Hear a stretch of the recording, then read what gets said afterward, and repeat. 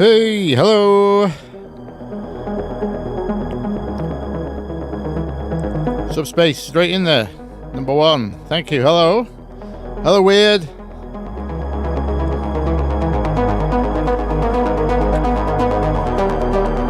Wow, this track sounds clipped.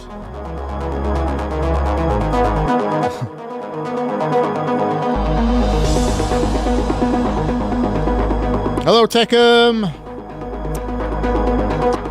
Everyone hear me okay? I've not checked the levels or anything yet. Hello, Bedra. Hello, Thebes.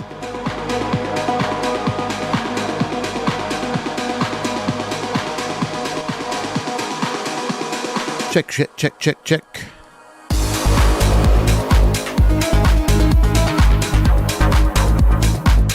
Oh, I know why it clicks. Yeah, it was time stretched to fit in the mix, wasn't it? That's what's going on. Just checking levels. Bear with. Testing. Yeah, sidechaining is working. I should be coming through. Hey. Hello, Nevis. Hello, Bradley. How is everyone?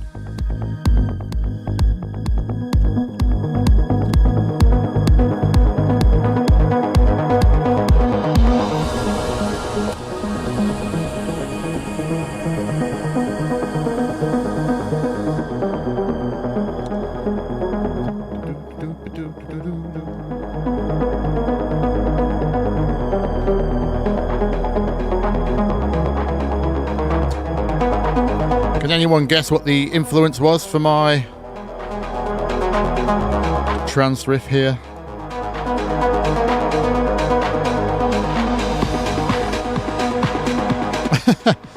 YouTube just suggested I put adverts in to keep my viewers engaged.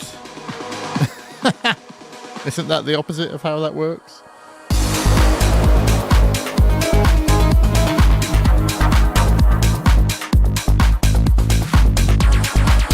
Right, I'm going to...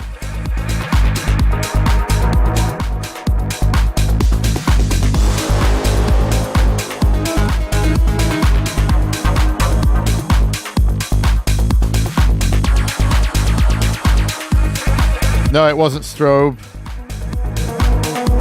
It wasn't. Good guess. Good guess. That would be a pretty logical answer, knowing me well, yeah. I do love strobe.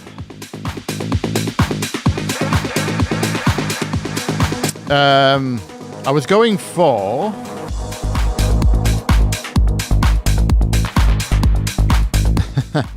Steve is doing your dinner or your tea, as we call it up north. What are you having, Steve? Hello, Boronoro.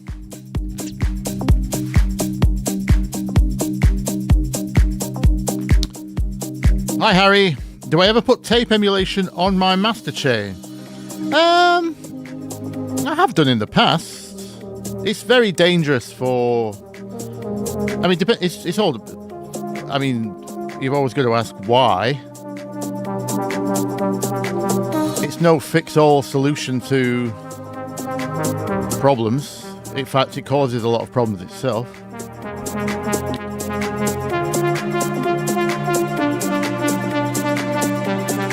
Oh, thank you, Borrow. No worries. Appreciate you popping by regardless. Yeah, back to the tape thing. Depends on...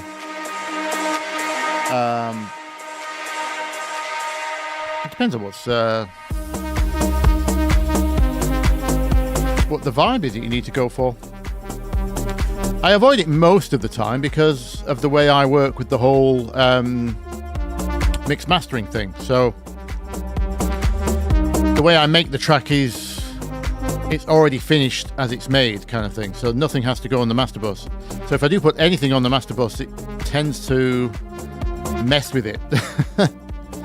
The problem with tape emulation in terms of dance music and the way I make it is if you've already sorted your low end out and the whole thing really rests on how dialed in that low end is, right? So the entire track is built off the bottom. So as soon as you add tape emulation, it's got the head bump in there down in the sub range and all the saturation and stuff like that. It can just completely oversaturate the low end and do things like make your kick drum ring out longer than it's supposed to, mess with your bass and kick relationship. Obviously it reduces transients, so if you're going for something super clean and spiky, then tape emulation is not great. Not on the master anyway.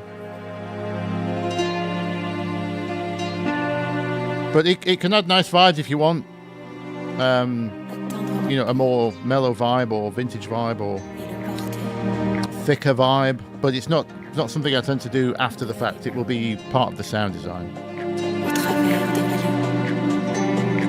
Hello, you're awesome.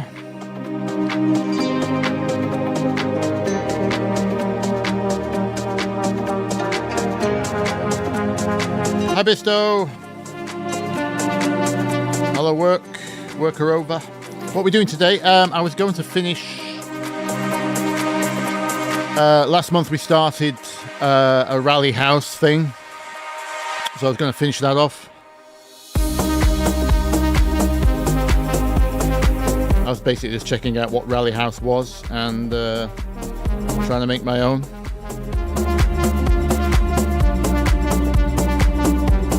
I'll show you that shortly when we've got everyone through the door, as it were.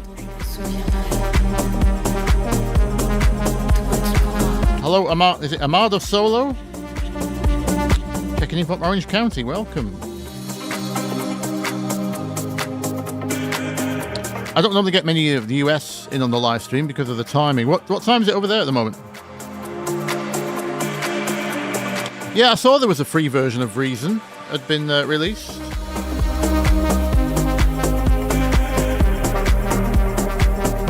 I'm not sure whether it being free really changes whether I want to use it or not.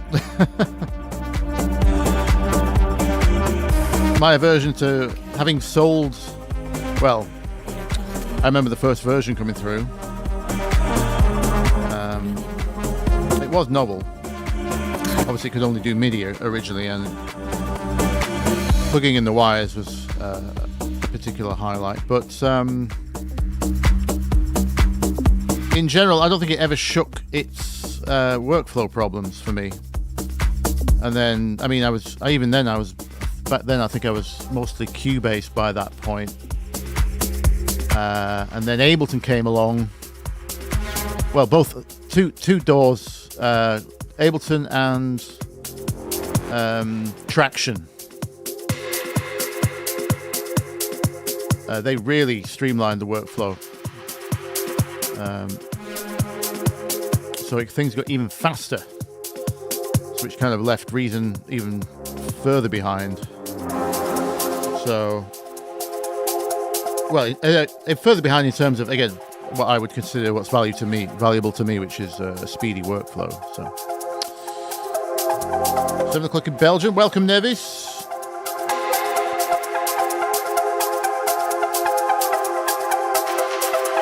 Hi, Bradley. Am I going to make a sequel to the Heartstring video? Well, we can go through a few of the sounds on the live stream if you want. I didn't really... well, it's actually one sec. This is... The bounce in my headphones is bad. 1 second. Before I answer you there...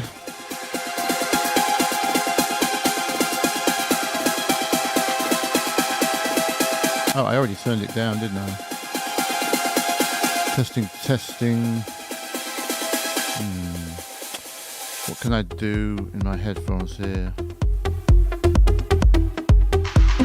Yeah, that doesn't change anything for you guys, does it? Let me just double check OBS. No. There we go. Right, let me just turn that down. Turn my headphones up a bit here. That's a bit better.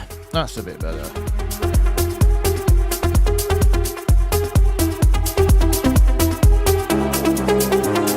Right, is that really loud for you guys, the music in between my talking?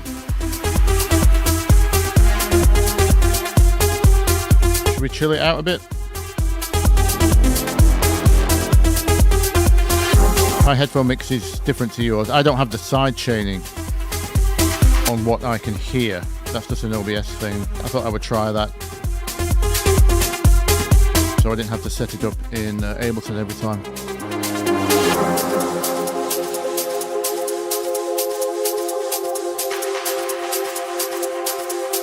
Hello, Kella from Finland.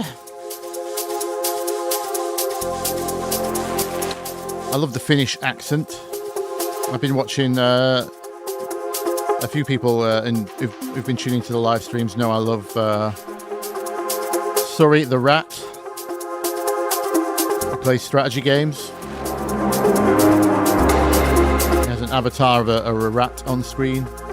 He's from Finland. I love the accent.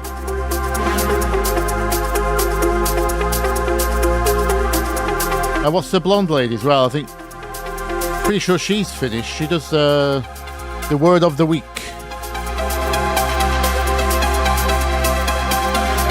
Or the word of the month in Finnish. Like, I can't remember what the word was now, but it was, I think it translated to getting drunk in your underpants. Pretty sure that was Finnish. Anyway. Welcome. Oh, so it's you're at 10 a.m. over there. Dedicated. Amado Solo in California. The Ahmad or Amado? I'll call you Amado. Ahmad. I don't know.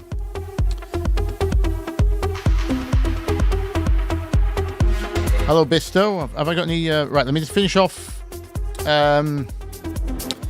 The heartstring video question. Yes, who was that? Sorry, Bradley. Hi, Bradley. Yeah, it's quite loud. Okay, one sec. I thought it might be. So it's not just me. Let me do this. 1, 2, 1, 2. Yeah, so, let me put that back up a more realistic level.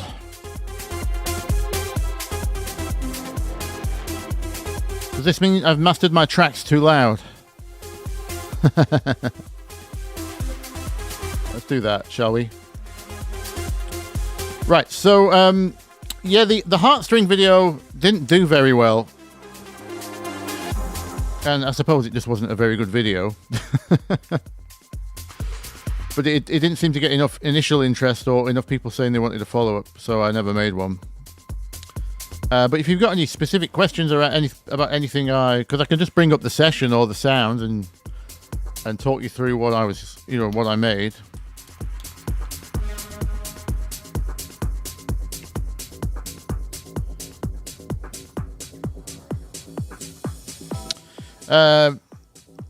Yeah, so ask away, Bradley.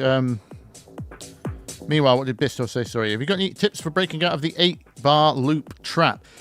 Yeah, vague question, I know. Yeah, it is, but obviously it's one everyone suffers with because there's so many videos on YouTube about it. So, what would I say? Well, I mean, I've made a few videos on arrangement now. Let me just, depending on which ones you've seen or whether you're aware of the rest of my channel, just let me double check what I called them, because I can't always remember. I can't even remember how many videos I've done at this point. Can anyone guess which track influenced this one? Shock horror.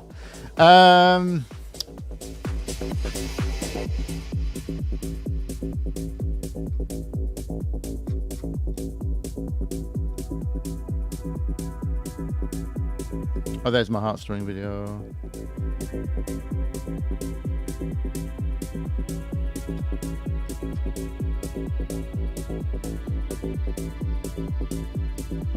The ducking could be less aggressive now. Now I've lowered it down. Okay, I'll sort that out in a minute. That's a OBS thing.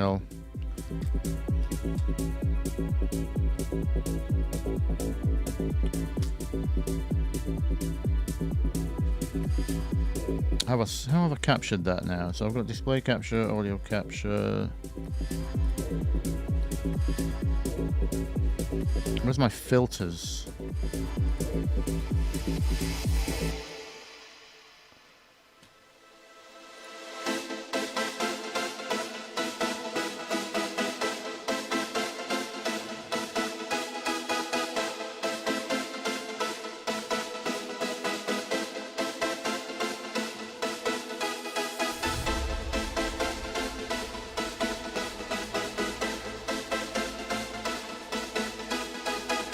Oh, there it is.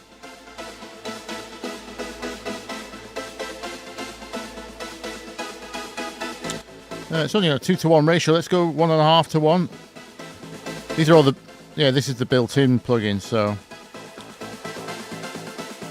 Oh, it doesn't let me type in a custom ratio. It's 1.5 to or 2 or... Yeah, let's just leave it at 1.5 for now. You can let me know if that's enough.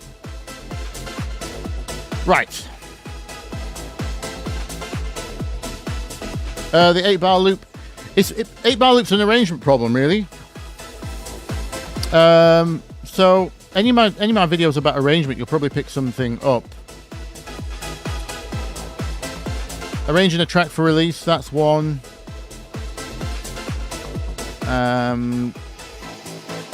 Easier starts, faster finishes.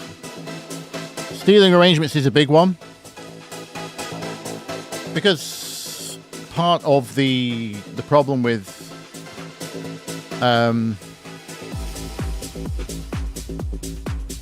part of the problem might just be that you don't know what elements you're missing.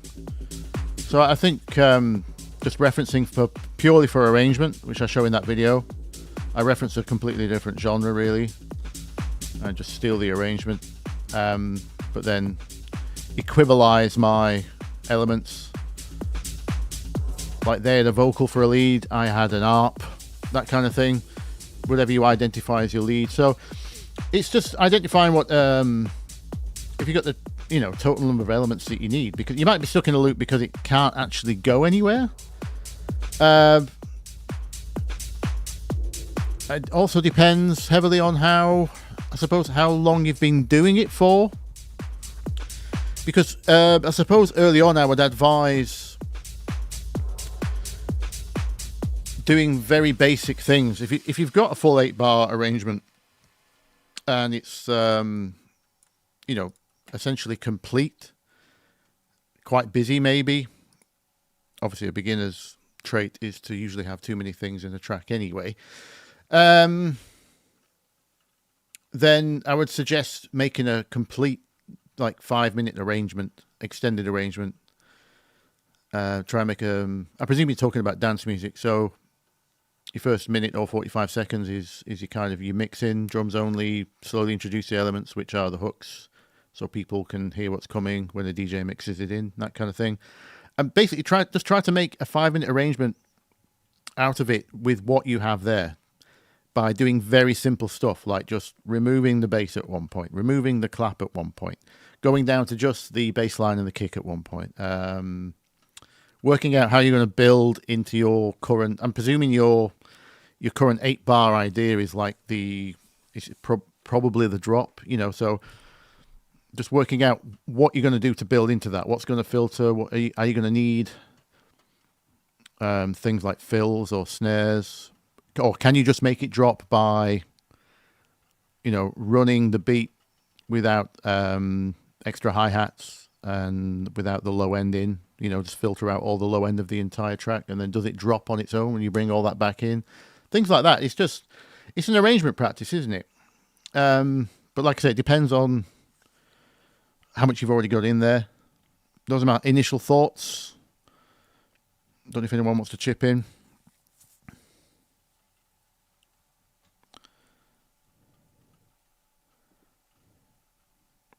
Yeah, I've seen Open Door Borrow.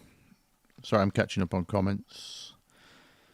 Open Door, the browser. Yeah, it's. I like the idea for it. I I've not played with it yet. It's a browser DAW that's designed to encourage collaboration, if I remember rightly. It seemed to be pretty complete. Obviously, I've not tried it in anger with, looked at the details, but I see a Cubase icon in the dot. Do you use it at all now? No, these are actually very recent. So I've been restoring. I'll play you some of it, actually. I've been restoring an old project. I could play some of the mix downs. Oh, for those, I can't remember who asked what we're doing today. Yeah, by the way, while this is on, this was the Rally House thing we were working on.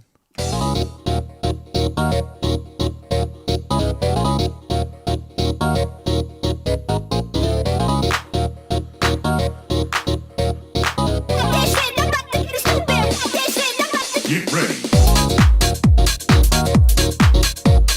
Now I've got fresh ears on it. I do have some ideas. So we'll be completing that today.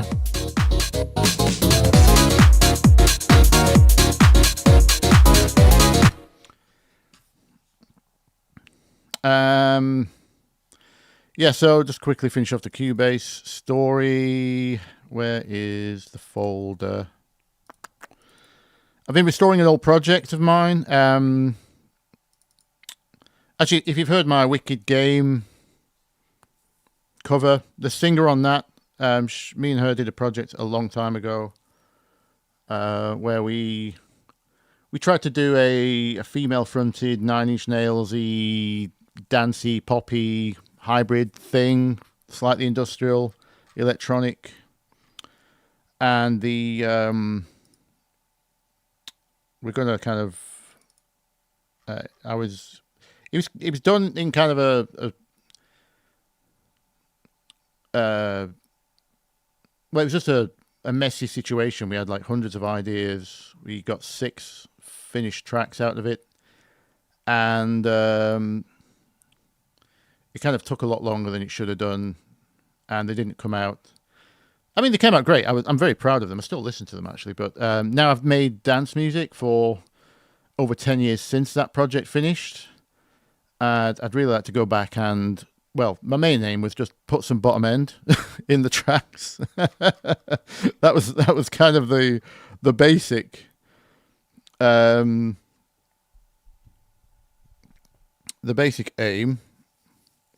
I'll give you a preview of some of the things. So this is one of the tracks. This is the semi-restored version, kind of new mix.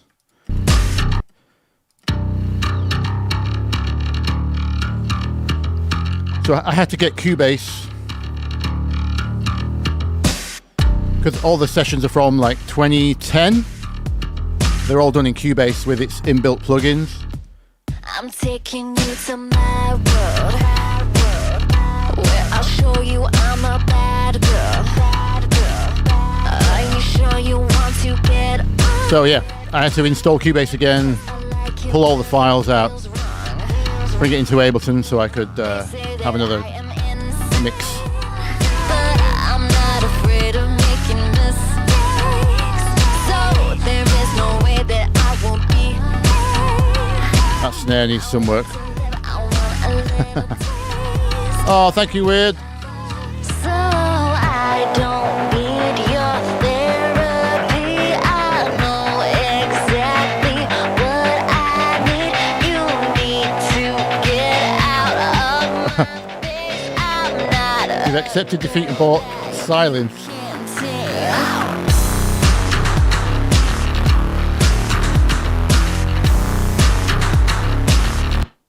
Don't even know who you are. Anyway, it's that kind of stuff. You don't know how I've got these scars. You could never see. Whatever that kind of stuff is. So yeah, I've been restoring that project, getting all the files out, fresh ears, all that kind of stuff. We basically want it to be some kind of, like I say, female-fronted poppy, Nine Inch Nails. Someone likened it to Sneaker Pimps, kind of. I suppose that was a. I suppose that's although hadn't heard them at the time. I was aiming for a sound of a band called, what was it? Snake River Conspiracy. Still one of my favourite records. This was another one.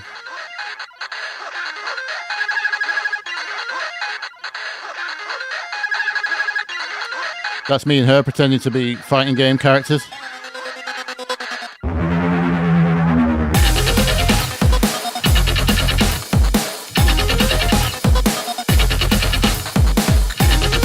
I think this is supposed to be like a Prodigy thing, but with a rock drum kit. I've been playing in survival, searching for a worthy rival. One step in line and settle down, unless you win the final round. Come on, I wanna play my little game. It was hard to do because I don't know if we insisted or I insisted on live bass guitar for that kind of more rocky, organic, messy thing, but it means it's really hard to dial the low end in on a real bass.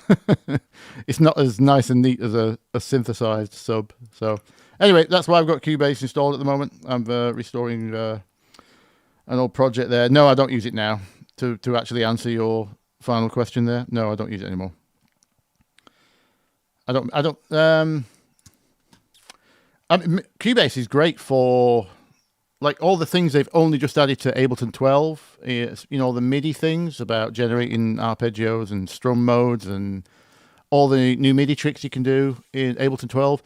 Cubase had that about 15 years ago, so it's nice to see catching up in certain features.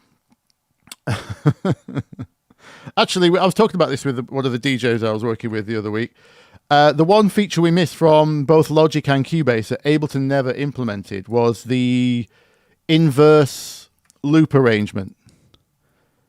So even though you can go here in Ableton now and just arrange your things as kind of loops and trigger them in any order,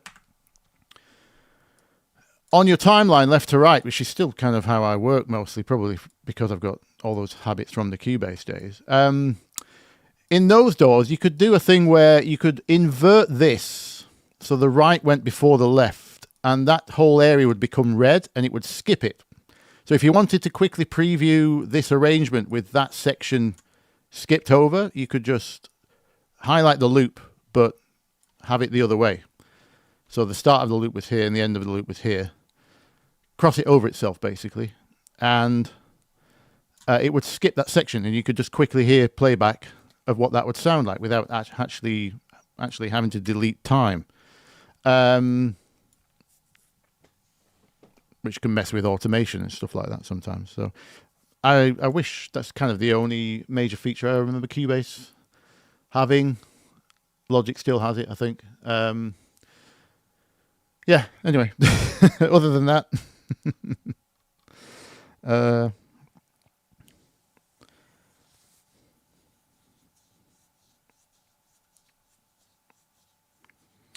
right, what was Subspace wanted to push a request.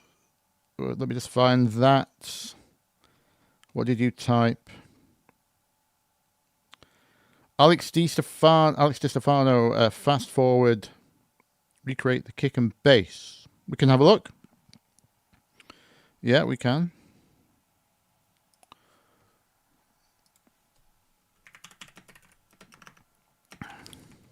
Is it easy? What's the track name?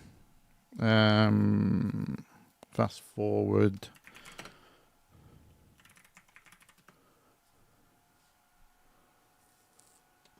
Let's have a quick listen, shall we? This is the point of the stream where I'd normally say, let's get demonetized, but I just turn it off these days.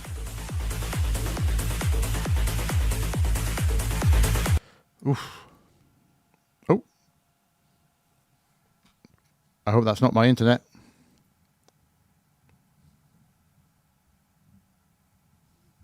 I think we're okay. You'll have to let me know if the... Oh, do we have... Do we have a stream stop? I'm buffering on the main stream as well. Is that Britney? She did. She does sound a bit. Well, did. She did sound quite Britney in certain places. Yeah. I think she's mostly influenced by Gwen Stefano more than Britney. Gwen Stefani. What's going on here? So, are you guys streaming still okay? Okay.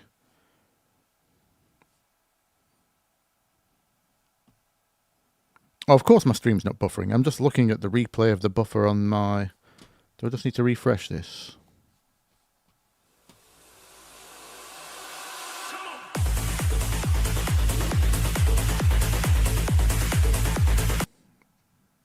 What's going on there then?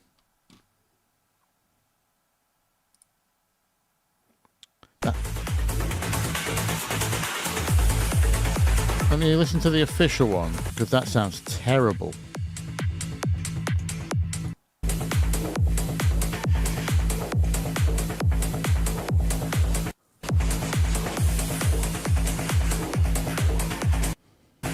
I'm getting a lot of dropouts. I don't like it.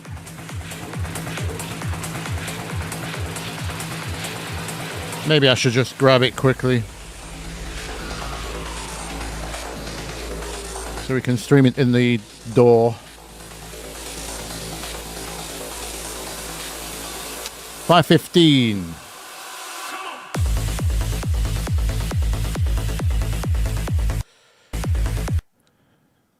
Yeah, well, I've got the idea. The bottom end from this is largely... this is a really high diving kick, right? And it sounds like it might have reverb on it. This whole mix sounds like a bit of a... like an arena mix. It sounds almost like there's reverb on the master. It's got that...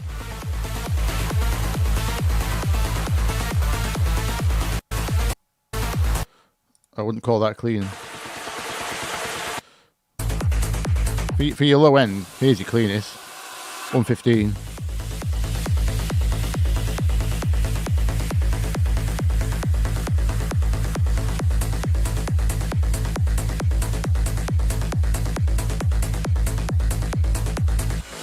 Yeah, it's pretty messy. I mean, it's obviously it's a certain vibe.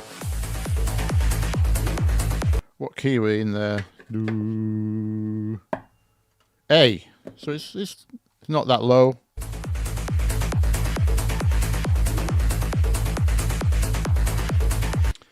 It's a classic example of how it's basically the kick is fighting with the bass, and it sounds like they've overprocessed it. Well, overprocessed it in my opinion. I don't know how it. I'd have to, check how that would sound on a big system. It might be okay. I mean, the kick's got enough transient kind of punch to cut at the high mids, in the low mids. So plus sidechain. So it's not the end of the world. It's not actually distorting as a result. It sounds like it was limited. Definitely limited, not clipped, because it's struggling. Is it particularly loud? Let's look. Let's bring this in a second.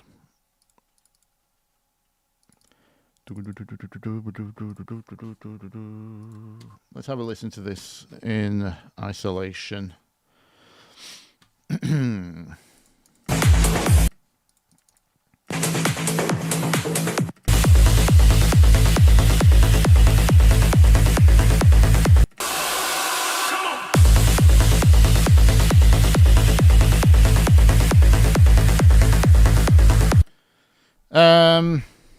Does it fall under fair use playing other people's music for short periods? The periods shouldn't matter as long as I'm commenting and it's for educational purposes, etc. Under American law, it should fall under fair use. English, UK, the UK equivalent is called fair dealing. That's a little bit stricter. Either way, I should qualify, yes, but YouTube's automatic detection system does not allow. It's just not. They don't respect fair use at all, basically. It gets automatically claimed. You then have to go through the appeal process, which is nothing to do with YouTube.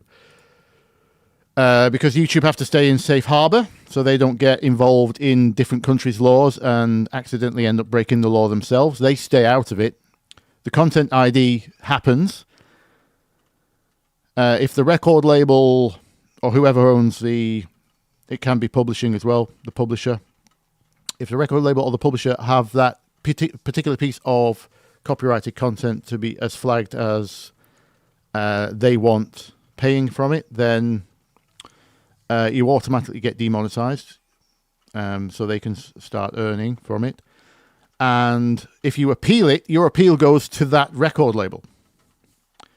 So you say, I'm doing fair use, they ignore you. In fact, probably a robot just clicks deny automatically. They just usually have them automatically set on deny. You can appeal again, and at which point you get threatened with a copyright strike if you get denied a second time. So because the record labels just automatically deny your appeals, it's really risky to keep appealing things, because you can basically lose your channel after 3 strikes. So, and it's basically nothing you can do about it unless someone rich enough or famous enough takes someone very big to court over the entire process, and a precedent gets set in the opposite direction, so we can actually perform fair use on YouTube. There's nothing we can do in the meantime. And I ain't rich enough, let me tell you that. Or have the time. Court cases go on for bloody ever. I've been in one. I didn't like it. Stressed me out.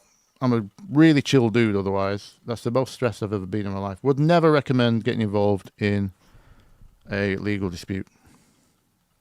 I was in the right as well. That was the worst bit. And I had to pay out a settlement just to avoid tens of thousands of, well, it was Dutch court we were going to go to. It was going to cost me tens of thousands just to go through the court process, and I was not guaranteed any of my fees back, legal fees, so I just settled. 9 grand in the end it was. Nasty. Right, let's have a listen to...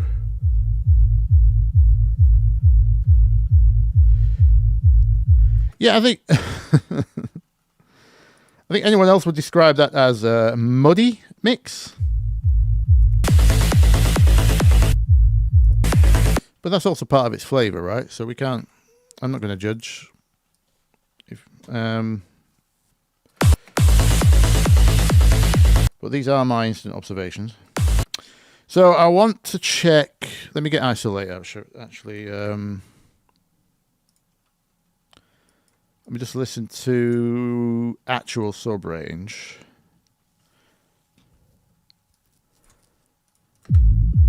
Let's go. It's in A, isn't it? So the lowest note is 55 hertz. So let's go just above that. Let's steepen that up. That's your actual sub pulse. You can hear the bass recovering from the sidechain there. So the kit does have a transient down there of some kind.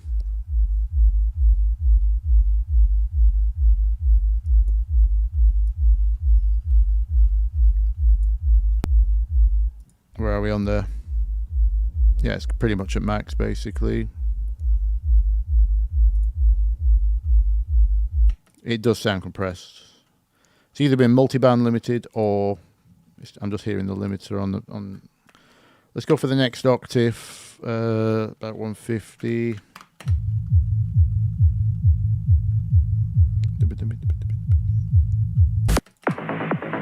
And then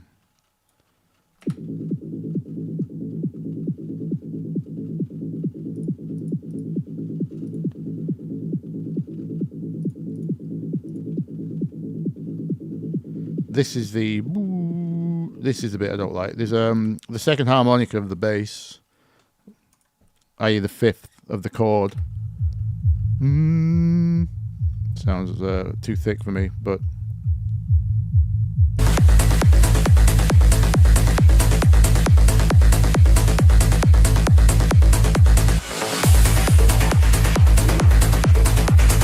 sounds long, doesn't it? Let me... What does, what's it called? Drum clone pick out of that? Can it grab it? Actually, do we have any earlier kick drums we can...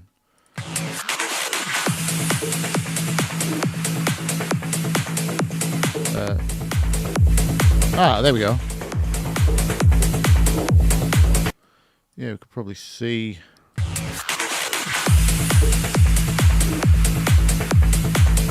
My God, that hi-hat's harsh, isn't it?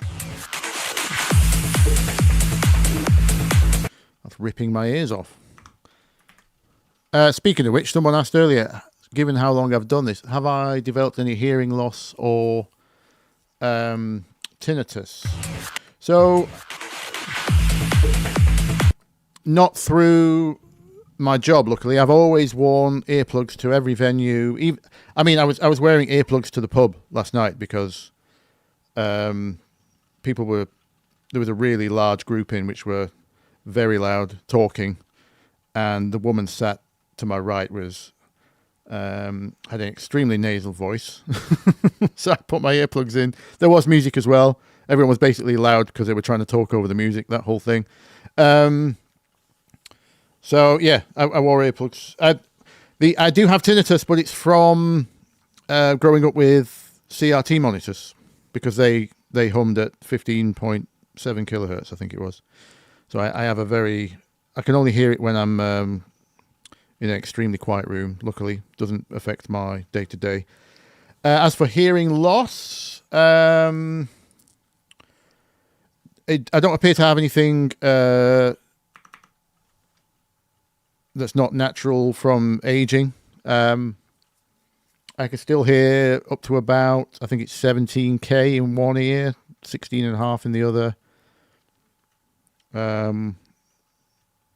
Although psychoacoustically it goes above that in terms of perception, but in terms of if I measure a what's it called, M generator? It is M generator, isn't it? Melders.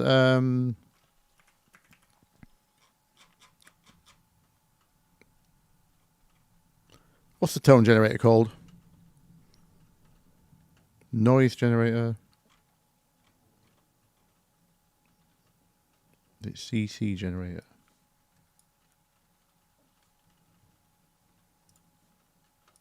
Nope.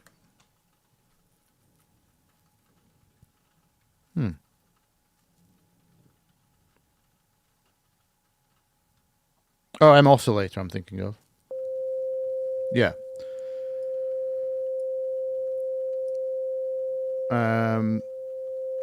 So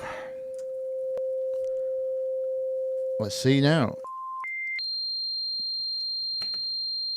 This is going to get very annoying, isn't it? Let's just turn this right down.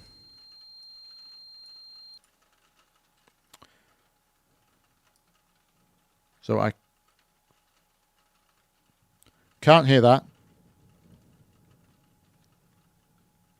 on these headphones. There. I can hear that very loud. And that. So there's my limit, which is... Oh, 15.8. I can hear it a lot more in my right ear than my left. Yeah, that's my limit. Turn that down because it's very, very... apologies to anyone with better hearing than me that got absolutely blasted there.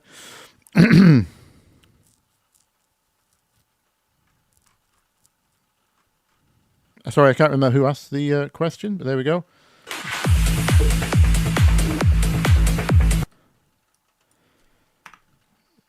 Drum clone, that's what I was doing. Let's just have a quick listen to what what this can hear.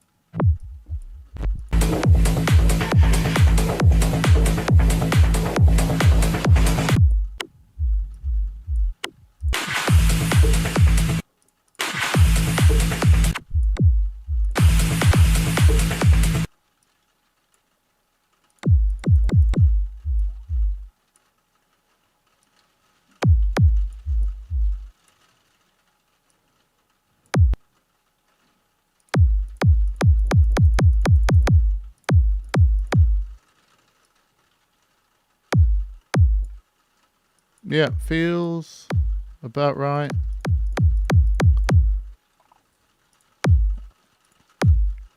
Is there any... I'm not really bothered about it. Let's just... how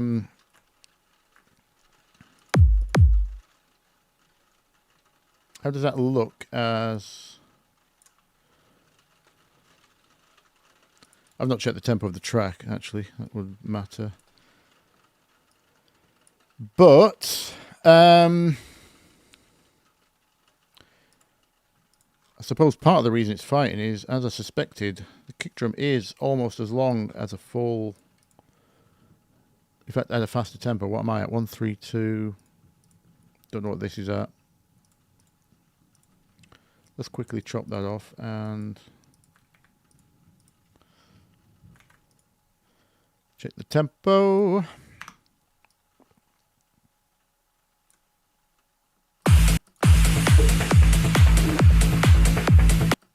Yeah, it's not far off, so it's a 136. Yeah, so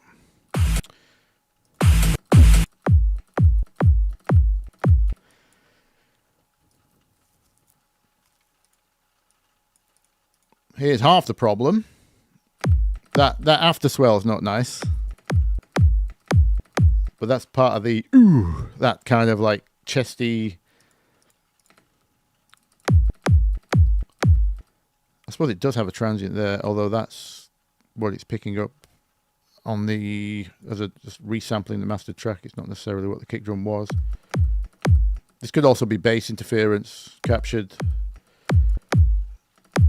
as what it thinks the kick drum is, but it's very long. You can see, in terms of sub-content, not a lot. In terms of the vibration rate, it reaches its kind of sub about there. And that sounds like it's not tuned. That sounds like it's a G sharp.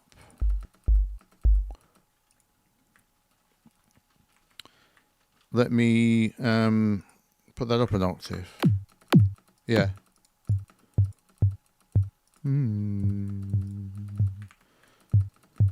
So that's where the fight's coming from.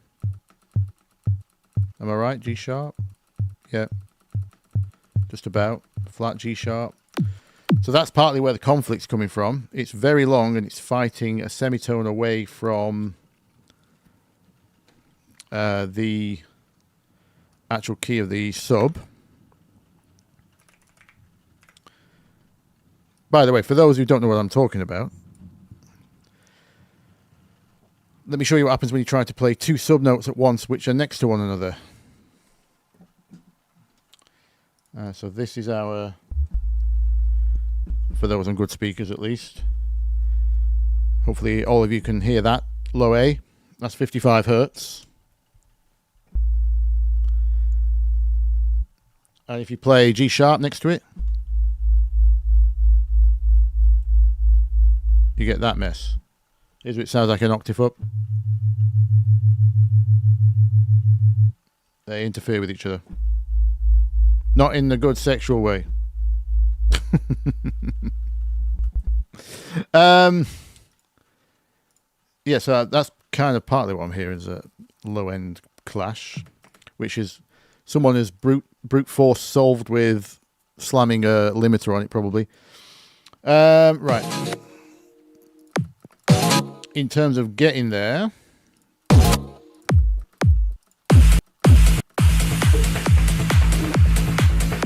so that's before the sub comes in.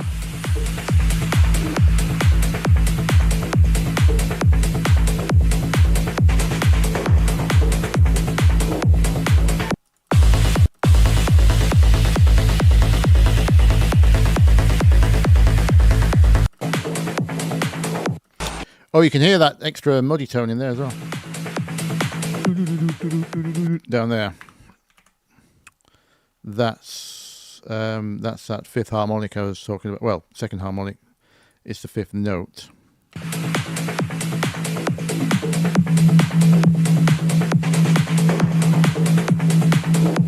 That's really dominant in the bass tone.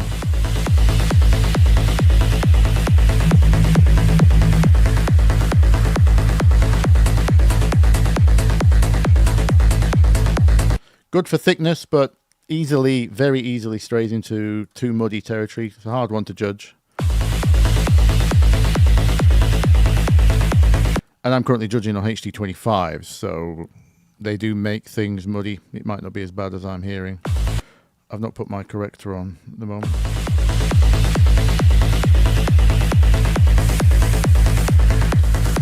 Sorry, I took some top end off to save myself from that hi-hat, didn't I?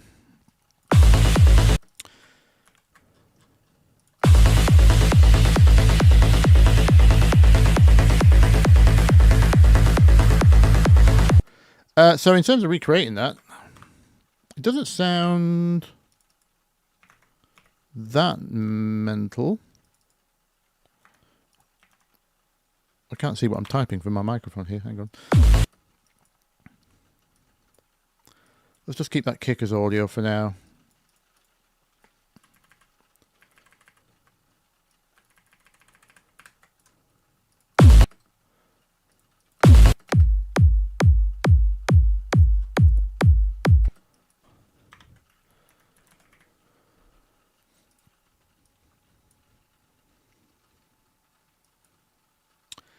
And I'm presuming from the struggle that there is also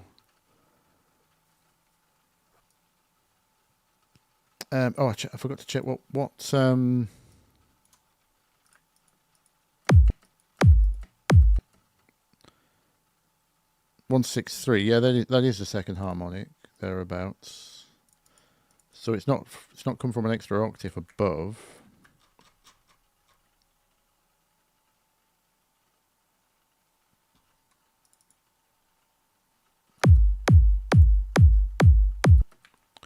Let's just put our rolling A's in there. Is it A0 or is it A1?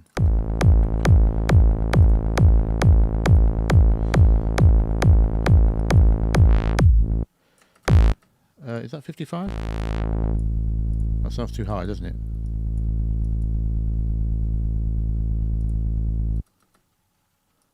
Again, just double checking because I'm on headphones.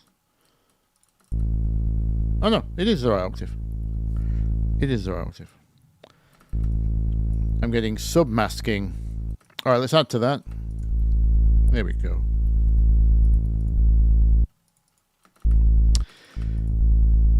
Yeah, some of what I'm hearing, just by adding that sub, my headphones are giving me more third harmonic, sorry, that fifth thing I was talking about. It is it's third harmonic. No, it is second harmonic. That one. That's the fundamental first harmonic. That one. Yeah, I'm getting more of that in my headphones for some reason, which doesn't make any sense. That's just the way HD25s work. There. That one.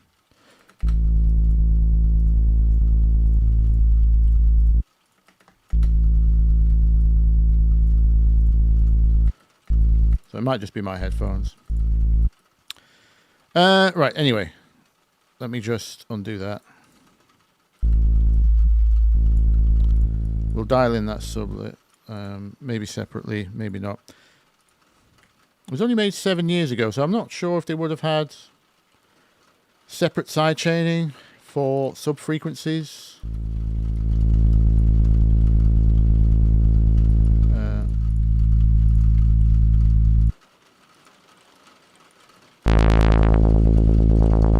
might need control over it though, because I'm hearing...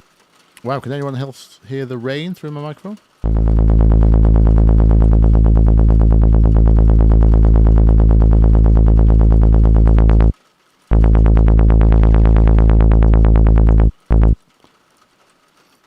And I'm going to presume... I mean, let's go to 1 bar so I can...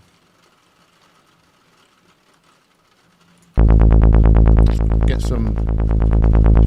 Oh, we need to randomize.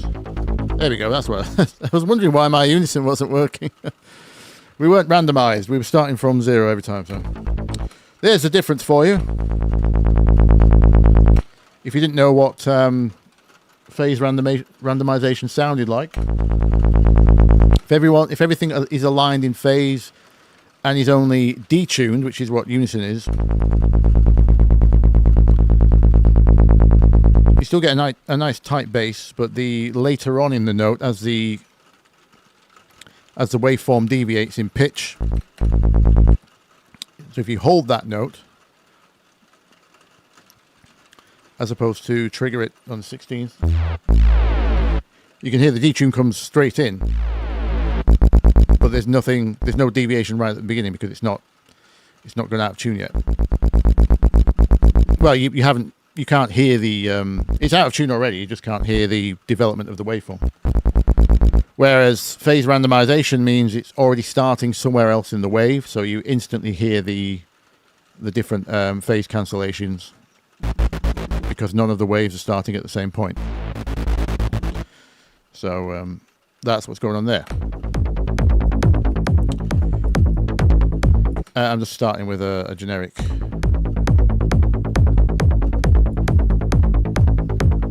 super saw type thing.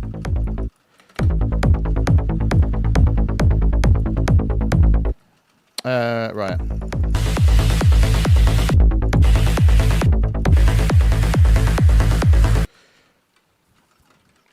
Let's add we need an uneven layer, so we've got one in the middle. I'm just going to add a mono one in that's not detuned. What have I done? What have I done?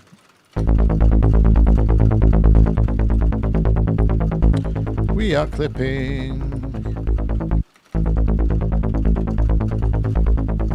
Right, let me just double check.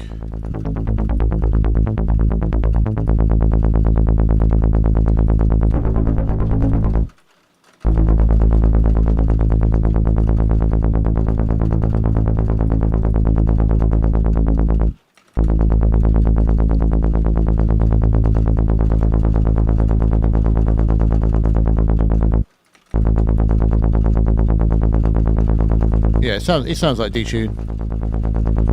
I'm just checking it wasn't a chorus.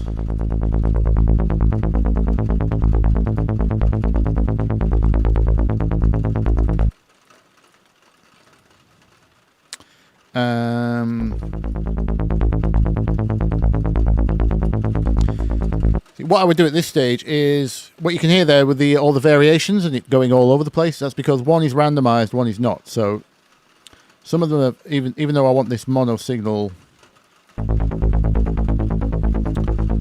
in the sides only. Let's just check mono.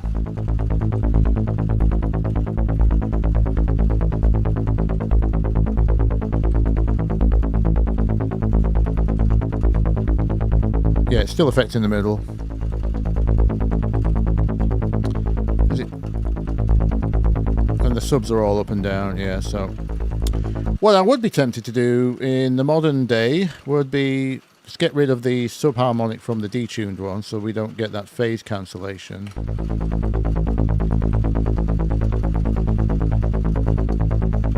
Then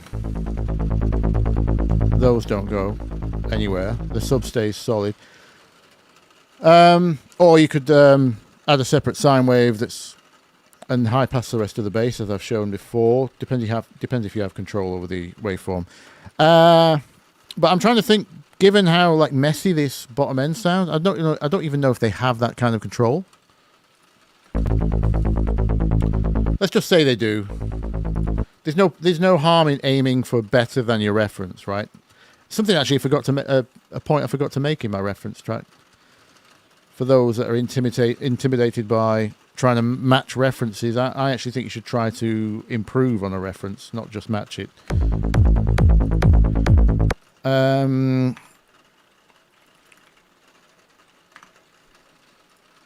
What happens if we just normal compress? Actually, let's do this the old school way, because let's put that back full, so it's got all the full harmonics, because we do have a harmonic problem. And I'm going to add the sub in separate. Because we're not changing chords, we can afford to afford to do this nice and easily. This can just be the sub.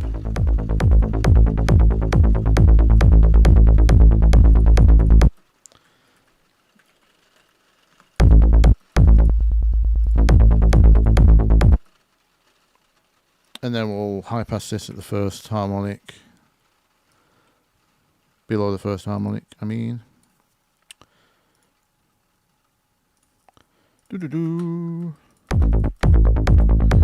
Which is about there.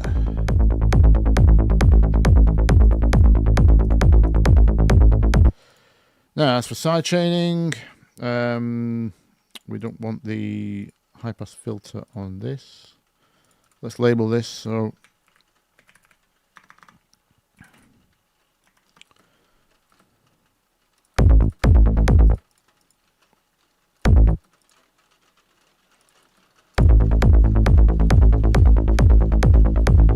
wrong kick.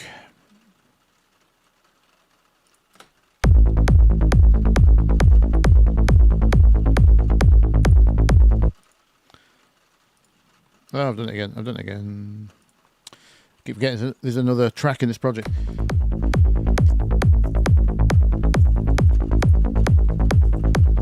Right, what does that sound like in all the various bands? No, there we go. You've got your. Now that's different. That's not right. But that sounds like kind of in the area of theirs.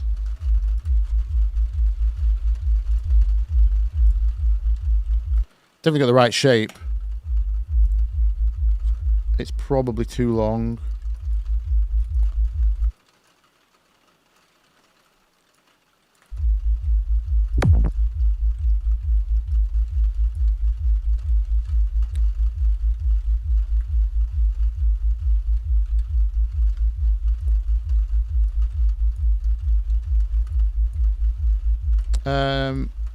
It might just be the fact I've just done obviously a video on Submachine. So theirs is bigger, which means we just turn ours up. See how that goes. That's not the sub.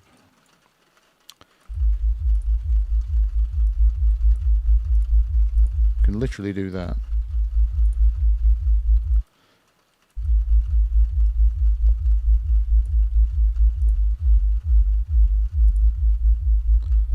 That makes me want to try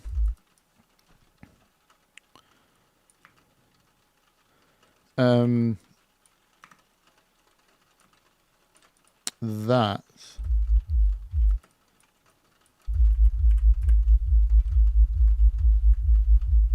Because I'm kind of hearing that underneath.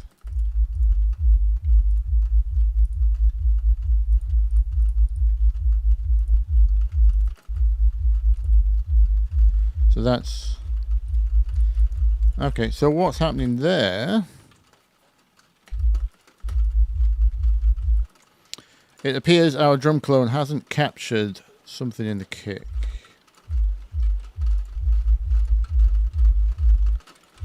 Or I'm sidechaining too well because there's the after mess.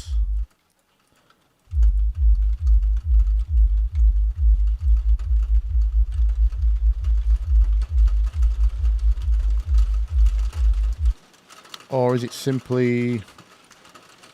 Is it me or does it only rain this hard when we do a live stream?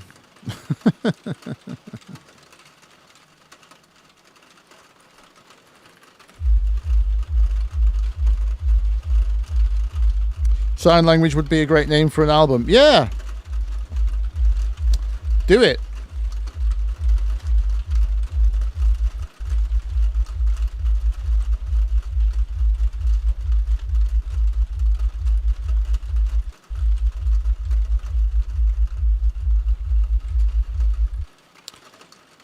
Let us try.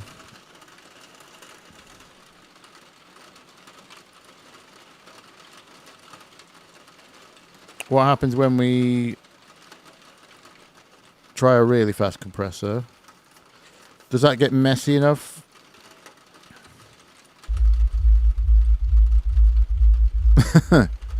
Too messy. Blah, blah, blah, blah, blah, blah, blah, blah, blah.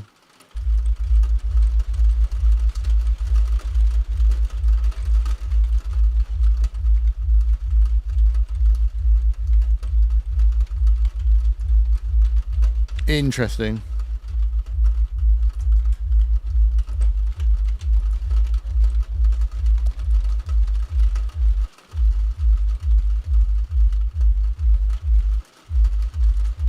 Yeah,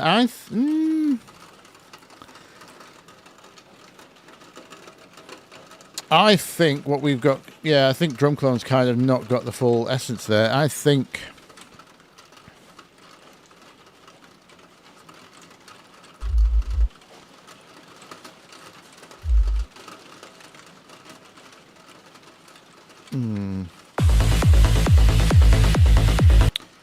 I think what we're hearing there is just all kick tail. I think Drum Clone has estimated that the bass comes in here and has tailed this off. When in fact, it might just be that out of tune kick is most of the subs. Because I'm hearing it deeper because it's going lower in pitch. It's got that G sharp to it. Let me just hear this whole track up.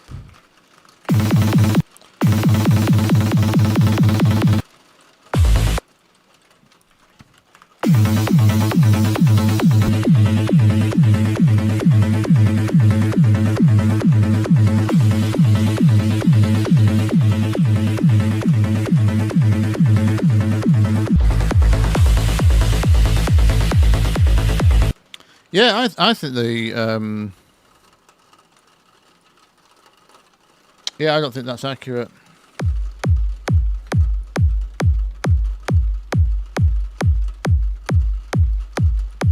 I think that kind of stays really high level and lasts longer, and it's on that G sharp. That's what's going on.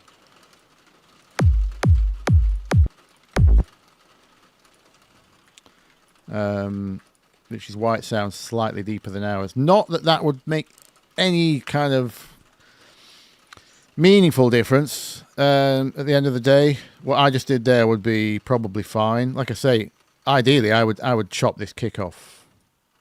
Like if I was having my way, the kick's done by there because there's no new sub information, and the actual sub of the bass can come through cleaner. You don't need this mess unless you're going for that really boomy. You know, if you want that intensity, then that's a production decision. That's completely valid. If you want it to sound what my manager would call lumpy, you know, kind of deliberately overloaded, then don't follow my advice on cleaning up the low end of the reference. I'm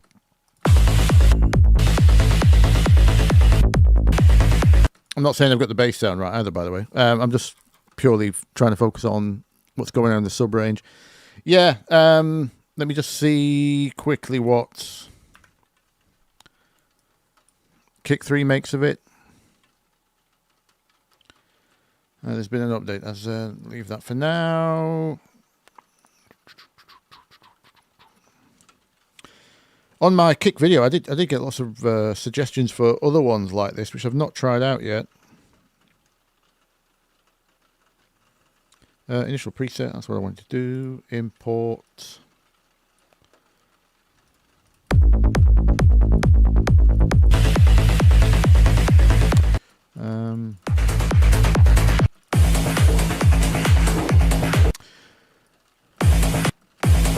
Oh, is it because I took... Hang on.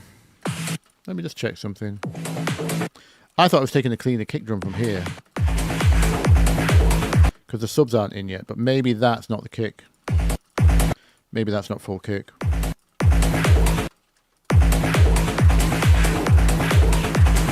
It sounds like full kick.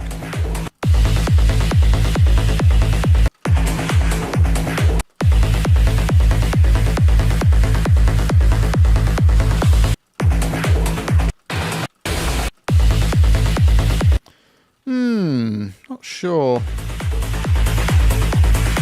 Trying to work out if that's actually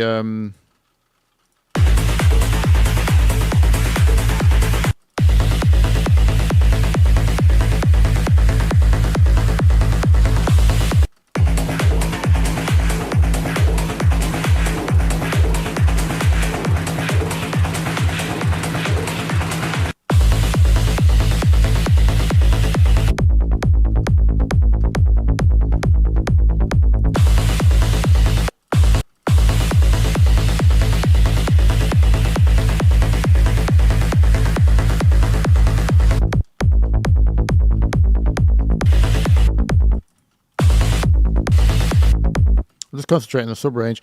I can't tell whether that is. I need.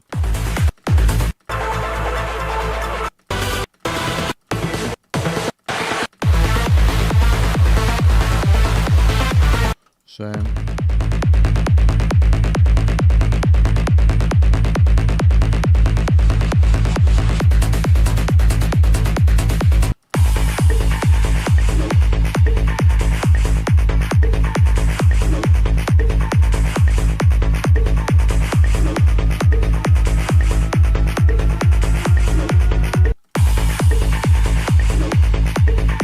Interesting.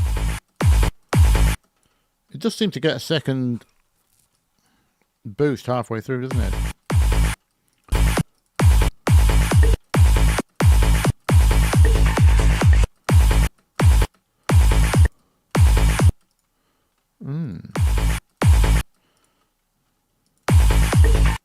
Weird. Well, it's not.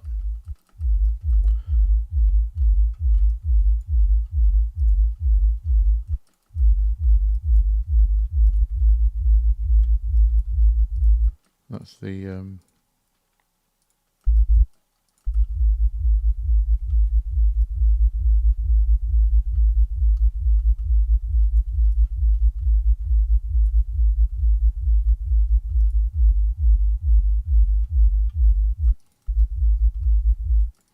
yeah, strange. It's almost like that's out of tune. No, it causes a lot of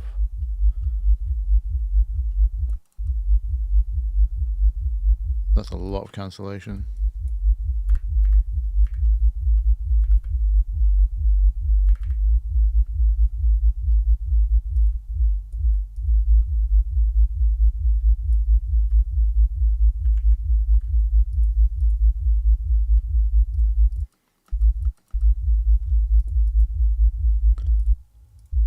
But anyway, yeah, so we don't spend too long on this.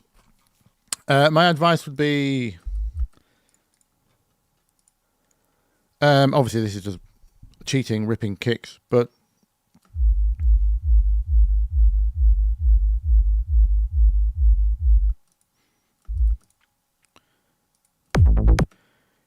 you can just literally match. Obviously, we've not done the other harmonics yet, but you can just literally match your first few harmonics.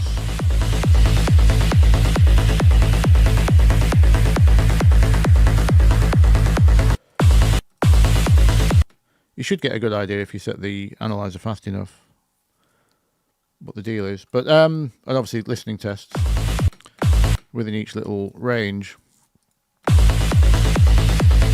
You'll hear how different we are for the second set of harmonics.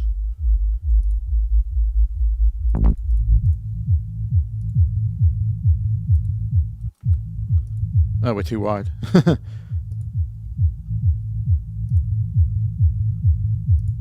In fact, you can hear how much power we're losing by being too wide as well.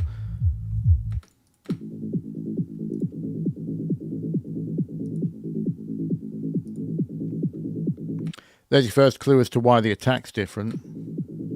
That sounds like it's got a snare drum laid on top of it from this bandwidth. There's like a... That's where that really intrusive harmonic is. But it sounds like there's noise in there as well. That's where the noise layer... Oh, sorry, of course there is. There's a big white noise blast there. That's not necessarily in the bass. Easy to forget. But yeah.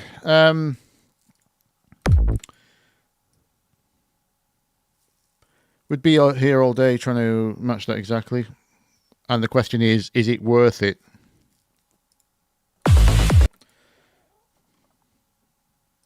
The hardest part would be getting the... yeah, I'd recommend you use drum clone or some kind of kick extractor to obviously speed up the process. But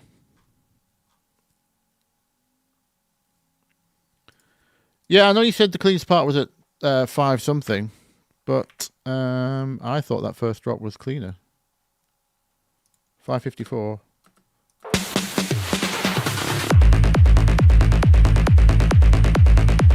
The only difference between that and that in terms of matching the low end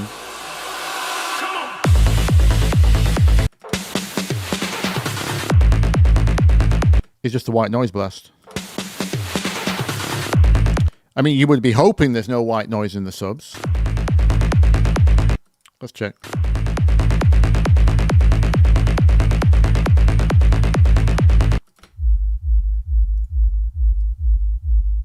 Yeah, it's still going down a semitone from what I can hear in the kick tail.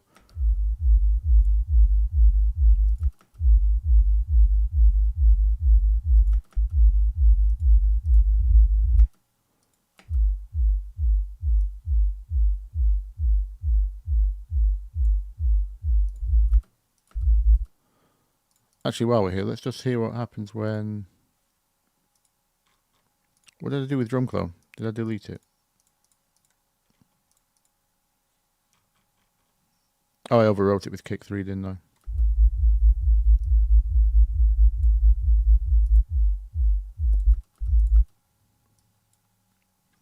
Let's put this into kick 3 and see what happens. What does it see the tail as? So the first kicks are here.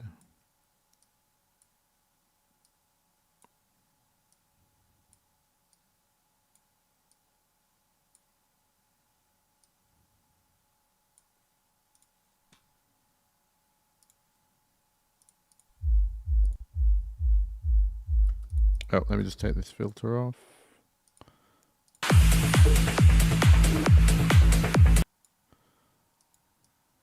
Technically, this is the cleanest part because there's no sub in the way of the kick. So if this is indeed the true kick, which I'm still convinced it is, seems to be reaching all the same levels.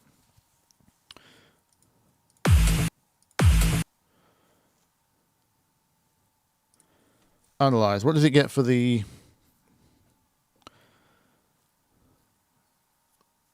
sub pitch? Oh, it really confuses it.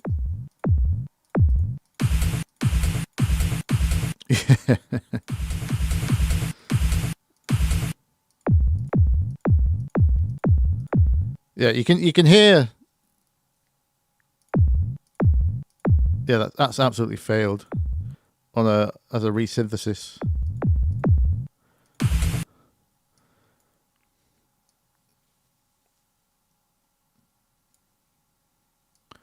Let's grab later on and then see if the sub being present actually guides it in the right direction or not. or if it just messes with it more.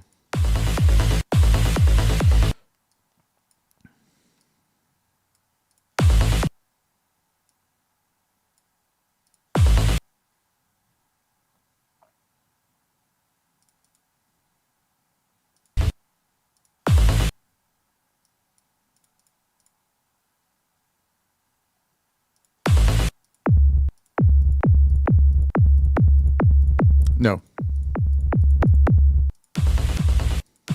It got really confused. Why is it hearing a C? C sharp. I suppose the kick starts there. It's part of the chest frequencies. That there's a C sharp like on the way down, but yeah. I don't know why it's why it thinks that's. No, failed.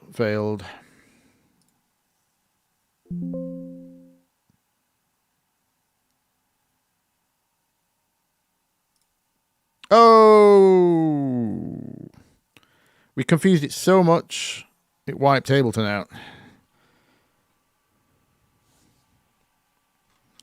Anyway.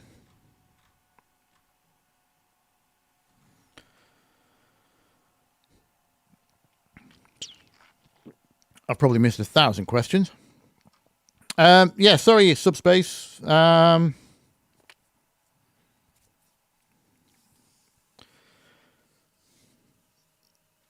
Yeah, I'm not surprised you're struggling with, actually identically matching it. There's something going on in the actual drop that's not going on in the supposedly exposed kick in the intro.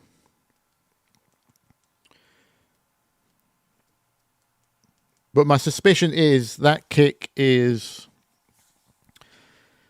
probably only like the first half of it is the full one in the intro, and maybe they extend the envelope in the drop, which is why I'm hearing it drop to G sharp. Because putting the sub out of tune didn't work. So yeah, it's just a really... I basically say the kick drum is entirely responsible for the sub range there. And then the rest of the bottom end is that really thick upper harmonic thing going on.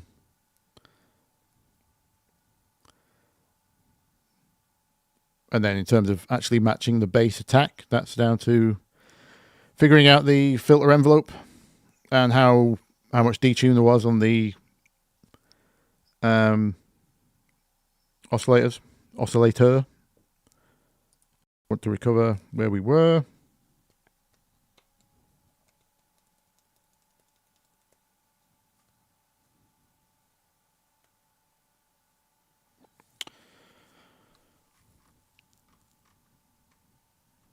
Right. Anyway.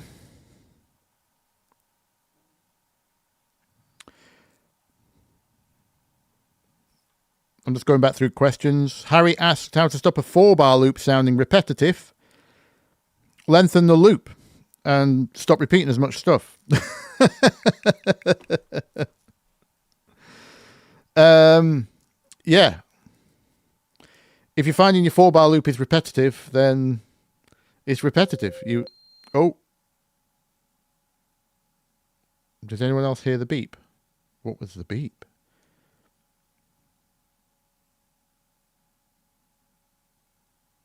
I don't like that. I hope it doesn't blast me when it loads. I'm going to undo these tracks, seeing as something in here has already crashed me. If it'll let me select any of them, please. Hurrah. Yeah. I mean, it's a valid goal to make it less repetitive, because that means if you're bored of your own 4-bar loop, then the loop just has to be... You need more interest in there, be it... depends on the genre. It's again, as someone asked earlier, similar question. It's a very open-ended question.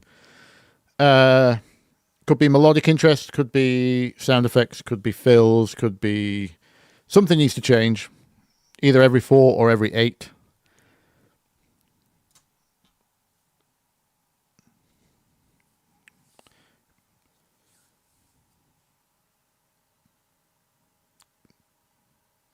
Could be as simple as a percussion part, adds a little extra thing or does something different on the 4th bar. The bass has an extra note in there or something. It can be little things that add up over time, but yeah, you want to get it to the point where you can't stop listening to the 4-bar loop or the 8-bar loop. It's really addictive. That's when you know, no matter how many times you repeat it, you can't, you're really addicted to it. So that means it's good to go, because even that means it's going to get, you can do minimal arrangement tricks and make a full track out of it, and it will survive. Whereas if your idea isn't good enough, it will sound repetitive. So some of the problem is in just the fact that the idea is not good enough. There's something's wrong in there. Like I said, very hard to tell from, depends on your genre and all kinds of other stuff. But yeah, something's not good enough if it's boring you on 4 bars. 4 bars is short, obviously, but it again depends on the genre. Some tech house tracks are based on a 1/2 bar loop. So, yeah. Lamina Rainbow says, you're hearing pitch up with it. Oh, you tested your hearing on operator. Your range seems to be 15 hertz to 15. 15. If you can hear 15, that's great. That means whatever your listening environment is doing a good job in the low end as well. 15, yeah, middle-aged. That's pretty normal. I would say I'm middle-aged. I'm probably going past half middle-aged. Half middle-aged. What the hell does that mean? I'm just going past middle-aged, so I'm probably above average, because that'll be the ear training. It's probably kept me up there as well. Maybe a little bit. YouTube cuts everything above 16K. Probably, yeah, it's like an MP3 style output, so you guys wouldn't have been able to judge from my test. Good point there. Toadsnus. Toadsnus. Toadness, maybe. Sorry, I missed all the hellos. Hello, I'm Chris Music. Hello.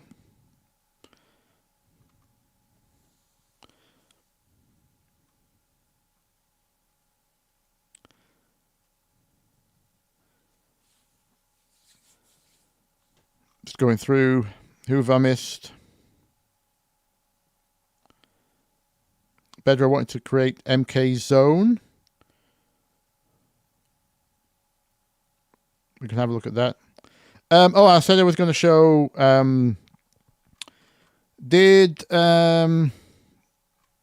Who asked about the DJ Heartstring?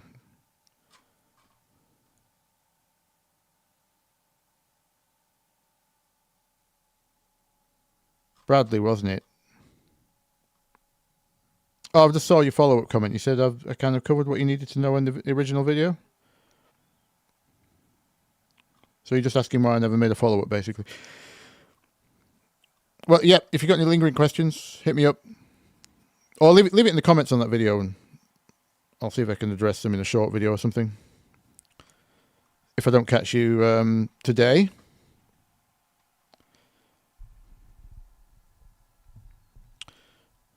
I'm getting requests for Ketama chords.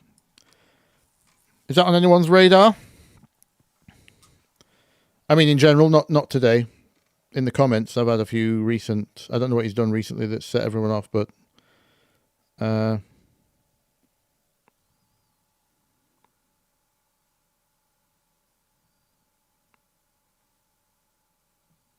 hello, Prof. Zero Prof 3TO. Finally made it to a live. Thank you very much. Yep, welcome. Ben has better ears than my dog. Probably not, no. Well, not in terms of high frequencies. Surely not. They go way past hours at the top, don't they? You think like 40 for a dog? 40k? Or something?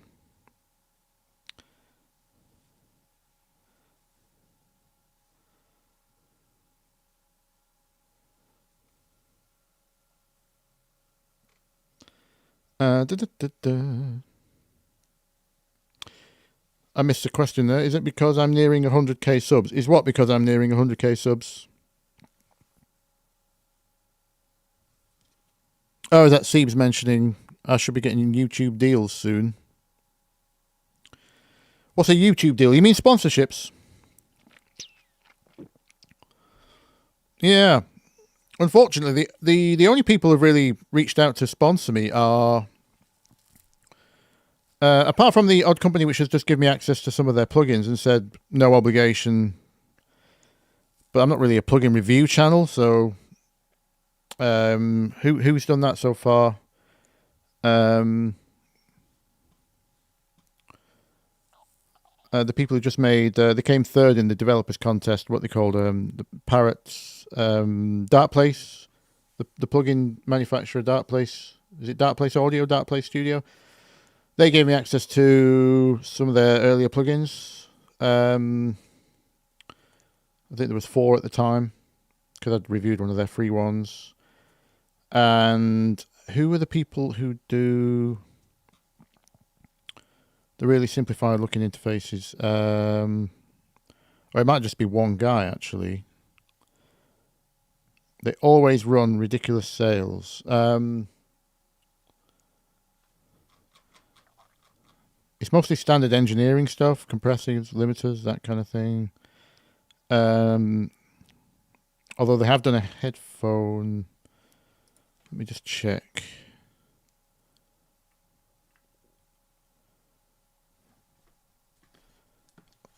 If I check my email, it will definitely be in there. Why do I always forget their name?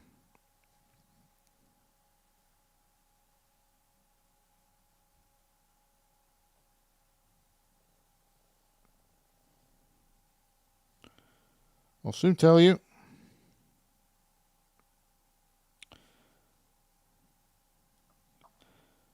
There it is. The developer's called Saviero. And his Hornet, that's it. Hornet plugins. They've offered me codes for some of their plugins in the past. They haven't really done anything I've been tempted to check out other than a headphone EQ thing. It's a very cheap one, so I thought it might be handy to check out for people who are stuck on headphones. Other than that, yeah, everything else I get messaged with on Instagram is usually some AI vocal thing, which I'm not personally that interested in terms of sponsorships. So yeah, maybe the 100k will trigger some more interesting, useful sponsorships. Let's hope. Is Ben writing this music, or are these submissions? Oh, that was just someone. That particular trance track was someone asking if I could match the low end on there. Just getting to the bottom of that. No pun intended. Pun intended. Who knows? I'm a mystery. Get to the bottom of it. You get it. Moving on. In terms of what we're writing, the actual aim of today's stream is to finish this track. There you go. Have a sub rumble. There's your track. It's this Rally House thing I was trying out last month.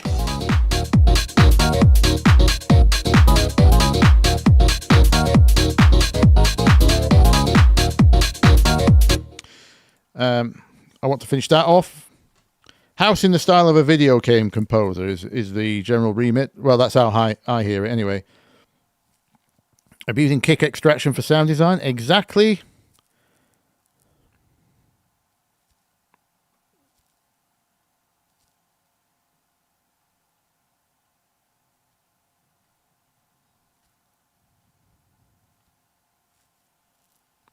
What's that John B background? What's that? Sorry. Oh, when we crashed. I can't remember where I got that from. Obviously, I love Vaporwave, 80s, whatever. Yeah,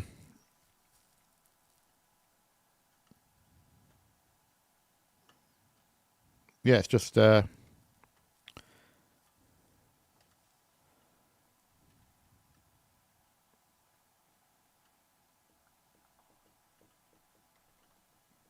Who's talking about Peep Show? I was talking about that last night. My friend's missus has never seen Peep Show, and we were like, what?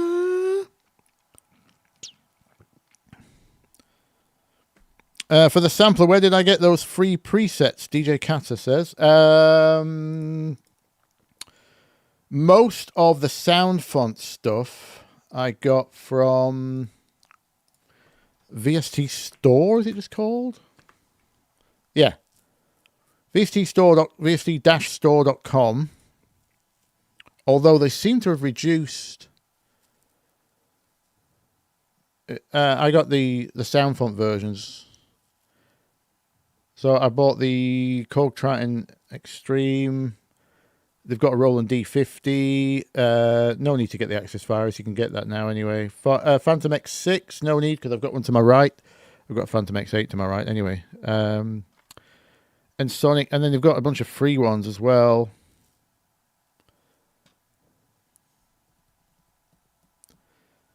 Old Proteus 1. Corgo 1W. Kurzweil K2500 is a big one. Lots of people use that. SY85, my first proper synthesizer.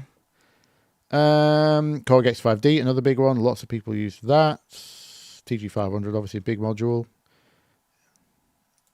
Oh.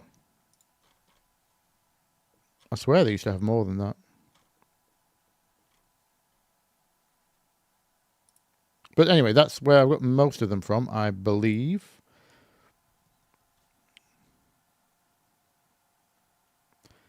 The main reason I got the TX was... the M1 sample is from Criminal, spelled with a K. They did a M1 download. I showed it off in my... what did I call it? Release Ready Piano House Sound video. And then the rest is usually a Google search for free Rompler sound fonts, usually. Or just free Rompler patches in general. I found a MoFat the other day. I've not tested it out yet.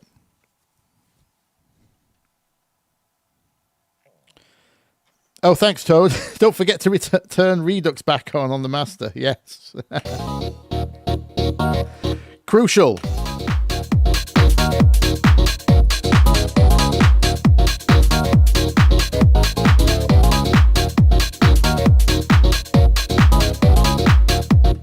I think the even 0.4% jitter was too much. I'll go with 0.1%. Well reminded. Thank you very much. Well spotted. Well remembered. Oh yeah, we could take off that top end thing from the... this is all going to sound really bright now, isn't it? My ears have... This is why you should reference people. Anyway, so yeah.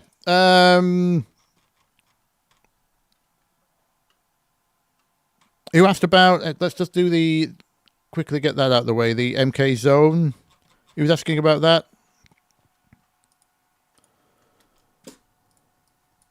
What do you want to know? Is it how to play the bass line or the tone? I've not heard this yet, so let's have a listen. Let's do a faceless reaction.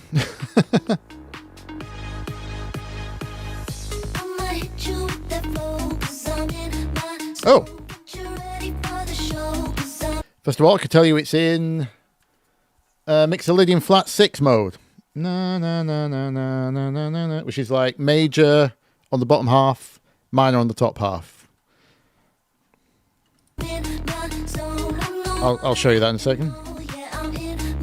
And we've got a fizzy bass.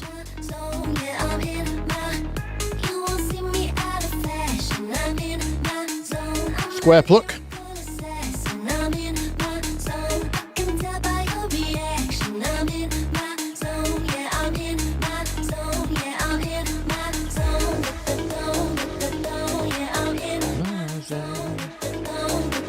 Okay. So far, so fairly normal.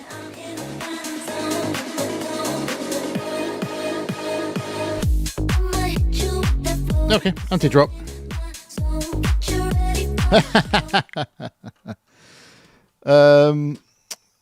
bass line is starts off as Commisera, doesn't it? Sorry, not Commisera. Who did Commisera sample? Who am I thinking of? Who's the original? I've blanked.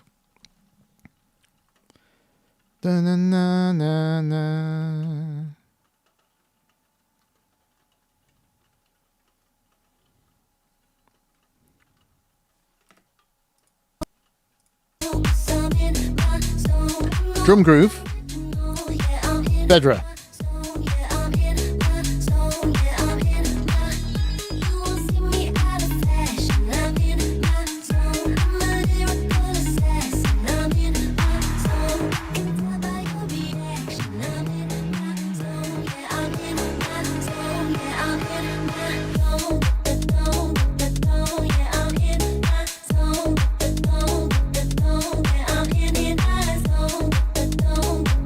It's not Freddy, no. A bit of the pluck sounds a bit like that, I suppose. They're both square bass, yeah. Sandy B. Is that it, Phil?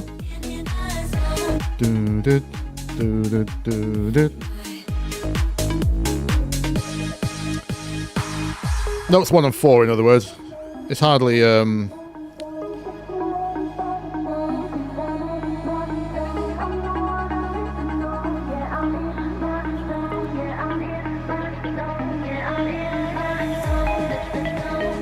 drums. Can't get your groove to match.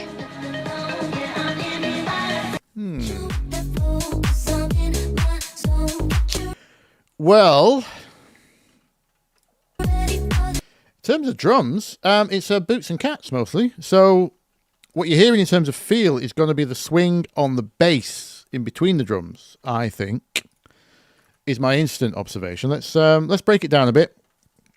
Let's do some stem separation. Save you in there.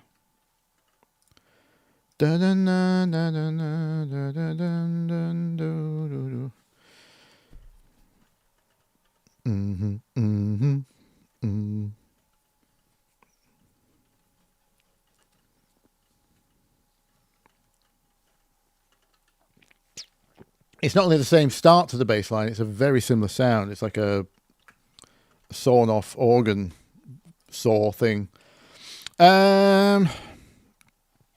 Bring you in. Where are you?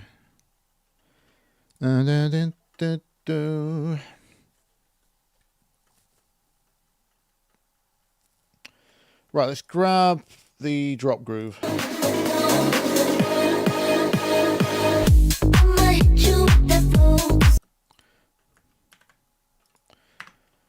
It doesn't sound mega swung. So it is a subtle groove thing. We're not talking about anything super obvious. What tempo is this? It's not 136. My first instant guess would be like a 125, 124. It's pretty laid back, isn't it? Is that it? Is that the kick? No.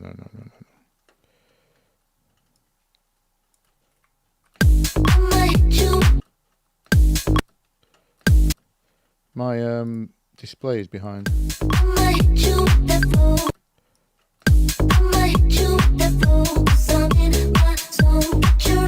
Oh, it's 128. It's just because we've been working so fast it sounds slower. It's all relative, right? Another psychoacoustic trick that happens. Tempo creep.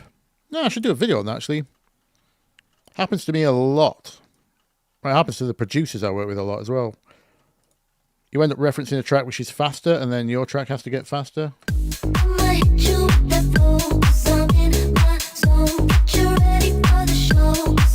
Despite it ruining the groove. Right, 128. By the way, tempo is important. It's the distance between your notes, right? Slower the slower the tempo is, the more distance you've got between notes, the more you can explore groove. Subtleties of groove, at least. Let us take, say, that. So yeah, let me make a new file of that so Ableton doesn't get lost trying to stem split the entire thing. Separate stems. Let's do high speed for now. That's all we need. Go. Yeah, first thing I'm hearing, it's the bounce of the bass off the drums is the groove, and the pocket the vocalist is lying in. She's mostly square, but it's contributing to the feel, the pace, everything. It's all linked. Whoops. There's no 16 syncopation in there at all. It's all eighths. She's either landing on the kicks, or she's on the eighth offs in between, like a hi-hat. So here's your boots and cats. Excuse the AI extraction anomalies. You can hear the artifacts of it, especially on the hi-hats they struggle with. Obviously, nothing. The only subtlety about this, to me, it sounds like those hats are exactly halfway. We've got no movement in between those. The only thing I could hear is slightly early clap, ever so slightly. Yeah. Blah. But the clap, actually, the first transient of the clap doesn't land till slightly after the kick. I think it's about here. And then before that's a little whap, a little build up. That's your only push in terms of the groove is a slightly, ever so slightly early backbeat. I'm not sure that would mess with your. I'm not sure it's like strong enough of a component that not doing that wouldn't match the feel. I think it's in this.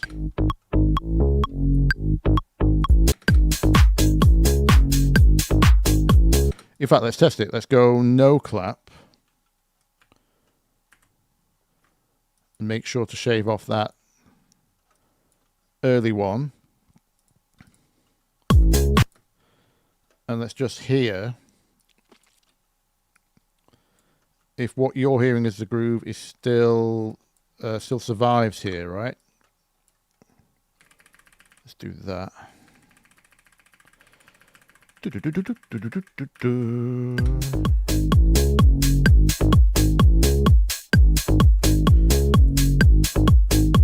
Bedra, tell me, is the let me get rid of the click. Sorry, I kind of tuned the click out. You'll have to forgive me.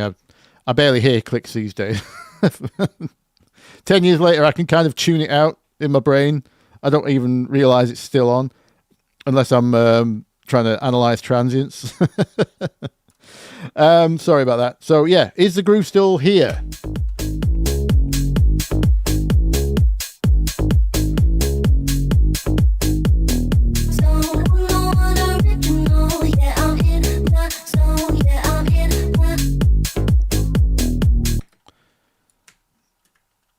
Because if so, it ain't the drums. It's the bass, and the bass does have an attack to it. Part of that organ layer is like a tick. It's in that kind of area. It's like a. No idea what's going to come across on the microphone when I'm doing stupid noises. Sorry if I just tore anyone's ears off. Hear it there? It's like a little. You can do it with just bandpass white noise if you add it to your, or you can add like a tiny bit of a side stick. But this is what's called the on a real organ. There's a percussion setting which adds extra attack through harmonics to the beginning of the sound. That's part of it.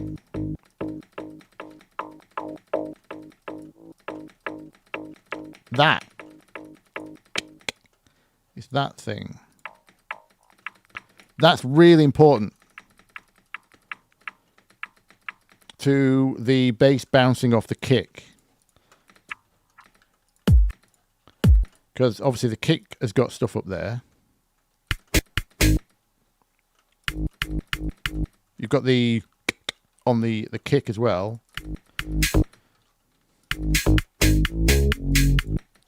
So you got the two bounces, slightly different tones. Let me just calm them down for you, sorry.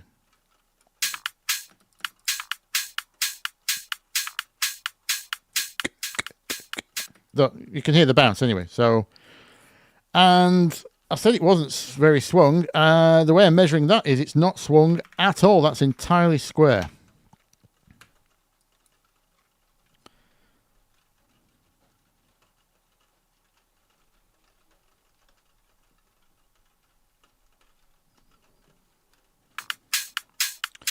Yeah, so you got the main kick and clap, hi-hats. You've copied the bass and played with it with your drums, but it sounds pants. Must be sort of some loop he's added to the drums. What am I hearing? Let's have a...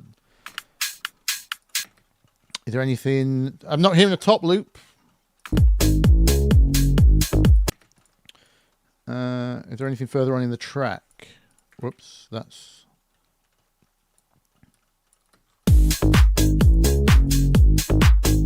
I think there's nothing else in... Yeah, there's nothing in the instrument track. Let's have a look at... Obviously you got boo, boo, boo. You've got transit on the lead as well. Do-do-do-do-do. You got do-do-do-do. That's doing the 3/16 rhythm.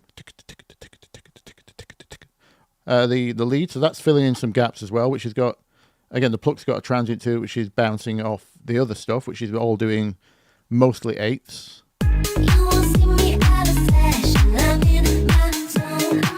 I'm not hearing a top loop. I mean, other than maybe just a bum bap. Let's just launch Splice, see if I can show you what I mean. Sometimes it's nice to have like a disco loop that's got the top of that kick on, like an acoustic kick click. See if I can show you what I'm on about. Are there any disco tops? Drums. Anything I can show you? Yeah, that kind of thing. Something that's got the top of an acoustic kick on it. It's got the hi-hat in there.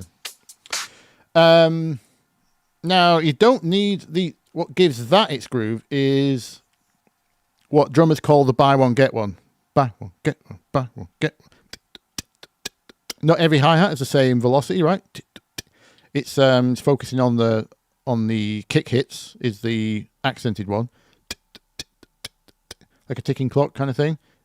Louder or brighter or more transient on the first than the second and every other one. So it's buy one, get one, buy one, get one.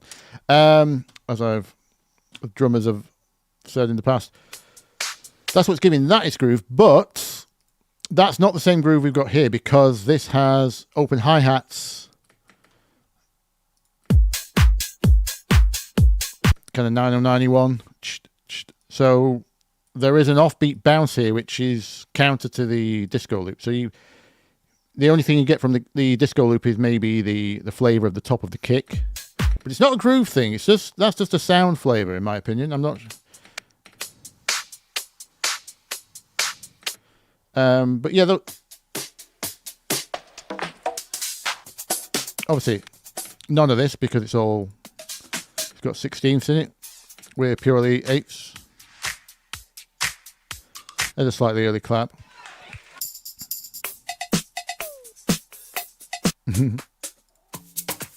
But you get the idea. Doing tambourines.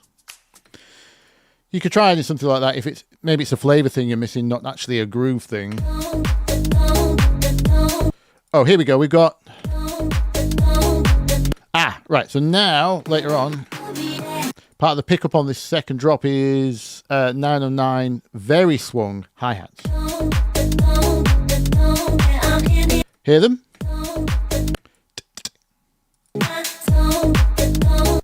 And you can see they're They're beyond 60. They're beyond 66% swing. Those.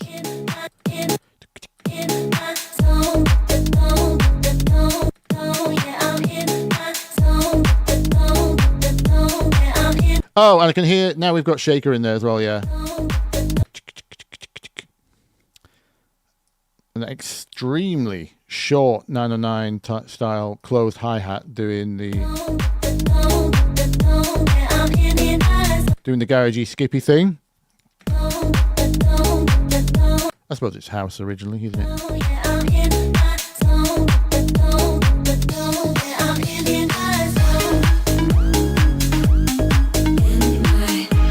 So that's interesting.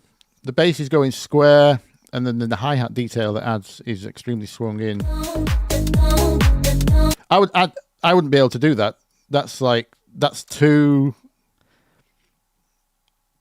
I'm not a natural enough kind of dancey DJ type to get away with that. That would sound. I would focus on that too much, and it would sound too. It sounds too swung to me now. I've just heard it out of context, like. I understand what its purpose is and what it's trying to do, but I would never dare go that swung.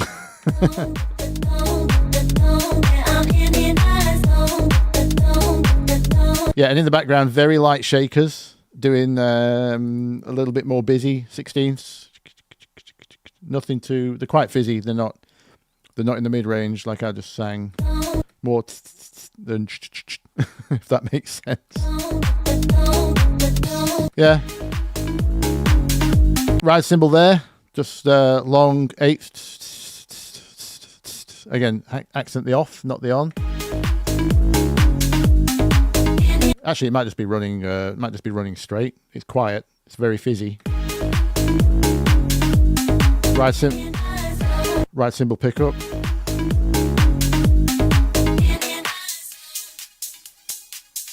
Hard to hear. But yeah. Can we get it if we delete the mids? You can hear it in there.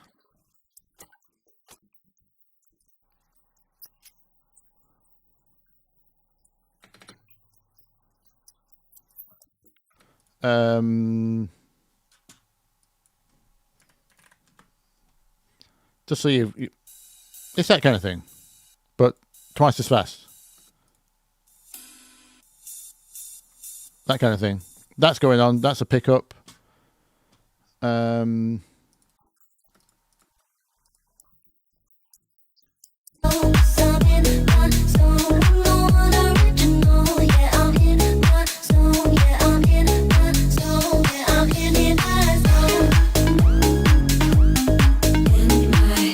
Yeah, the square pluck as well isn't swung. That's square like the bass. Those two are locked in.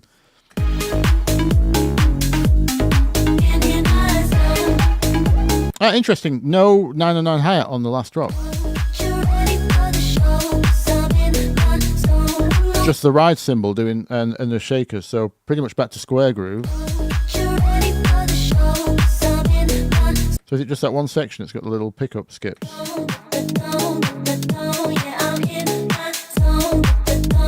That's that's so swung. Yeah, sorry, I can't really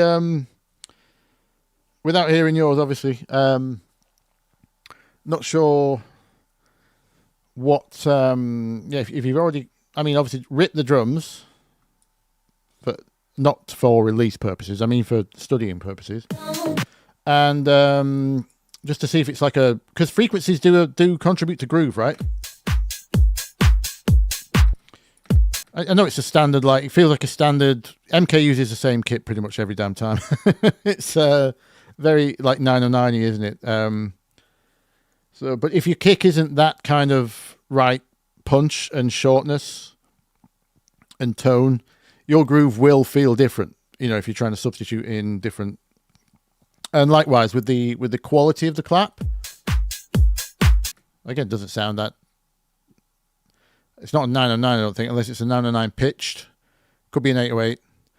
It's nothing crazy, of course, but you're just aiming for the right amount of backbeat snap and level, again, go back to my drum tutorial thing on accents. Yeah, you're just listening for the general balance.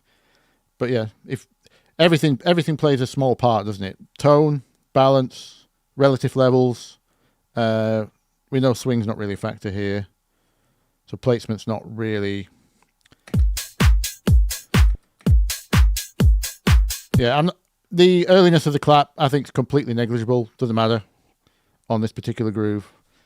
It's in the transient of the bass and the writing of the line.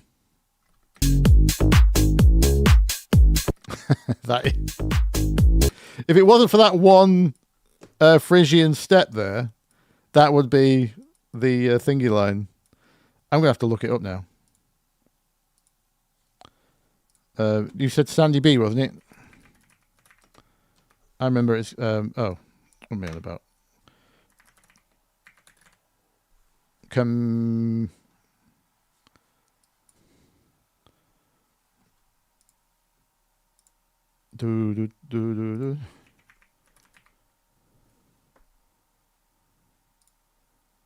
Commisera... Is it Let Me Show You? Is it the Clubheads mix? 98. Dude. No.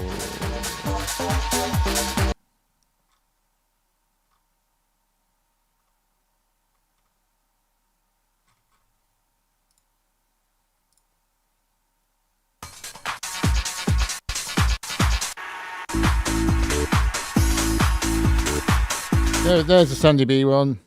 That's what I need to know, yeah. Make the world go round.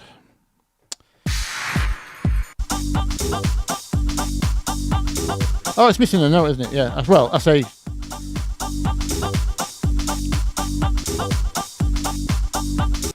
It's that organy tone that's give it away. But yeah, there is extra notes in the... legally enough distinction. He's got a different... That sounds like 3 basses layered to me. That attack isn't just from the organ. That's a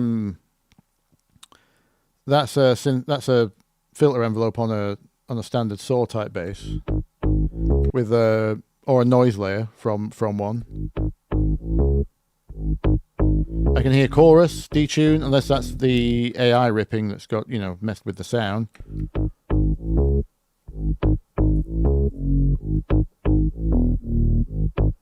And then the organ fifth, that harmonic I was talking about earlier, that's even more prominent because it's an organ.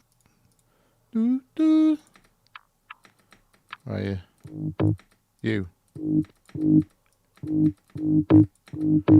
The giveaway of the M1 organ type thing.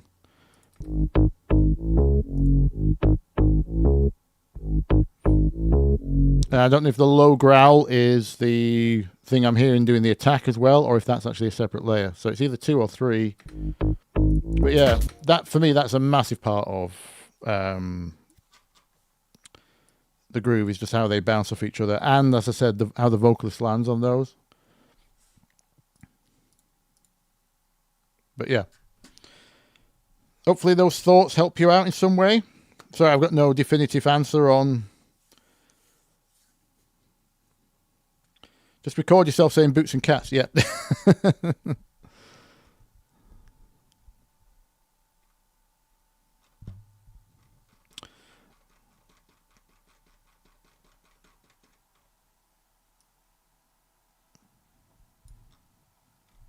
Oh, and I never gave Weird a proper shout out for the 20 donation. Thank you very much.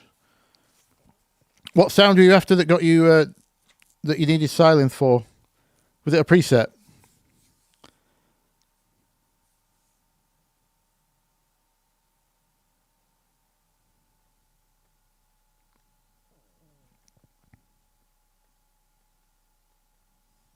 What did Outphase ask? That Cook's responding to there? Sorry, Hendrix is responding to? What have I missed? I can't see the original message.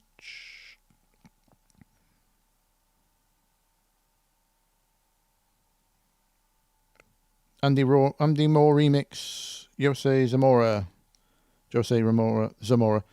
how to do the bass line. We can have a look.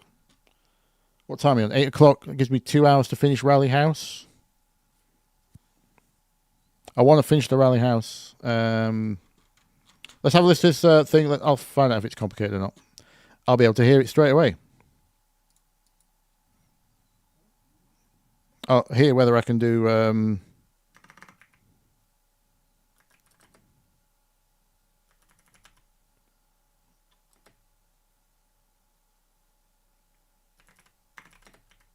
Zamora. Is it on the tube? That'll be it then. The topic version.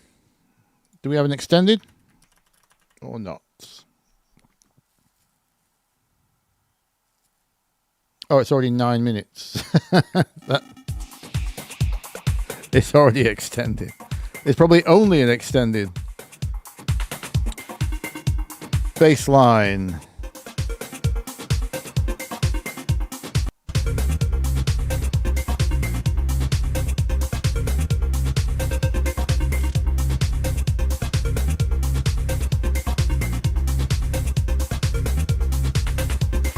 Okay.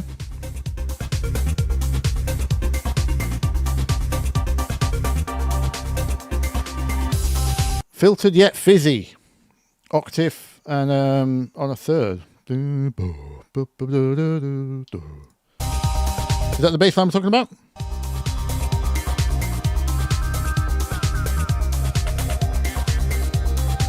Very gentle kick, kind of important for letting that bass line through. You wouldn't hear most of it on a bigger kick.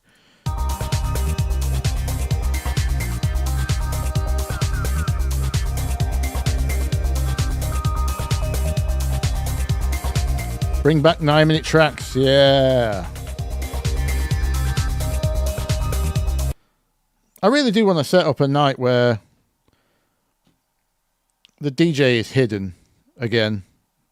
Like just doing their job over on some place where the audience can't see, so the audience have to face each other and dance. Why can't we have venues like that again? Like the DJ booth is like just, well, it's an actual booth just off on the side of the building where, you know, sure, have a lighting show and stuff, but then the pressure's off the DJ to pretend touching all the knobs every 2 seconds as if they're doing something, and they can just pick tunes and actually pay attention to the floor and do their job.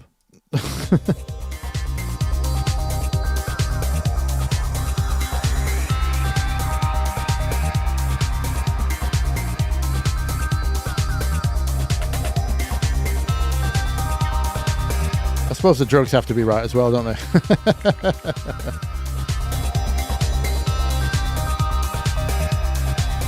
For 9-minute tracks, I mean. Okay, so this isn't changing. I presume this is the bass line we're talking about. Sound design and movement. Not really the melody yet, yeah. Oh. 137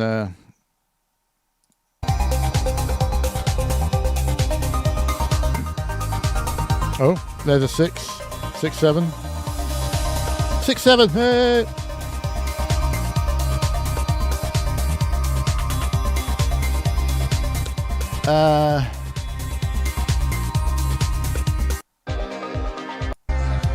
Okay. Shouldn't be too... The hard ones, these kind of things are... The balance is... It's basically filtered saw, as most things are. But it's... there is still some fizz in there. So it's like... The filtering's more probably...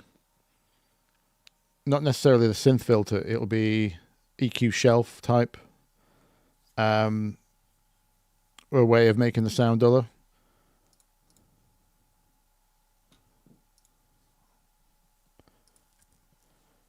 I will recreate the melody line because that's the easiest way to mimic the sound.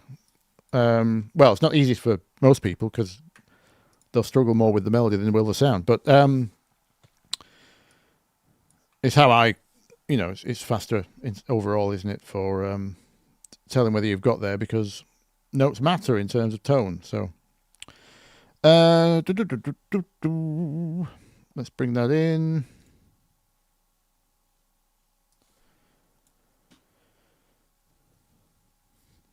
Oh, well, a very gentle master, if this is indeed an original file. It was from the topic, wasn't it? Did I grab it from the original YouTube topic? Yeah, that's an official release.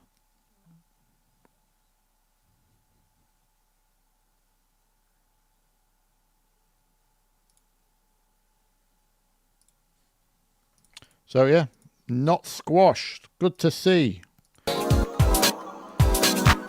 He says there's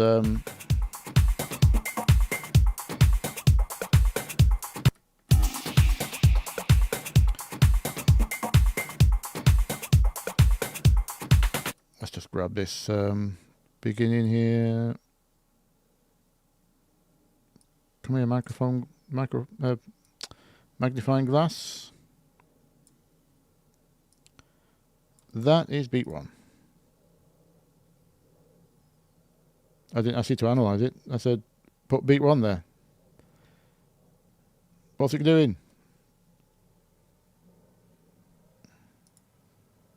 Will it actually get the tempo right?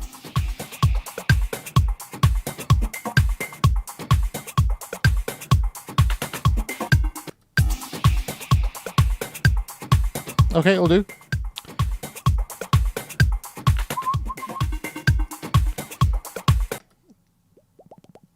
It's got that sound in there.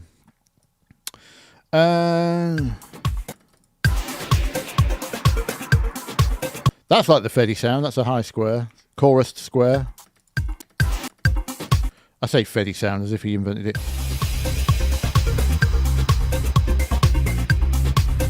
Right. Is that the filtered version?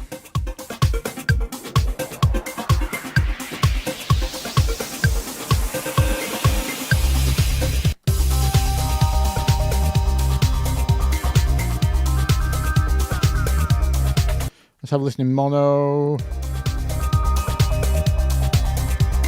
Yeah, chorusing. There's definitely chorusing going on, either through detune or chorus.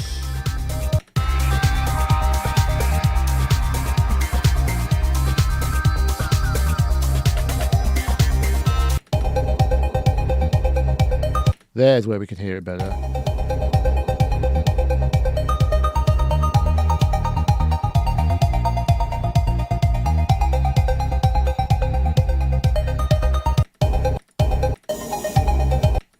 Why have we ended up halfway through a bar?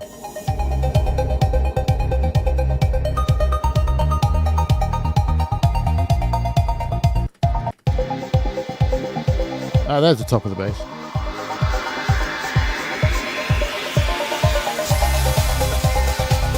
I think I can hear an octave in there, maybe. There's an octave in the part. I mean, I can hear an octave in the oscillators.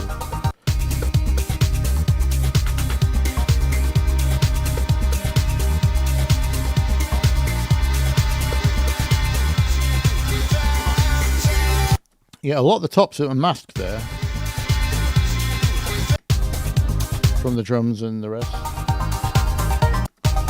So that's the only time you get to really hear the top of the. I can hear it there as well. That's me. Let's just grab that section. So again, very, very thick. Sounds like first harmonic dominant, this one. Do, what note's that? Let's find out. Do, do. It's an octave jump. Do, do, do, do, do, do, do, do. 1 1 1 1 1 3 1.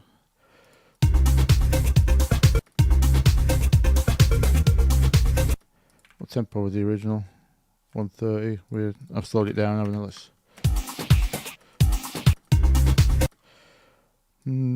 What is that? I'm not soloed. C. Okay, makes sense. C is quite high. Was it C sharp?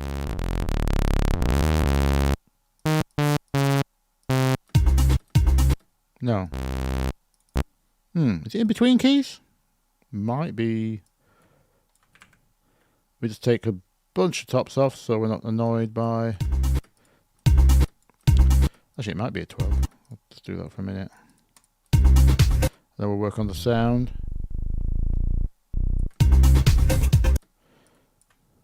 It's I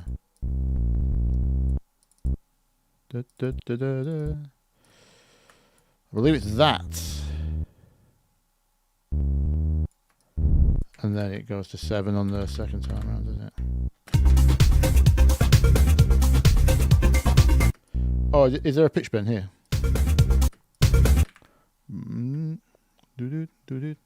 Oh, hang on.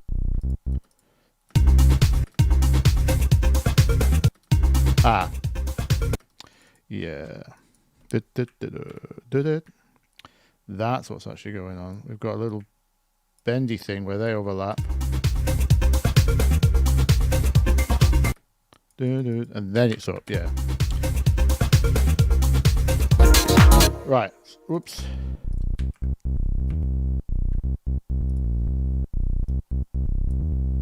So monophonic for starters, so we can get the bend.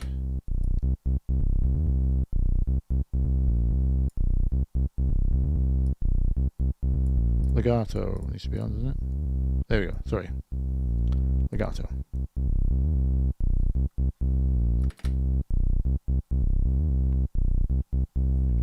Right, as for the tone.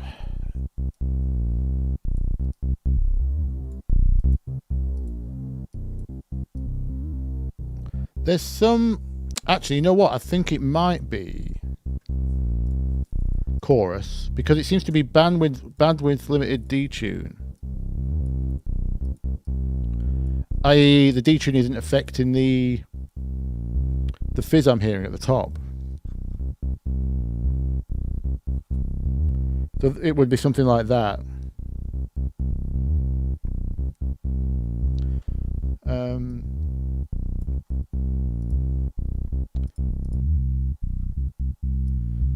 Now the question is, do we achieve it with one deep filter and then one bandpass, which we probably can't because Vital doesn't give us. Do I go to Serum for this?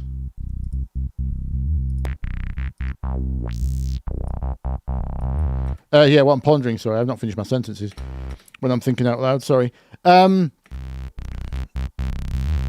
Oh, I could always just do it with an extra... Yeah, we could do it like this for now. We've got spare oscillators. We're not going to use them all. Yeah, I was pondering whether we get the fizz out of it from like that.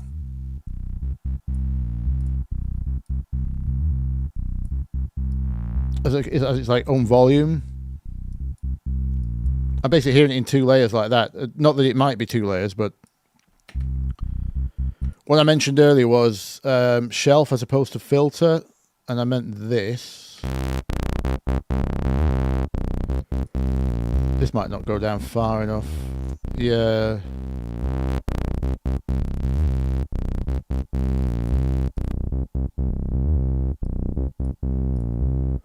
Yeah, you can't do both. Let me show on a normal EQ that goes further than 15 dB. What am I thinking of? ZL do it. Ableton's doesn't. Wait, doesn't without increasing the resonance. EQ2.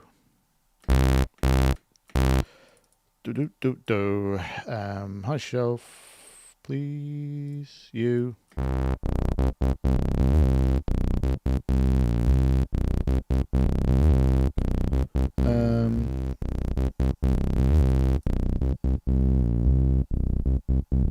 That's what I meant.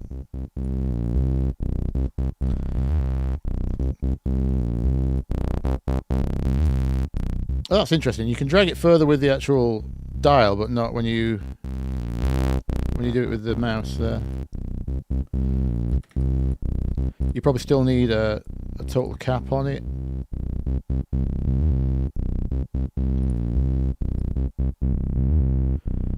But I basically meant something which levels out, like that's doing down there. Whoops.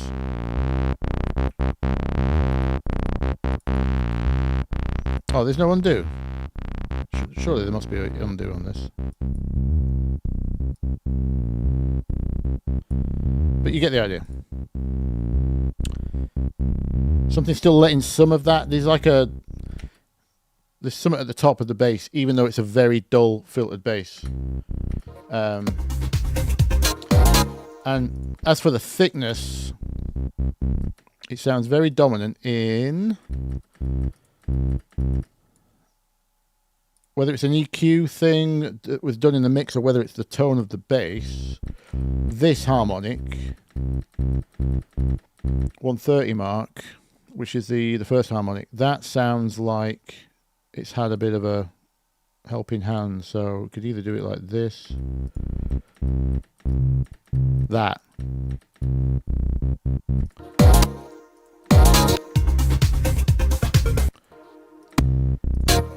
Oh, well, everything's up actually. Everything's louder than what I've got it. Oh, thank you, Lamina, for the $3.99. And we've just had oh, weird again. Hello, thank you. Another 20. Wow. Thanks, mate. Voltage Labs did a great video on modern DJs recently. Thoroughly recommended it. Also, the silence patches were called Runner. Acid ARP with phaser chorus. Hard to mix. Yeah, silence is hard to mix. Check the master EQ on silence, by the way. Weird. Because part of the sound of a lot of those patches was the EQ. And if you've not noticed, the EQ on silence, actually, this won't go. You can't get Vital's EQ loud enough. It caps at 15 dB, which is ridiculous. You shouldn't really be EQing things by 15 dB. But if those two knobs for bass and treble are turned up on silence output, which a lot of the presets had, because obviously the Smiley EQ sounds impressive to people, doesn't it? It's like, I can't remember if it goes to 18 or 24 dB, but it's basically, I think there's shelves as well. So it's basically like having two 18, if they're cranked at least, it's like having 18 decibels, and there's barely any, some of them might be crossed over here. Like that, it's like that, having that on the output of your the output of your synth. Imagine if this goes all the way up to 20 odd, 20 something. So yeah, can you change the it's here, isn't it?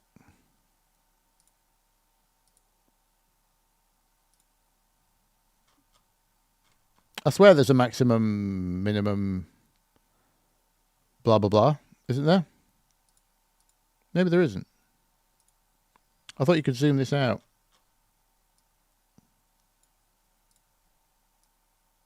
Scale. Oh, you could scale it. Do the numbers change? Oh, yeah, they do. Yeah, there we go. Anyway, yeah, it's a ridiculous amount of EQ some of those presets have got. So sometimes that's in the tone that you kind of don't realize, because again, the saw waves, sine waves, there's nothing really that special about silence waveforms. Is I don't think there's any like particular quirks of its waveforms that I remember rightly. Obviously it has its own unison implementation, but yeah, sometimes all you're missing from trying to match a silence preset is just ridiculous amounts of EQ. Sorry, back to this bass.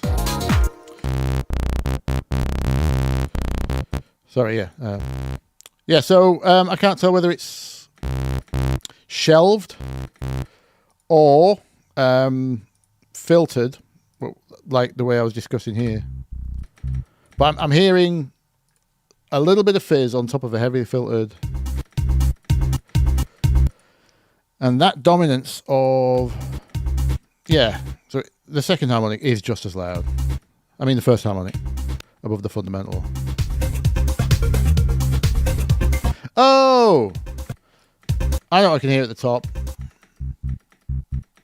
I know I can hear at the top. I can hear some detune, so it might be unison. Or it might just be subtle. But what might be going on is if it's not this, it's a notch filter.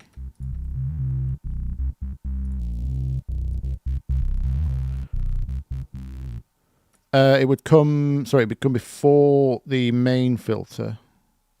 Let me do that then.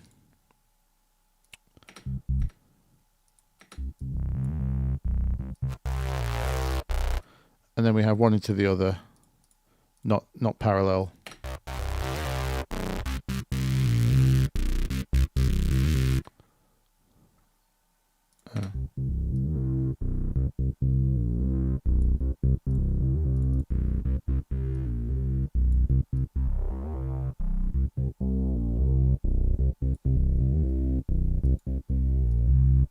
Yeah, I can't quite tell what it...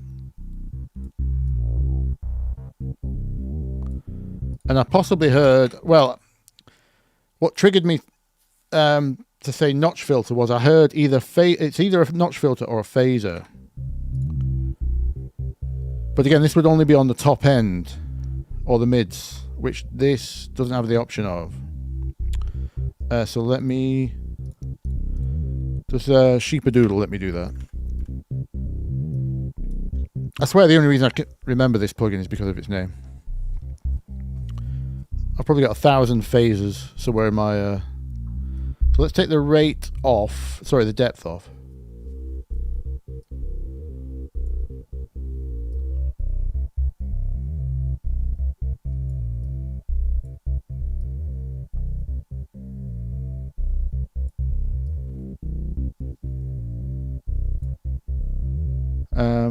That doesn't matter. Bit of distortion there. Number of bands. Let's go. What am I hearing?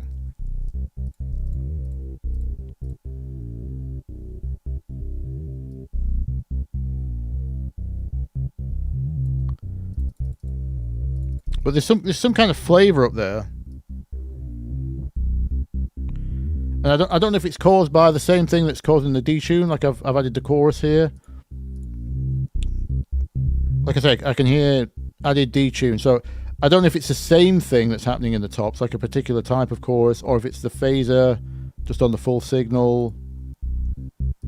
It might be one of the same. And it's just the filter letting some tops through that I'm hearing, and they're just catching the peaks. But it's nothing more than that, really.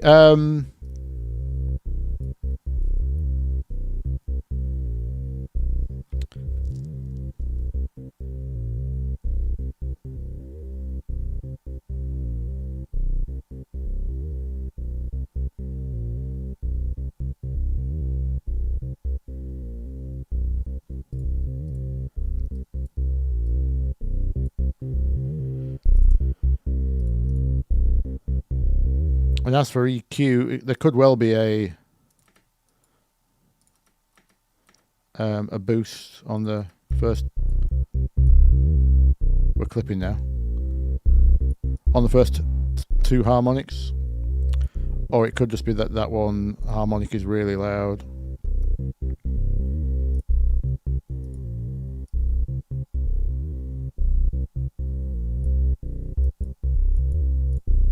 But you can just match that in. Yeah, see, there. I said it stood out there. Normally you expect a decay top to bottom, but as soon as I heard it and how muddy it was, and I said the first harmonic sounded dominant, it was wasn't quite dominant, but it was equal level, which is not normal.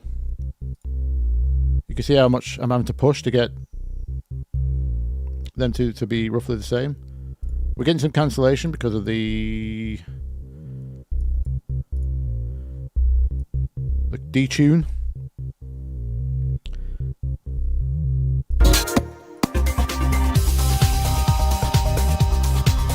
But it's, yeah, it is.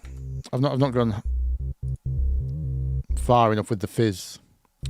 That's what I said was going to be the problem. Was always going to be. Is that off? Yeah. The balance between the fizz, however you get that, and the flavour of the fizz through, like the.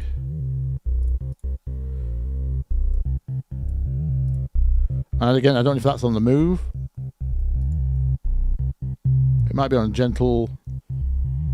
But you've got lots of options there. Play with a phaser that's only in the high frequencies. This is a free plugin, by the way, Sheepadoodle.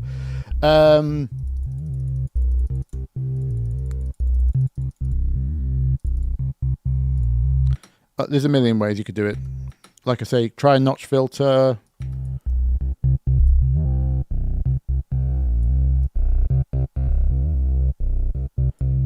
But in terms of matching the warmth, you're just looking at those first two harmonics. And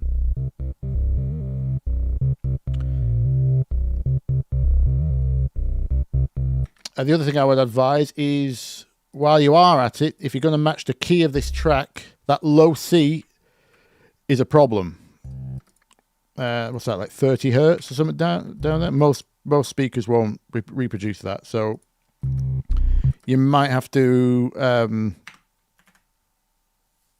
protect your master stroke speakers, you might have to cap it off a little bit. But those are the principles for that. I mean, that's how I would approach it. I don't know if that sounded decent to you, but that would be my kind of, those are my, what I'm hearing anyway. I love it when Ben goes, oh, like it's the most obvious thing ever, and you're clueless. Ear training. I mean, it comes down to just how many things I've heard in my lifetime, right? And I've obviously spent the time many years ago working all this same stuff out. So yeah, I recognize it, and then I go, oh, it's only because I've been there before.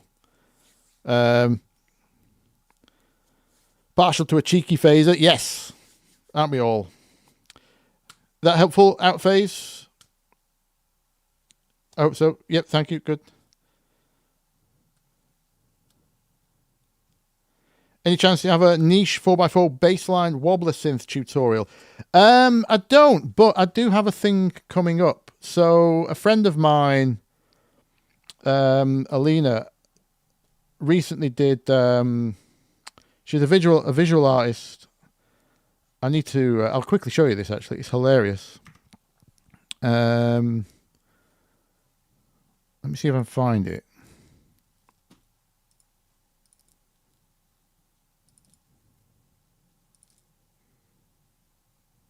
Yeah, so a friend of mine did an exhibition on, it's based around car culture.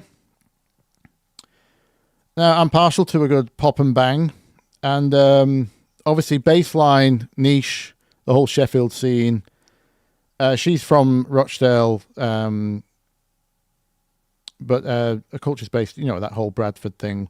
They love their cars, so she asked me if she could do anything with all these recordings of these cars.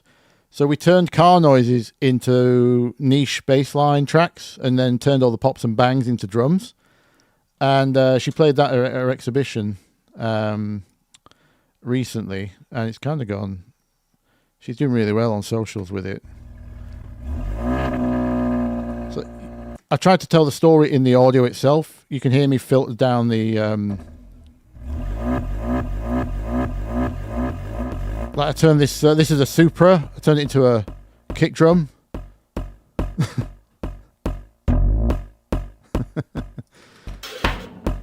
There's like turbo whistle we got, so I turn that into the hi-hats.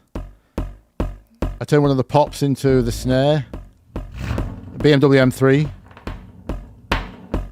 There you go.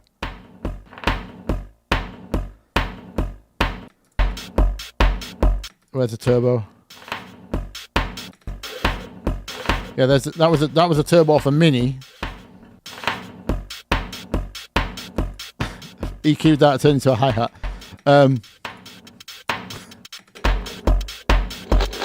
Anyway, eventually we go into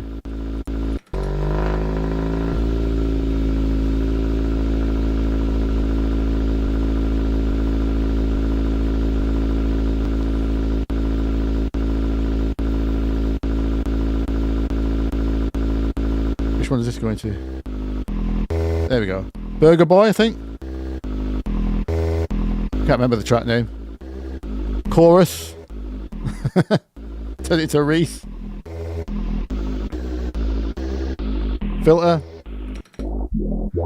Put the filter on an envelope.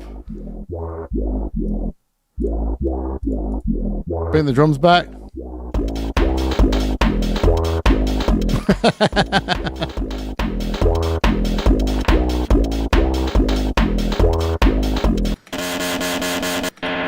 What did I get out of this one?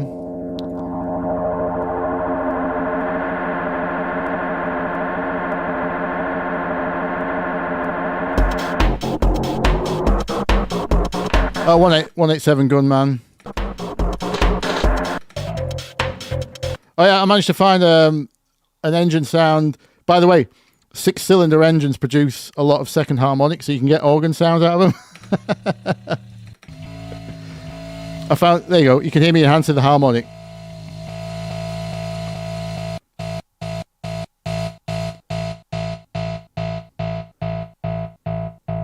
So anything, Porsche, certain BMWs, anything with a 6-cylinder.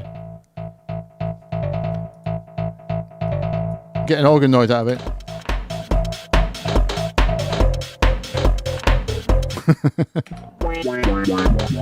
Oh, then, yeah, I went full into T2.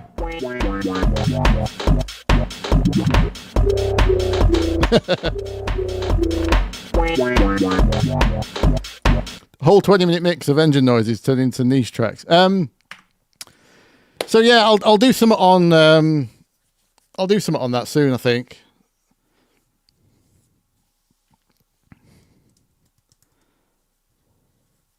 Who's got a fully built RS200? All right, you're gonna you justify it just to play the music back. That'd be nice. Rally house. This is the real rally house. Yeah, it is, isn't it? We should forget this thing we're doing. Need to get more car noises in there. Literally garage. Yeah. UK car garage. I was not expecting this to come out of my question. No, I'm full of tangents, aren't I? Sorry. Yeah. So that was a really interesting project she had me do. It was all very rushed. My manager didn't let me mix it because he wanted it to sound... He didn't want it to sound like they actually sounded like synth. He wanted to, retain the fact that they were obviously car noises, and it sounded a bit naff because of it. But yeah, so I didn't get a chance to mix it or anything. But it's probably for the better.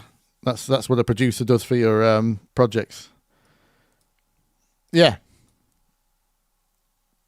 I say manager. He was producer on that track.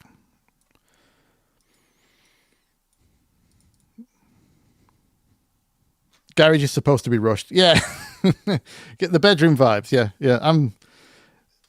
That's what he normally spends his time doing is making sure I can't finish stuff properly, or else it all gets too polished and boring. That's the engineer in me that it spends too long polishing stuff up and then it comes out really bland. So yeah, it's good to have him there.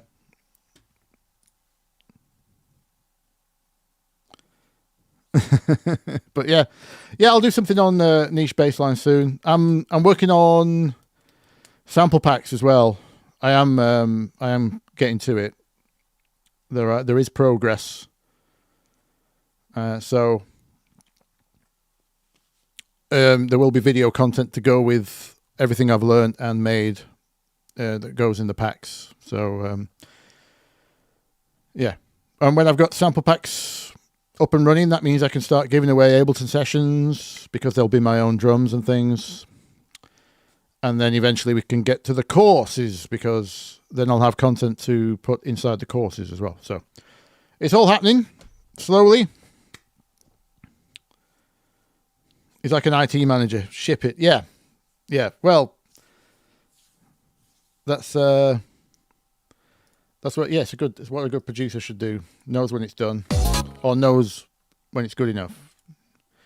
Yeah. Right. So let's quickly try and finish this off. I had a few thoughts.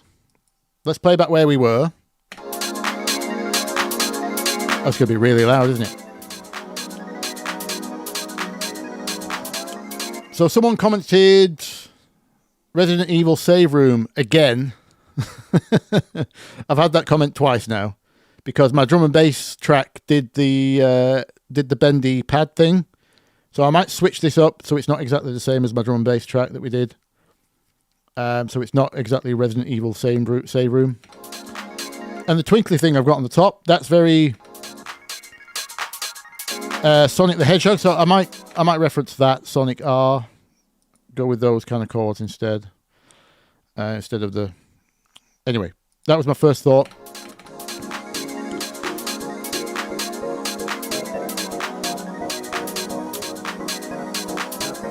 Then we're going to need a better vocal sample.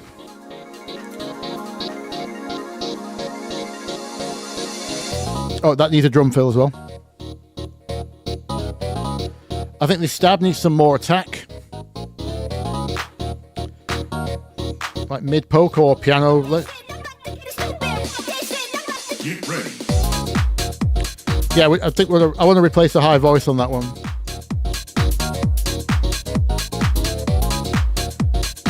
I like the line. I think the groove's good.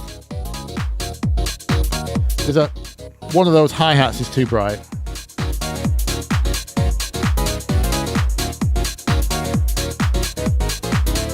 I don't mind the layer.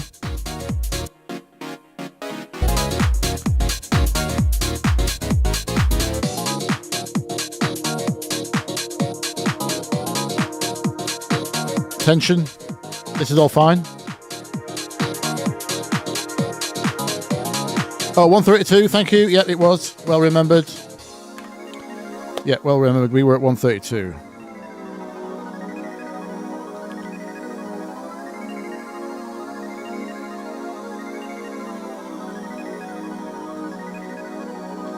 Sound a bit like Trillbot. Ah, there we go. So that was the last thing we did. I remember the three things we've got to do are add breaks at some point, either in the all break sections or just maybe this one. I wanted a break section because that wasn't in the reference, and I think it's obviously it's really enigmatic of the era. Yeah, sort out that stab.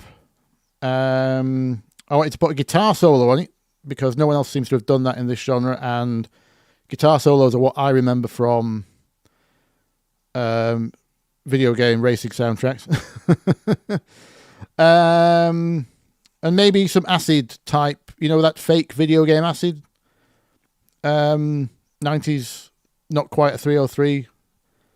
Basically resonant filter, ARP or lead or something. I don't know what part it will play, but we could probably pick up with it. Those three things, that's what I want to do. So,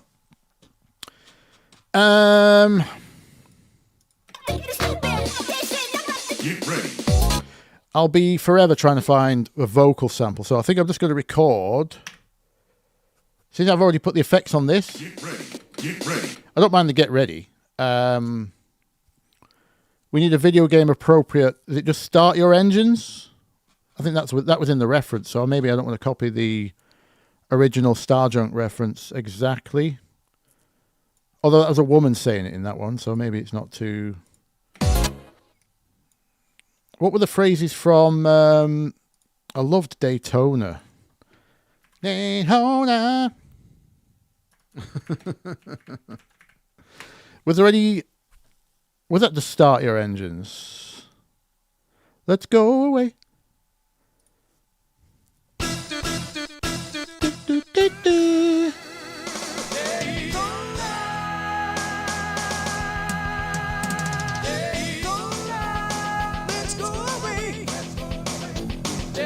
I love how you can hear they've chopped up the sample to get the vowels.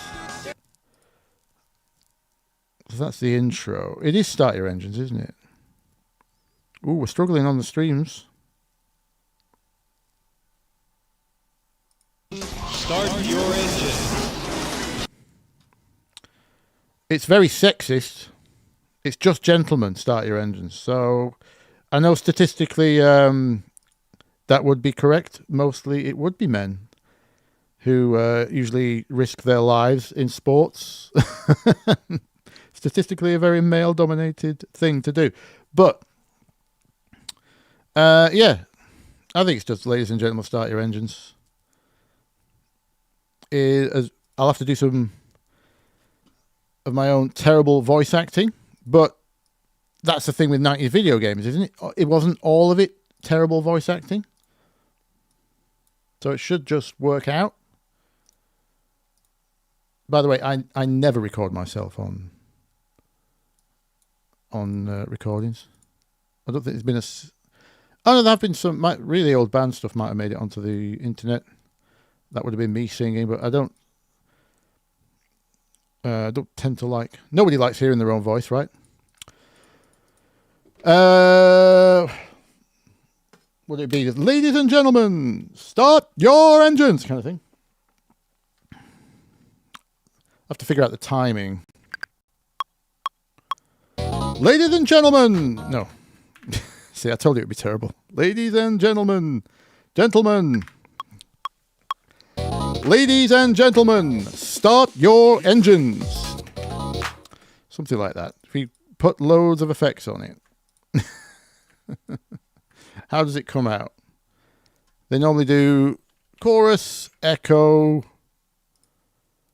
fast echo. Just the Ableton chorus is fine. Get ready.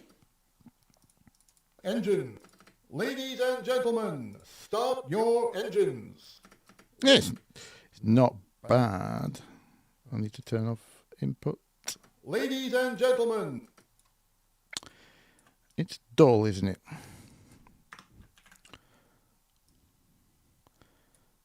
More megaphony.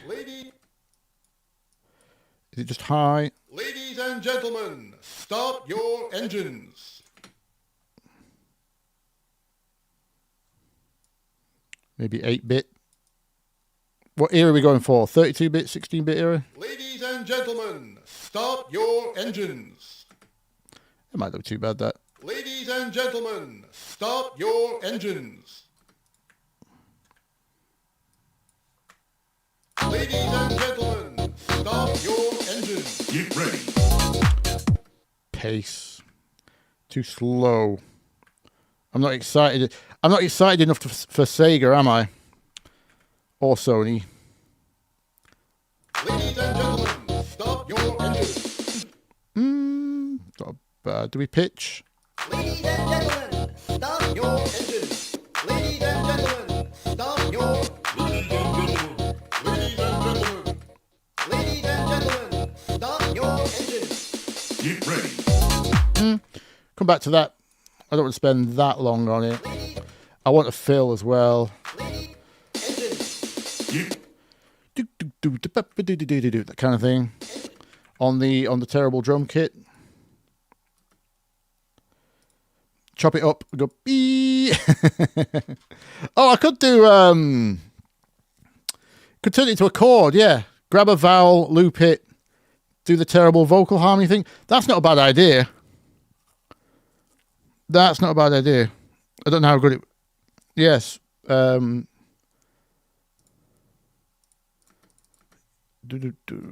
I know what fill I want. It's... So it's Snare tom tom.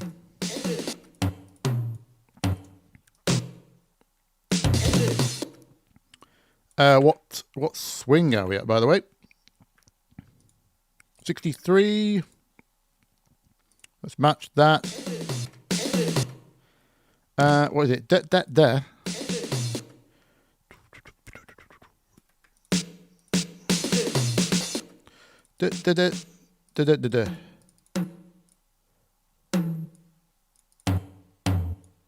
Maybe. Get ready. No, it is da. Get ready.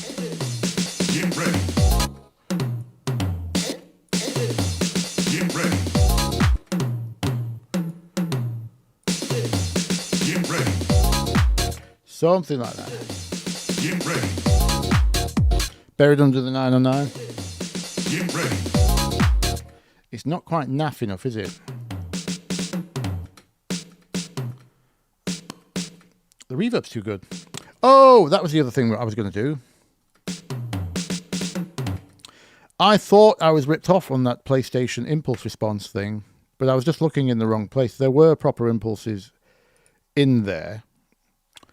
Let's grab the impulse response from the PlayStation 1 and just see what the reverb's like.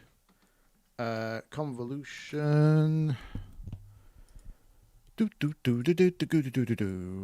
I'll leave that reverb where it is, just in case it still turns out to be the worst of the two. I do want it to be deliberately bad. Right, so I put this in samples, impulses.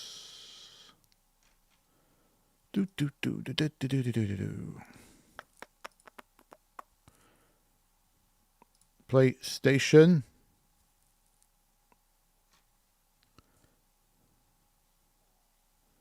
Where are you?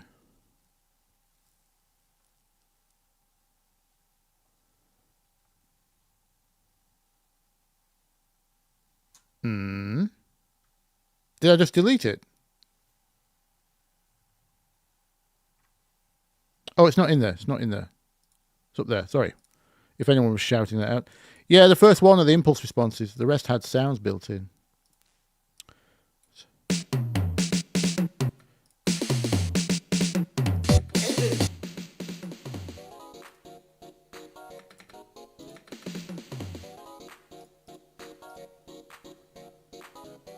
Fully wet.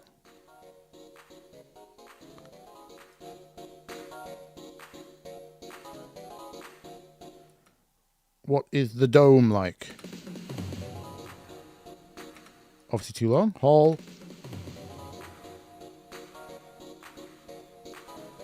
Okay, so we want a short one.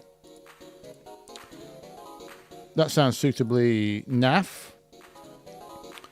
And then we'll put the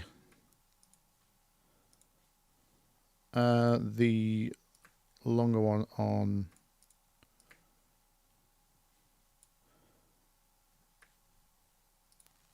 I'll go with the church.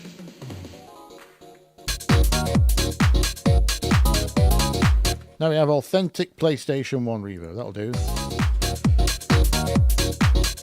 Ladies and gentlemen, start your engines.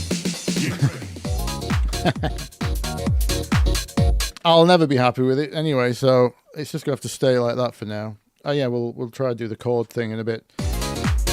Right, so what I wanted to do, I'm not gonna get bogged down with engineering. This just needs a poke.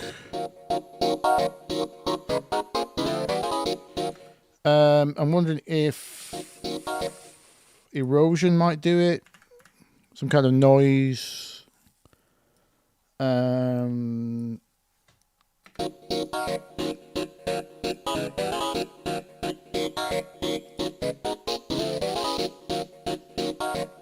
That's in the area.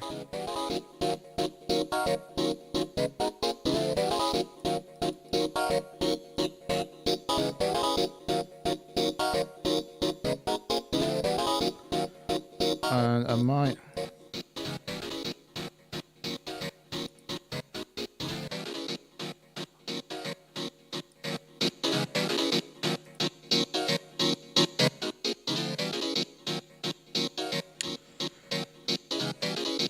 I might add an octave to that piano. I think I'm missing a little bit of the upper thing. Yeah.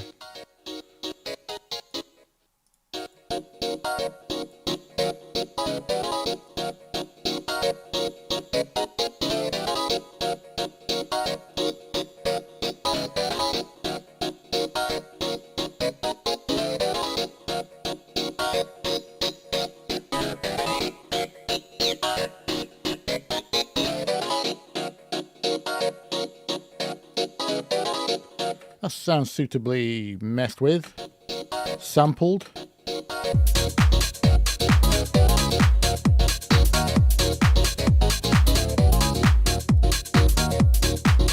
Yeah, it's the octave that's made the difference.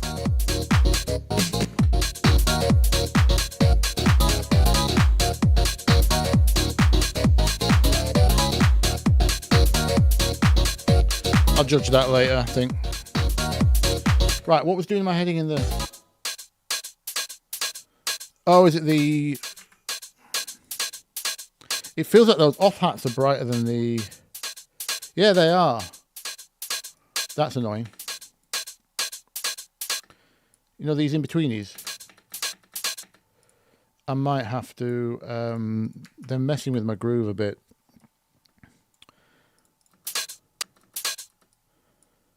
I think I will... make a new loop for these.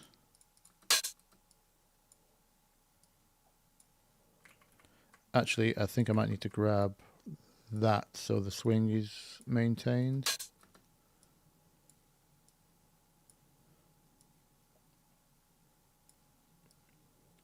I want the off bounce to be the dominant, and those poking in above are just so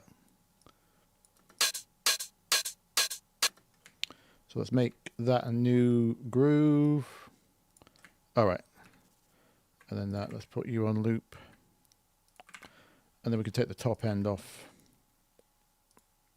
I want the transients to be preserved. Put it in beats mode just in case it's messing with it.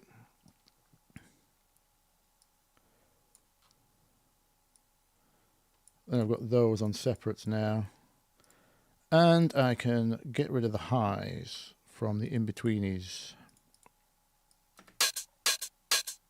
Again, might be polishing it up too much.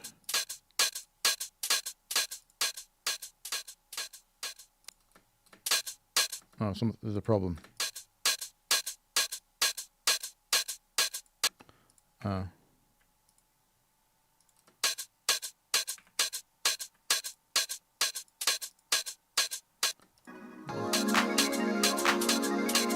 Okay, better.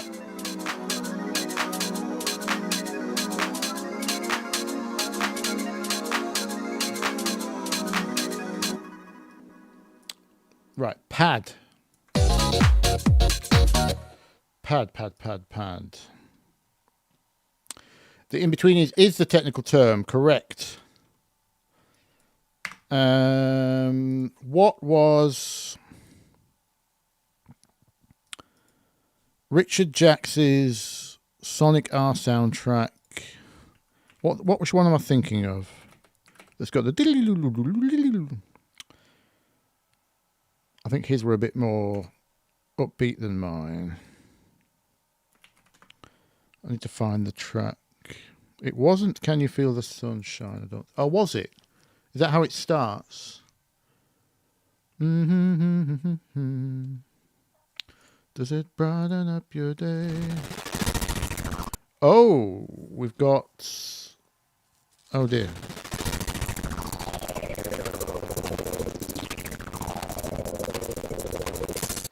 What's going on there? We're fine. Is the stream okay?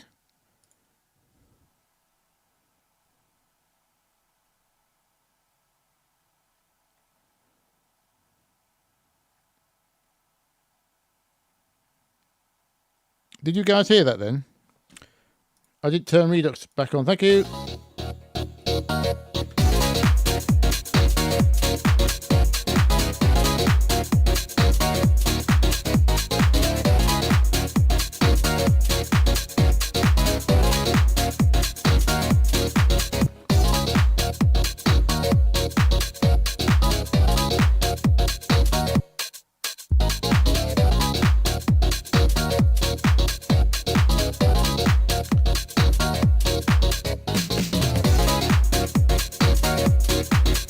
Oh, something's gone very wrong with the extra percussion layer that comes in now. Am I having deja vu? Didn't we sort this out last time? Oh, is it because I've fixed?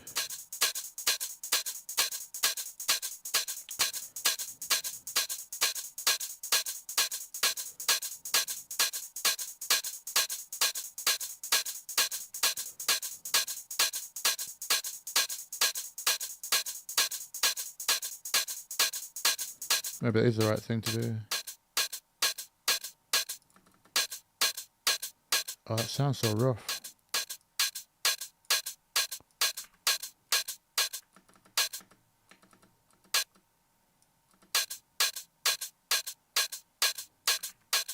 I'm going to have to chop them up, aren't I? Problems.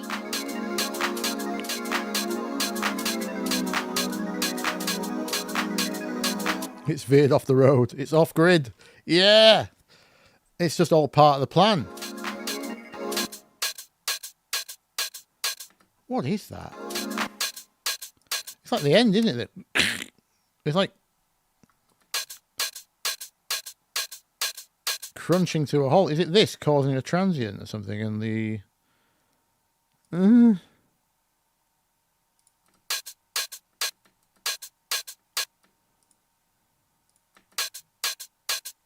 Maybe if I put it in 16ths.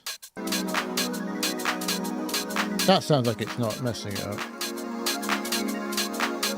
But I've got it set to swing.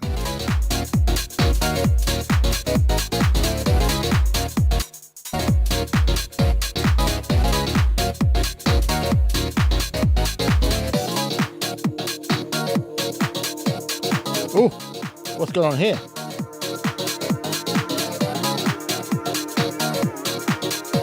There you go. The pitch bend doesn't reset. Get ready.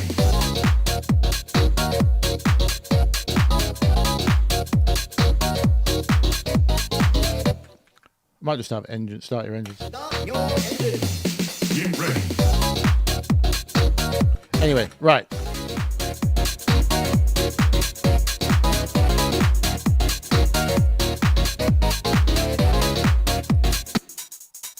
Something's not. I don't like it.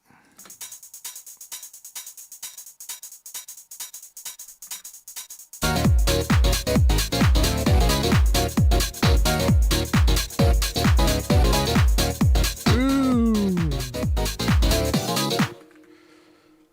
Right, is it in the music or is it in the, is it just the drums? Yeah, they're definitely messed up. They're awkward, but they're fine. They're in.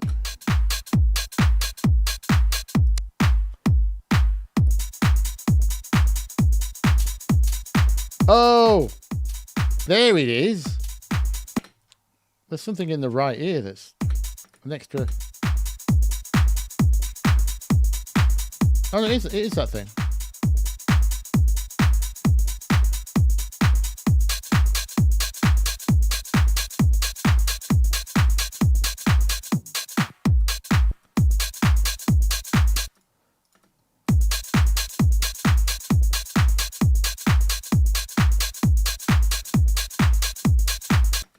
Yeah, I'm going to need control over these.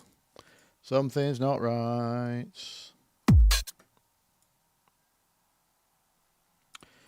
Duplicate. I think the quickest way to do this, I can't be bothered setting up a sampler.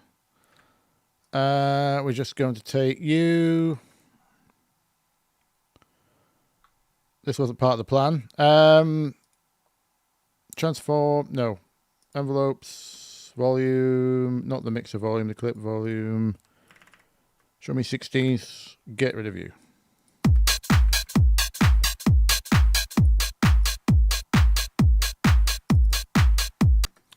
Then we do the opposite for this one.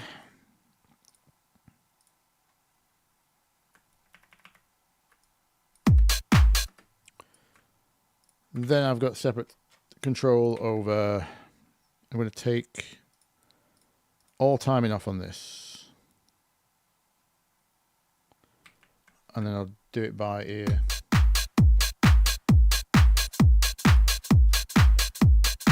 I think that's ended up more than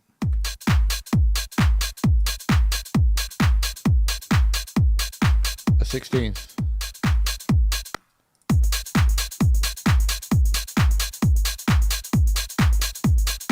Yeah, it almost sounds better square. Yeah, I'm gonna let it fall like that. That's gonna be fine. That doesn't sound awkward anymore.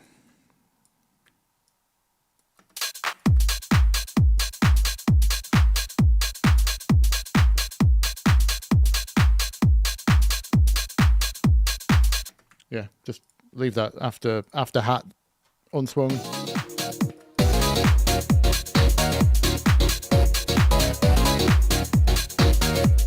Right.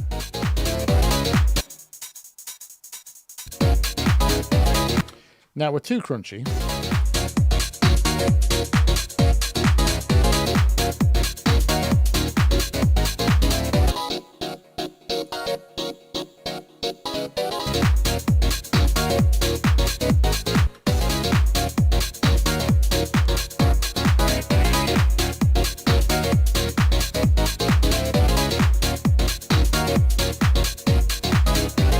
I've just realized this is doing a form of limiting.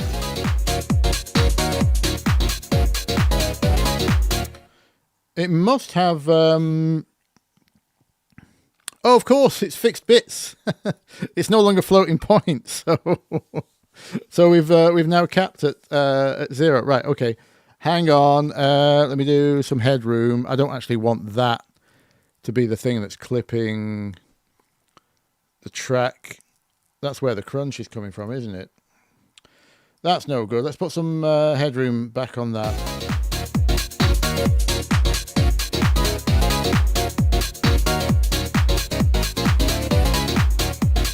There we go.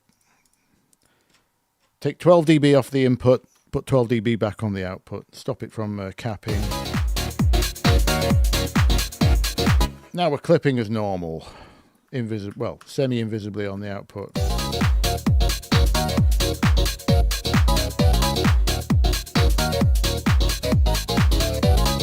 For those that couldn't hear what I was hearing, see if you can hear the difference between this.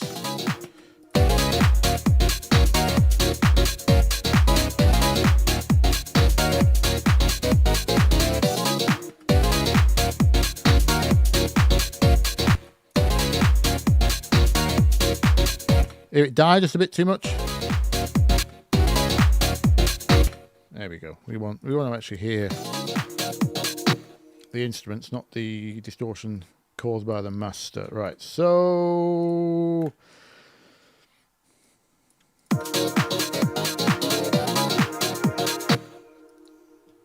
yeah, I couldn't reference. Do I have the soundtrack on this PC in my... No. Oh, I've got the Snake River Conspiracy stuff. Sonic... That's right, the album's called Sonic Jihad. Yeah, I'm not sure why YouTube Playback has gone so balked.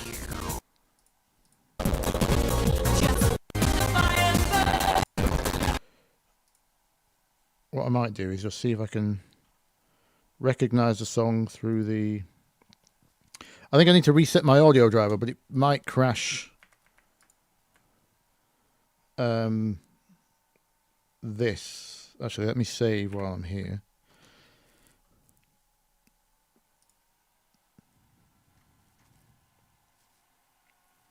So it's not Supersonic Racing. It might be Can You Feel the Sunshine, or was it Living in the City? No, I don't think it was. Oh, it might be Back in Time.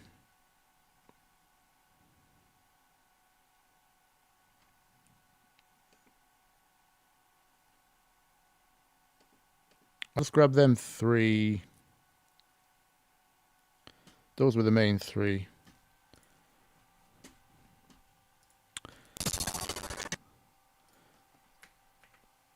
Yes. It's one of these.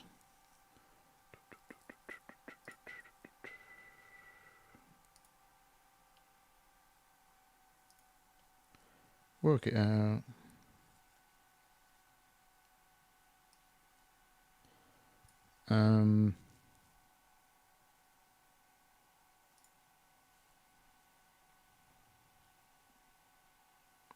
Back in time. Take me back in time. I can remember the chorus. I just can't remember which one had the good pad. What I'm clearly hearing in the back of my head.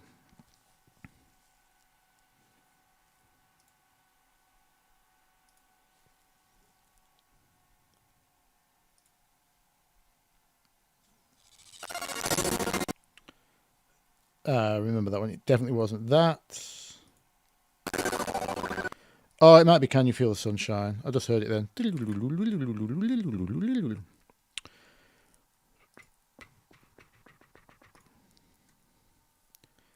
Actually, those are very good chords. Question is, what are they?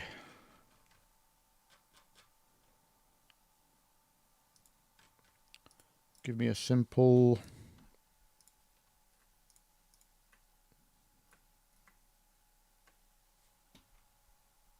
Good night, Bedra. Thank you. You don't mind the crunch? Yeah, I mean, I've got it crunching. I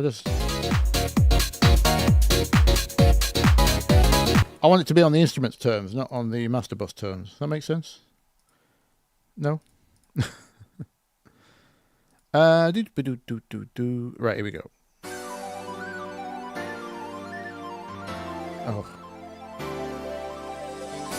Oh, that chord has to be in there. The smoke chord has to be in there. I think that's classic 90s, not just video games. That's major, minor, 7.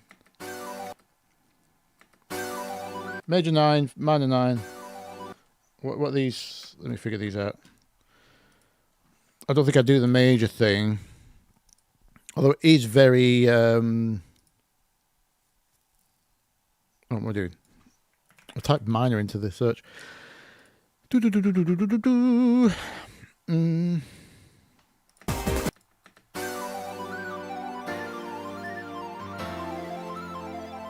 Smoke on 5.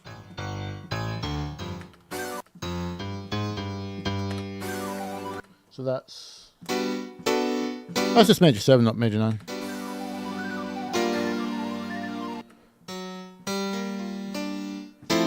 And then 7. Okay, 7 sevenths.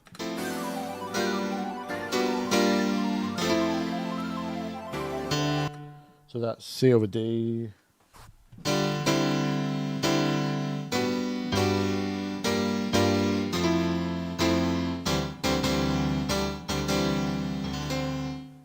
C major over D bass. Lovely.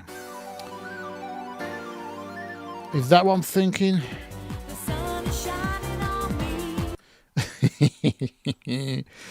Two bottles of Thunderbird and a rhyming dictionary. You ready for these lyrics?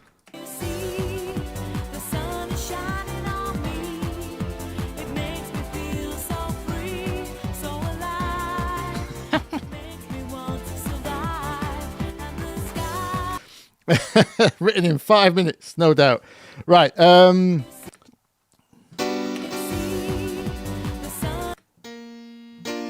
What's that chord?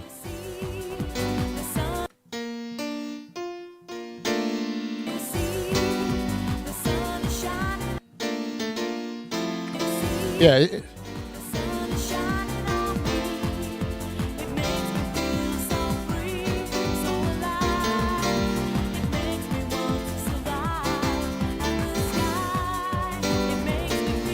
Okay.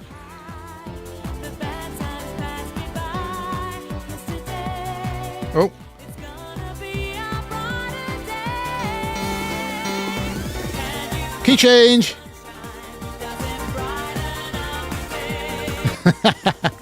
Oh. Cheesy as it is, some of the chords are great. What's the key change to? I don't think any of those are going to work for the brake pad though.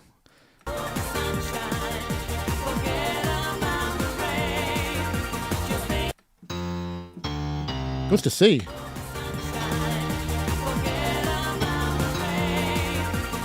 One, two, three, 1, 2, 4.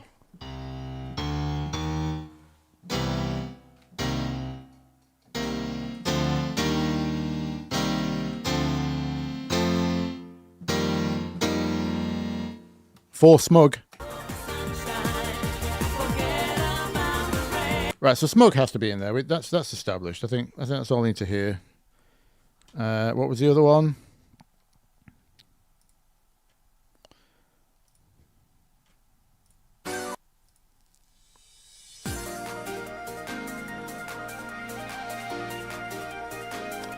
Pedal bass.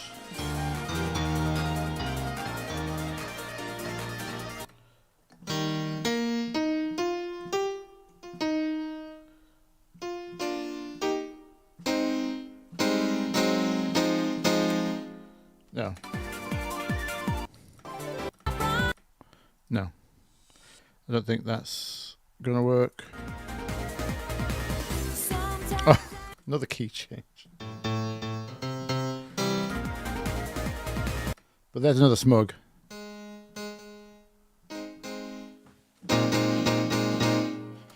Yeah. Okay. If you don't know what a smug chord is, it's the someday chord. I call it the someday chord. I've done a video on it, by the way. For example, C major over D bass. It's a major chord, and then you move the bass up one in the scale. So F over G.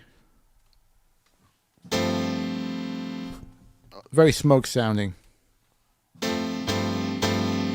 Often resolves to the patronizing chord.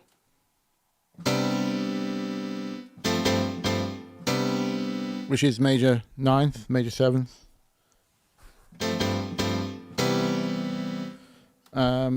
No credit to me on those terms. That's all Bill Bailey.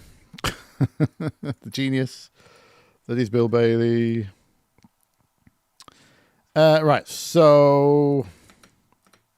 Can we get away with major? What key we in? I forgot what we wrote this in. D sharp.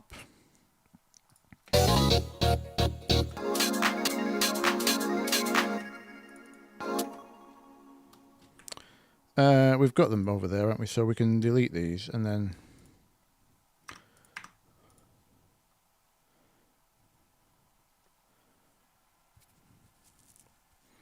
Yeah, micro pianos, that's a freebie. Right, it was last time I grabbed it. As I showed in my layering pianos video, the tail of it's awful. You can hear the looping, but that's kind of the point.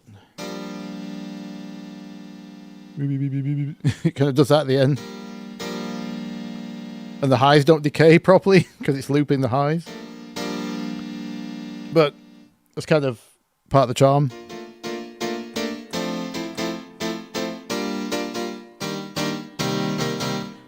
Great housey piano. Apparently it's whatever the most sampled piano was back in the Akai days, it's that sample that got passed around. They've just anonymized it and give it away.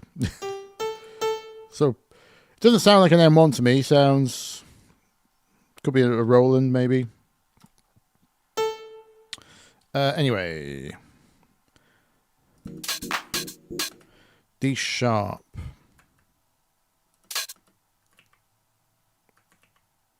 Yeah, sorry, we're up here, weren't we?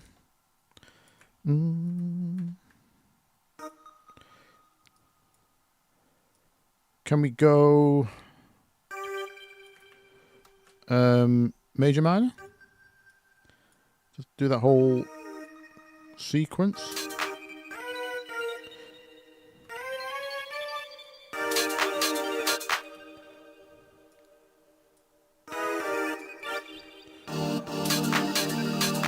Go to minor.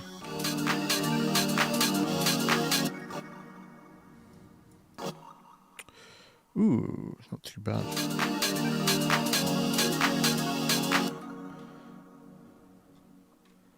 And then end on smug.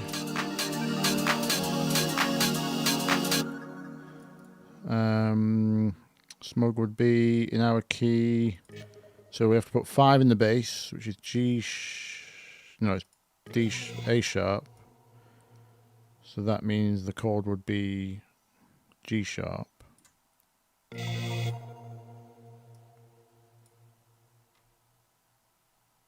Yeah, I think that. Yeah, okay. How do we get there?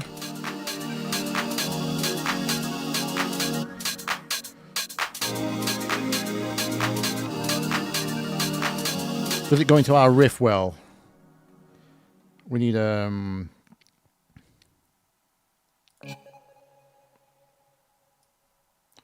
his chord was, which I wasn't keen on. Does it turn out to be the only way to get down?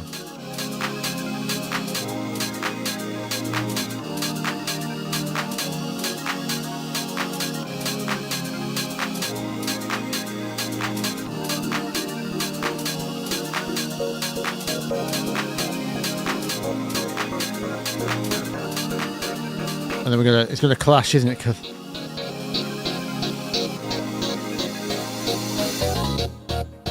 no. I don't think we can do major minor. We can definitely do smug. I don't think smug will be a problem. So we have to do that one. Can we just rave it?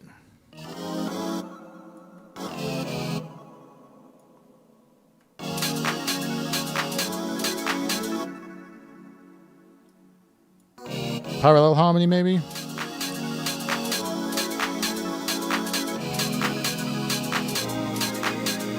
Ooh.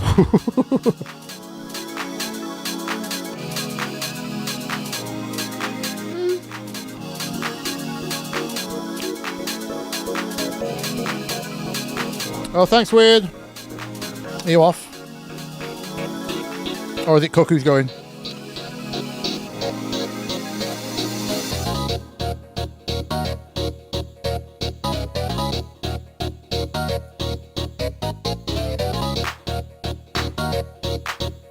Ladies and gentlemen, start your engines. Get ready.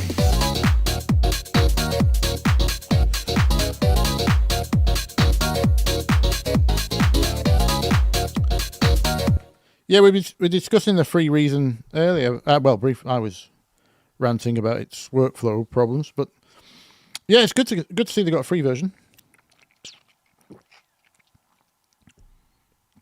Are we doing zero G shit?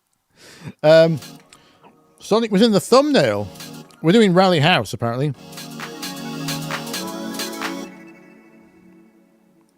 It's a bit off, but it kind of works. Yeah. Can we just go up?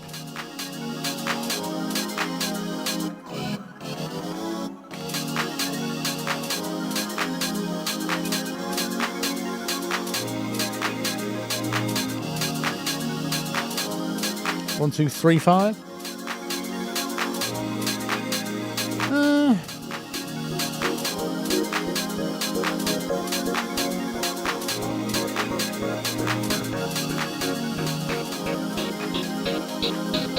Oh, hello, hello.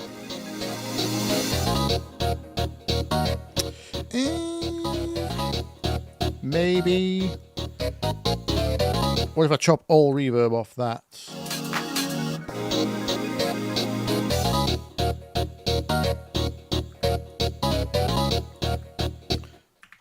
We need that fill, don't we? Let's put that in there.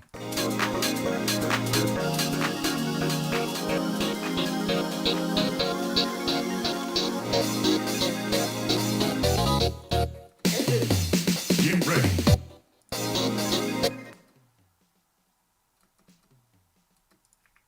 Oh, the fill is in the drum group, and the drum group is being faded. We don't want that. Out you come. Anything on the drum group I need? No. We want that terrible cheap fill.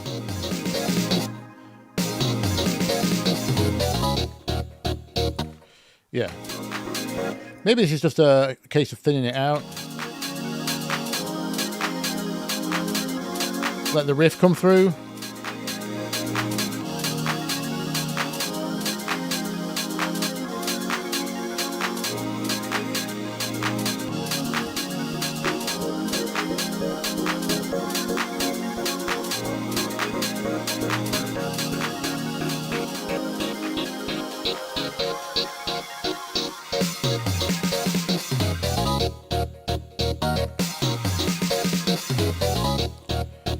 Do we need a kick?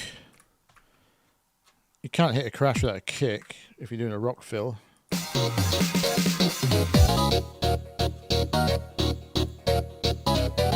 Or is it the crash isn't loud enough?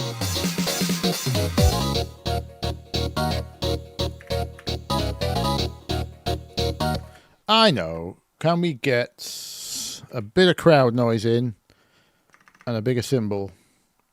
Other than these little 909 ones.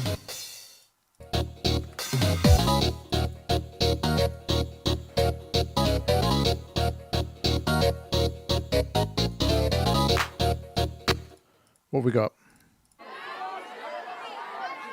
Doesn't sound very...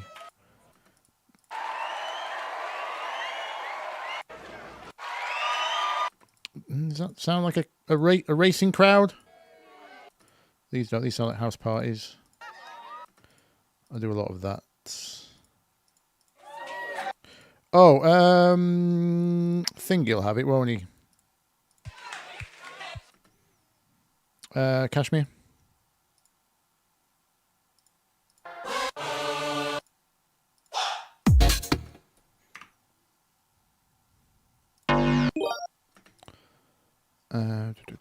Where is Kashmir Volume 3? I swear that has... oh, I'm not sorted by name, that's why.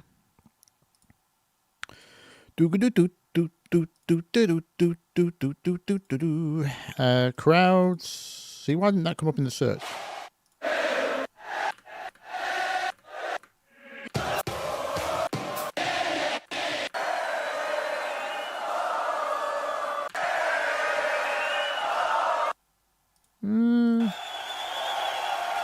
That's...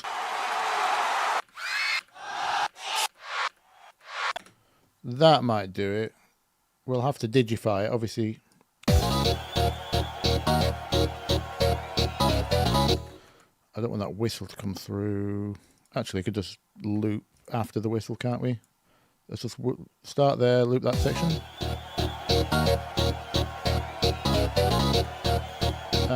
Will it be a bit more mono and crap for the 32-bit game era vibes? Utility.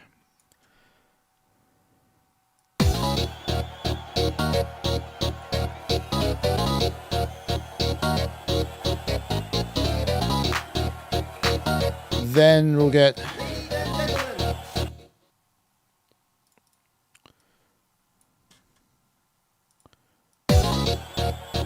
yeah, way too high.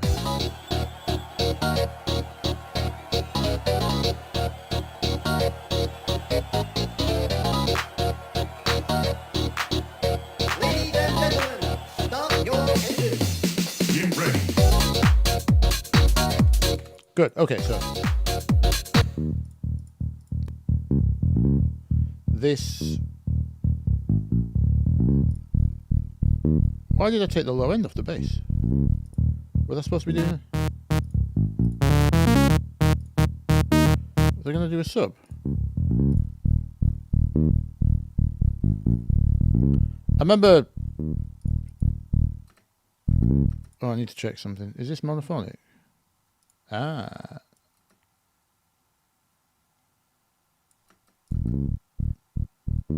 Oh.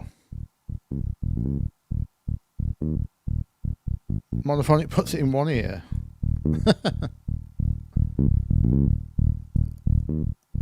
That's weird though. It's like it's an echo in the other ear. I'll tell you what I might do actually. Speaking of, I don't like that. Can I just take the? The right side. We're compacting fine. Yeah, I don't want to make it too good, but we do need bass here. We need bass, good bass. This is deliberately bad bass. It's got the right flavour. I might add a sub to it. It needs a tad of release. Like that.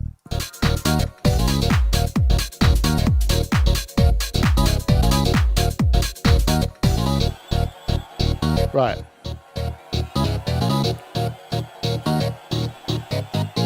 I think that EQ is supposed to be taken off here. Ladies and gentlemen, start your engines. Get ready. There we go. Now we're dropping. Now the other thing I wanted to do, which is very 90s or 2000s, was white noise sweep.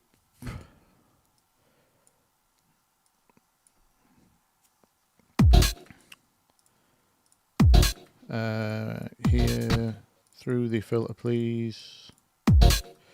Right.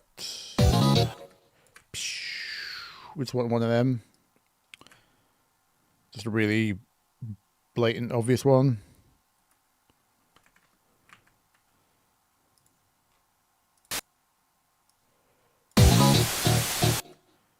It goes with the crap crowd thing as well, because they were old crowds were made out of white noise, weren't they?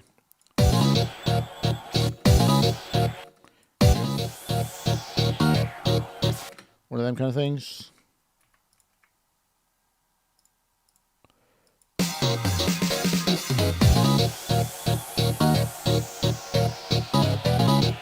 Starts too hard.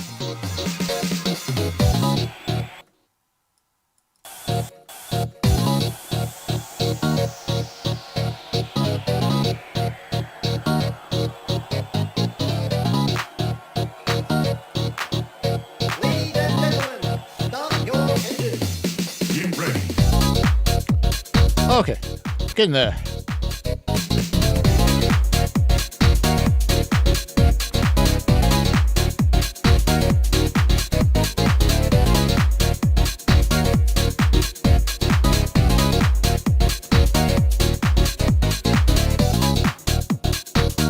Oh, you just picked up all pits, Conrad. Yep, very useful.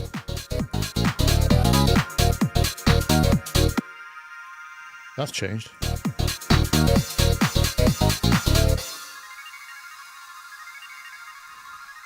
Oh, of course. I filtered it out. That's why. Oh, I'm going to have to put a pitch bend reminder at the beginning of this, aren't I? Because it keeps inheriting the old pitch bend from the...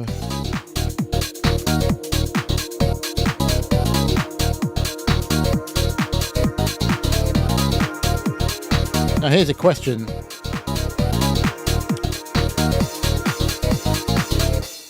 Which of these go better?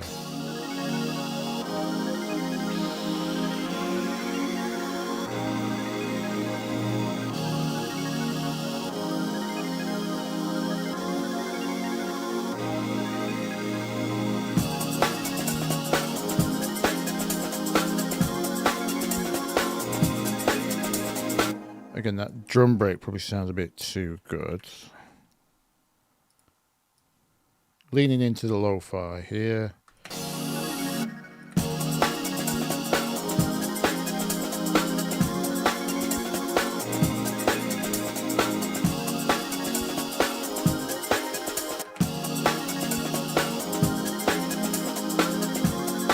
think I want extra kicks.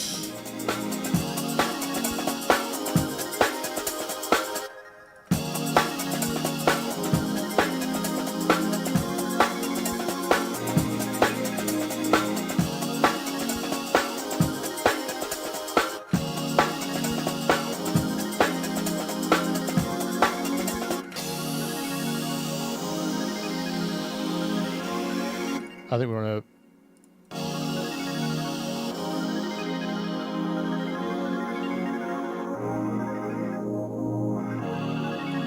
Oh, that's the master.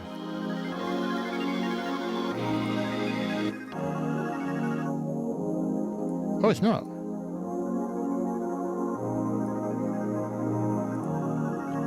Why are we aliasing post filter?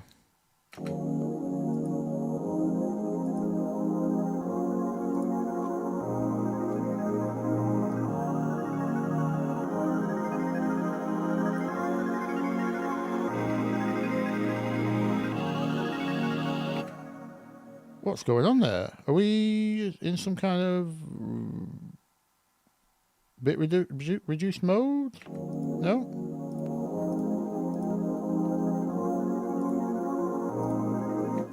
I'm awfully confused.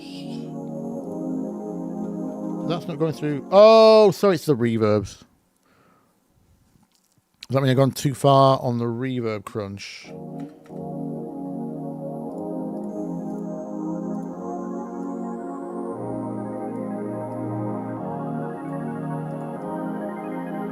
Ten-bit reverb. I'll leave the one of them crunch. We've got the crunch on the master, so yeah, I think that's fair. Now we've got actual PlayStation samples doing the reverb.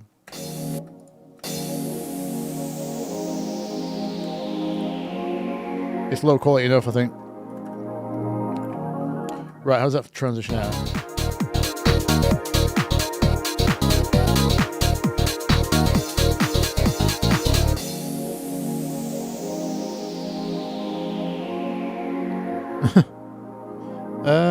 Okay, I'll leave it as is for now. Right, I think I want some extra kicks.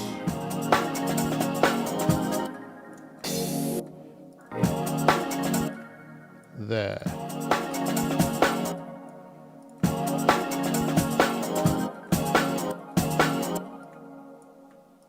Or is it just...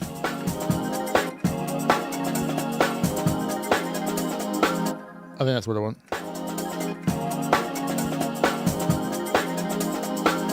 Go with the pad movement.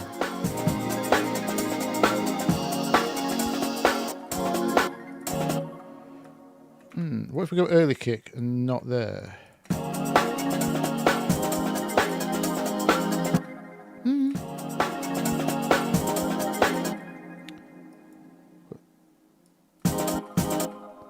Double tambourine there.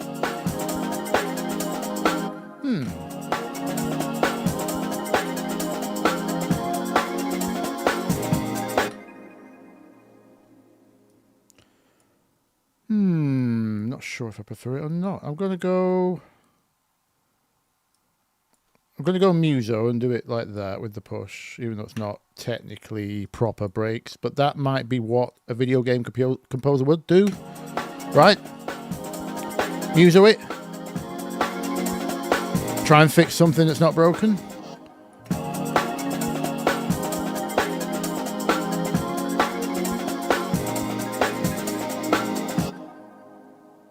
That doesn't work. That would there. Dum, dum, dum. Yes, okay. I think I can just take the top end off the kick so we don't have all those. It's a really bright tambourine on that kick. Then what are we doing? Oh, guitar solo has to come in at some point. So we need to do a build.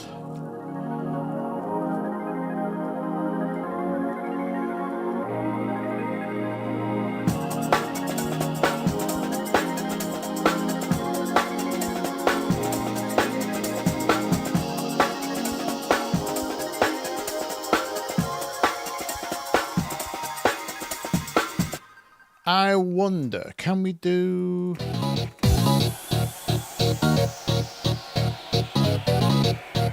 We come back around to this, but there's like the guitar comes in there.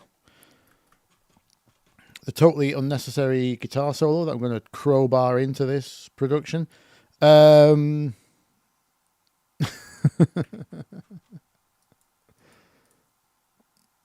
Why not?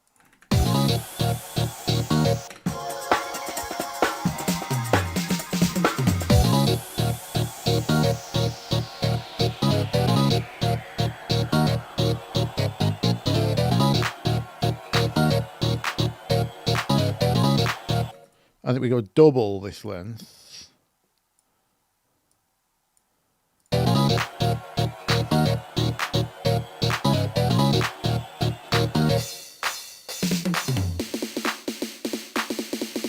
I'm going to build with that snare. So you just keep going.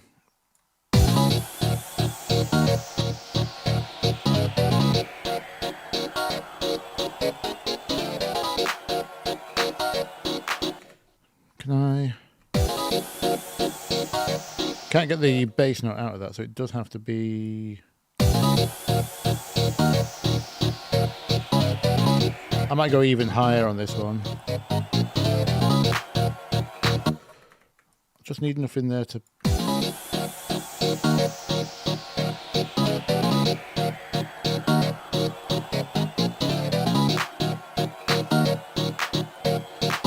Might go collapse from the beginning.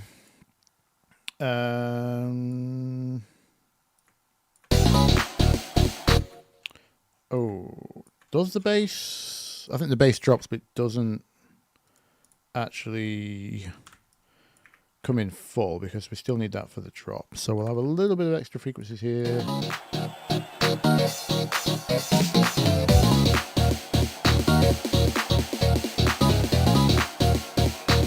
Right, guitars. Oh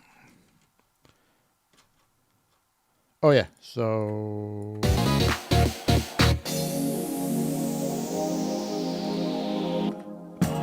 I just thought, does the acid thing that I was gonna the fake acid that I was planning come in there, or is the break enough?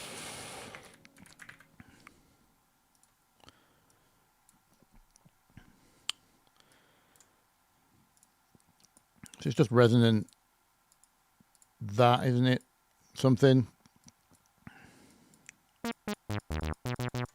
with like delay, not too high.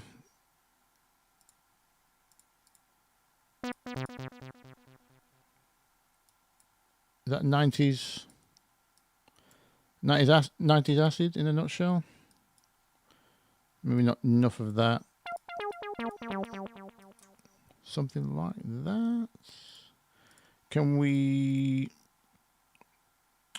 quantize the waveform so it's not as good? That sounds kind of cheap. Good. Put it through that reverb maybe? Some kind of octave.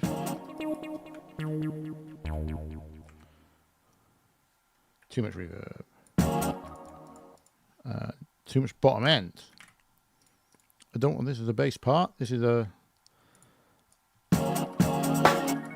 lead part thing.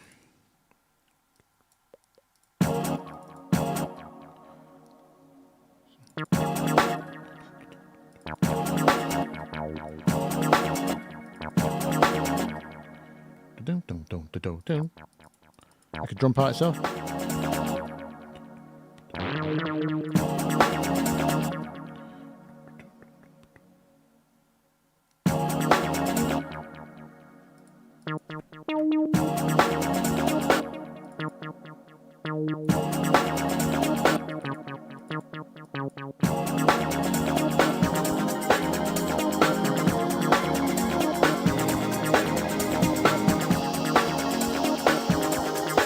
Might be too complicated a part.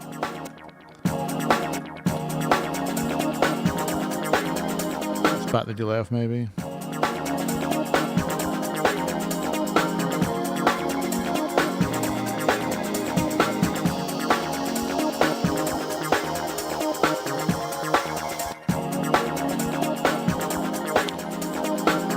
It might not be for there.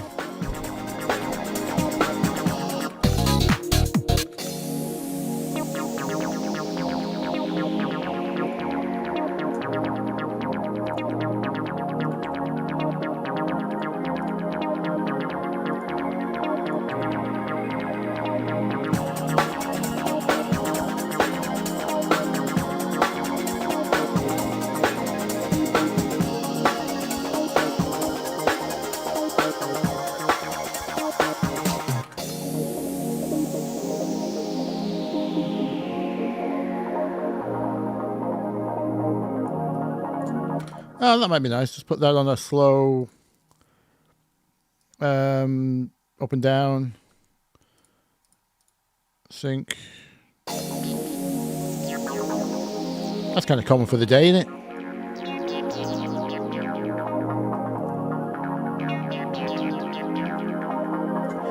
Opposite ears.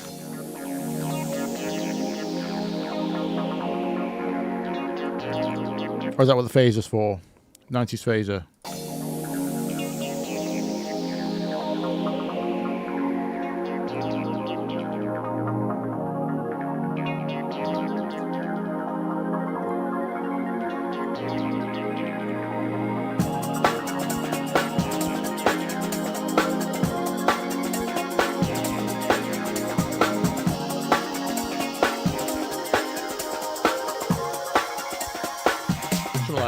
Maybe come back to that.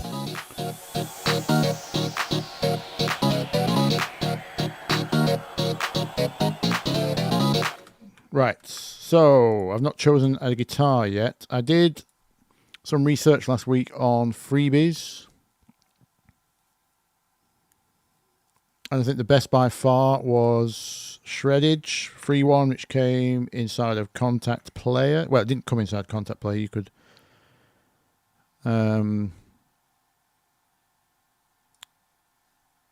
you got a serial number off their website, added it to Contact Player, and it gets it for you.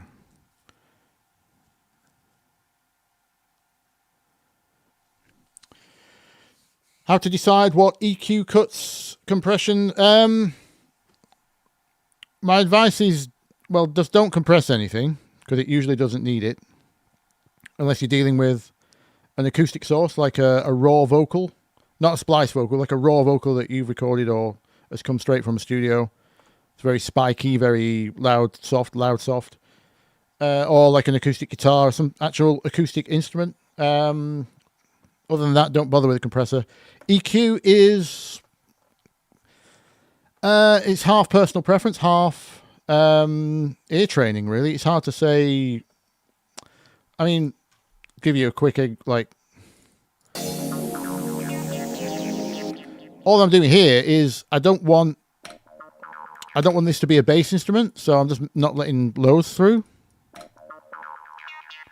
want this really kind of and I don't want it to get too fizzy, too bright, too distracting, because we're in like we're in a break section, and the pad's also filtered, right? We're very low on the pad there. So I don't want anything to like jump out too much. Take another. Have I got? No, I've got no EQ on my bass. No need. This is all just flavor. Technically, I should probably do a bit of that. Let's give my bass some room, but I'm trying to be deliberately PlayStation era mix, so might not have. Depends whether I want that kind of control over my low end. Might leave it a bit messy. Or the compromise might be, let's put a shelf on there, so it's less, but it's not filtered off. This is purely when I'm listening in context to the track.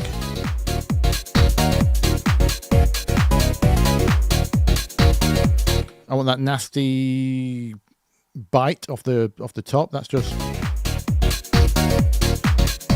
you can pick anything up there. Doesn't matter what it is, what EQ you're using.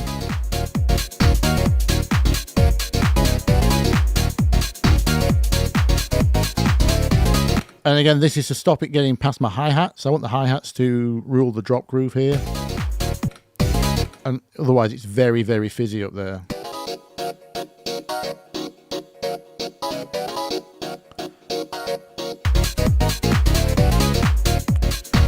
I want to leave that top for all this.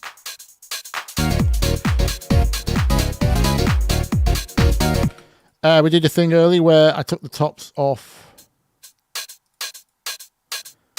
There's an in-betweeny hat there.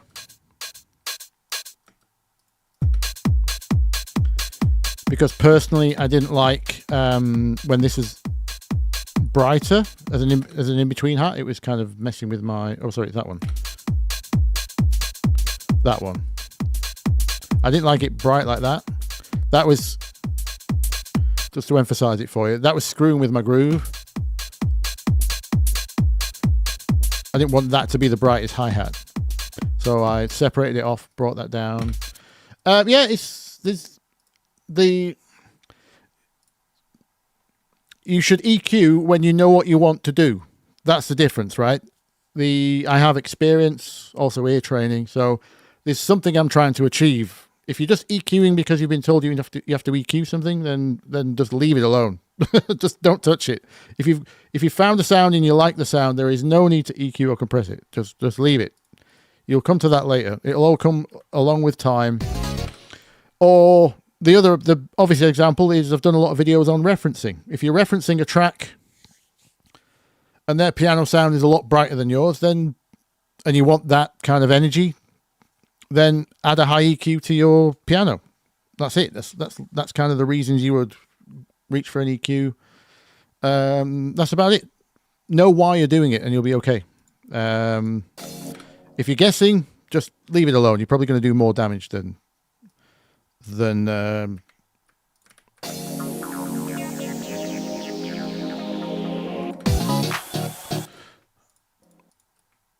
Oh, I know what I might do here.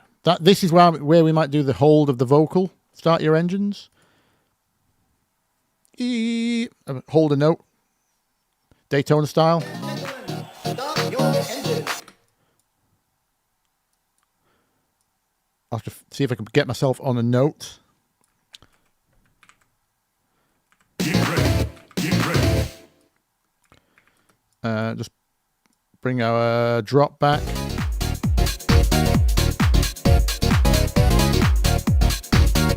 I want a offbeat. I can already hear I need a bigger offbeat for this last drop.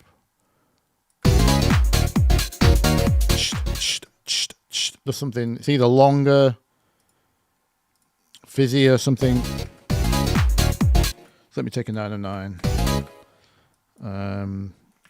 I just need some, it might be a ride cymbal, might be the hat. I can already hear ahead of time, once we've built up and done all the vocal cord and all that kind of stuff. I think we're going to need just some more drum energy.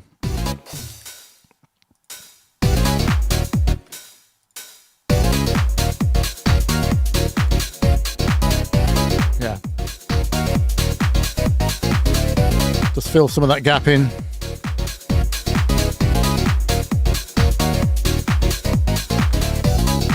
In fact, I might not let it go across the bar, so I'll choke it with the closed hats to stop it playing.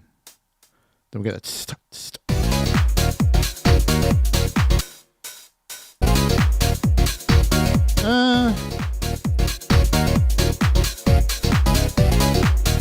Is it enough? Let me just turn that on.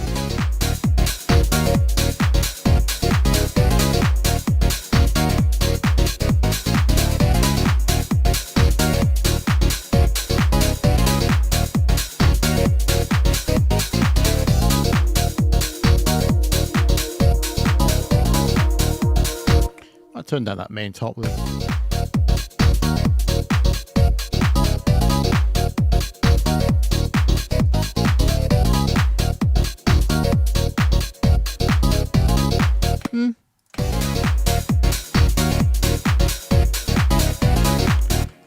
We'll see. I could always keep the crowd going, actually. Through the last drop.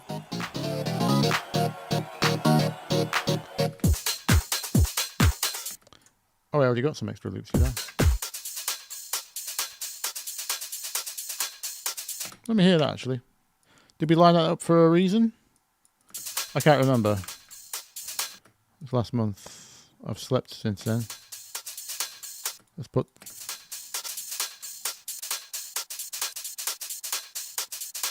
No, I don't want the gaps. I'm going to have to go with audio swing.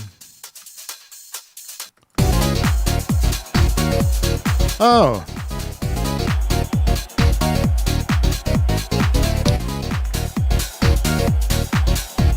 You know what? It might be on rides. I might want an on ride. That would be a very... Might be a very rock thing to do.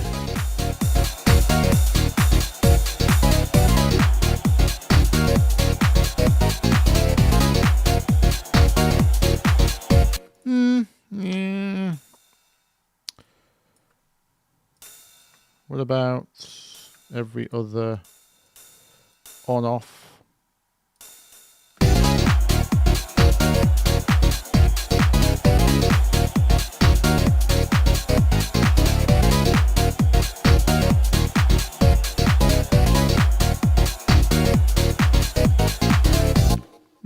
Is it both?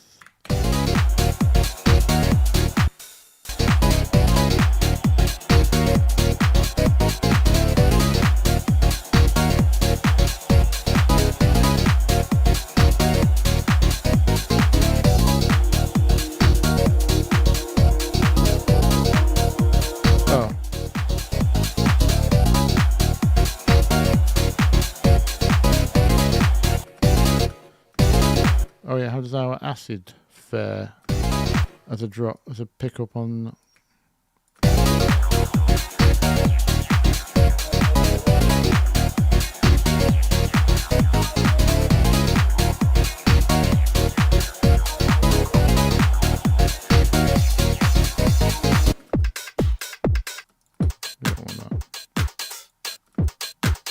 I like that one because of the terrible hi-hat, didn't I? We've got a good terrible hi-hat though, so. Right, guitar. Before I forget, I was loading in a contact, wasn't I? There, right, so shreddage.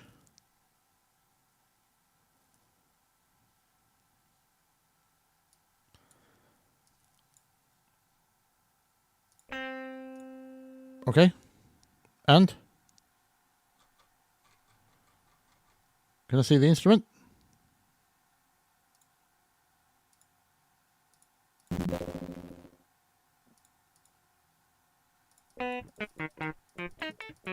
There we go. Do we have 80s lead? Might be good.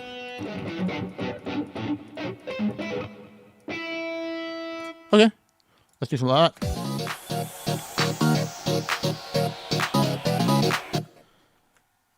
Let me just rename some tracks so I know where I'm at. Your crowd. Your noise.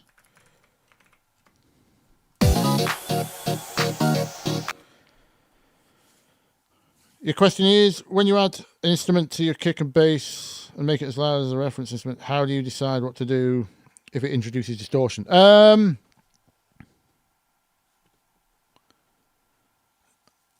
No, I didn't high pass the fundamental, Conrad. Sorry, missed your question there. It's a bandpass filter, so yeah, I mean, it will be high passing the fundamental every now and then. It's just sweeping up and down on a bandpass filter, so yeah, a lot of the lows.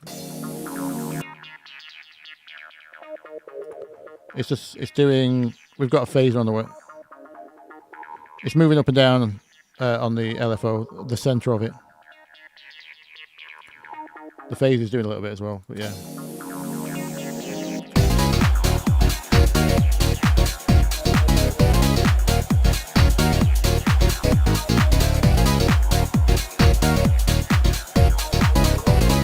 Might still be too fizzy. That's my crash. Sorry, to answer your question, Mr. Bthelick, if it introduces distortion, then that's a sidechain or frequency clash problem.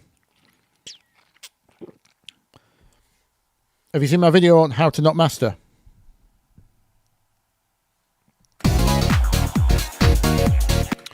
I haven't got Omnisphere, JV. No, I haven't. I was a big proponent of Atmosphere back in the day, and then I got Omnisphere for a while. The only thing I ever used it for was pads. really, but it's got so much more than that in there. But every time I need an actual synth, I'll use an actual synth because the engines are usually more powerful than Omnisphere, which is kind of a half sample engine versus. I know it's got lots of clever tricks under the hood. But yeah, I just never used it to its advantage. So I never got hold of Omnisphere 2. Yeah, I've not had Omnisphere 1 installed for might be the best part of half a decade now. So I would probably use it if I had it, but it's more a question of need. I only add things when I need them. So I don't like the fact my acid is blue. Do you? That needs to be a horrible green.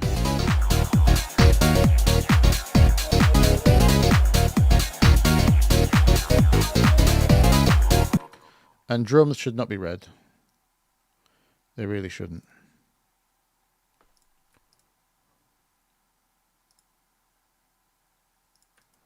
We'll just do something like that.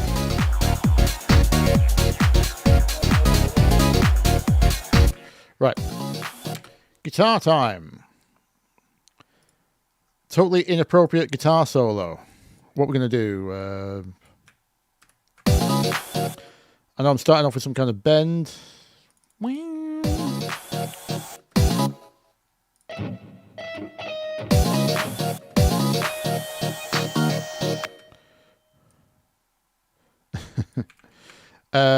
my pitch bend, pitch bend, pitch bend.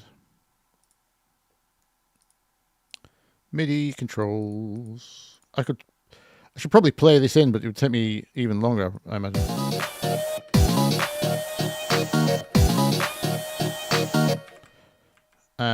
We will need, does it have vibrato on the mod wheel? That's the next question. Yeah, it does. Okay, good. We'll introduce that gradually, I think.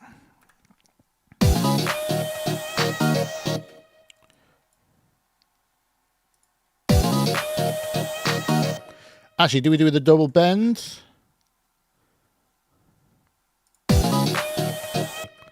With the fifth in there? Does that work? Maybe go.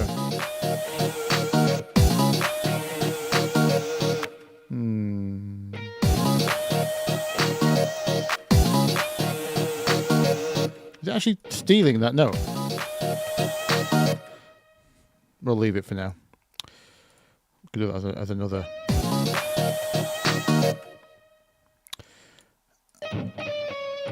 What we're going to do for a run.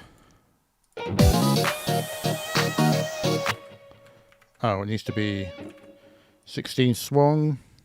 Very swingy. Yeah.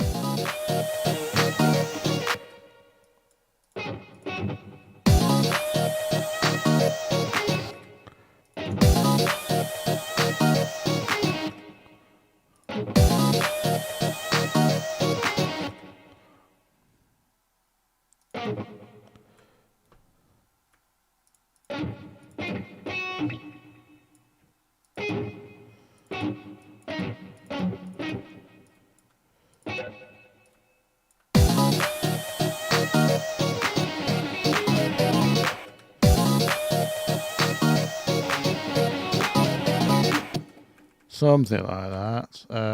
We need...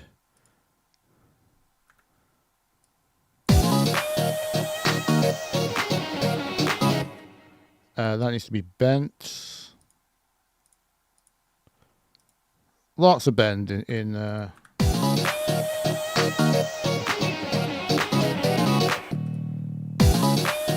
one's there.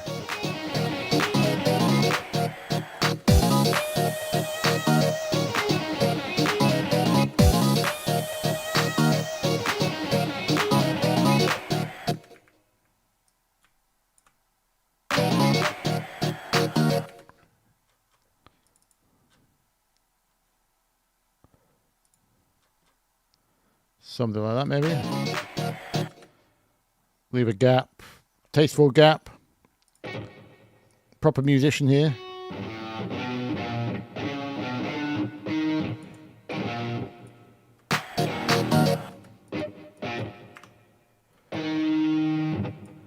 I need to simulate some feedback at some point, I think.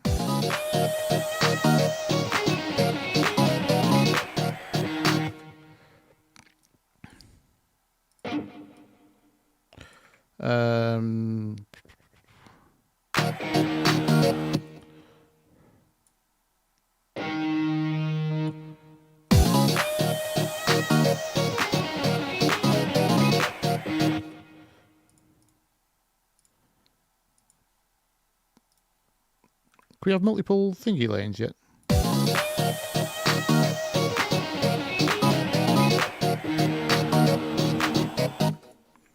It's probably early, that, I think.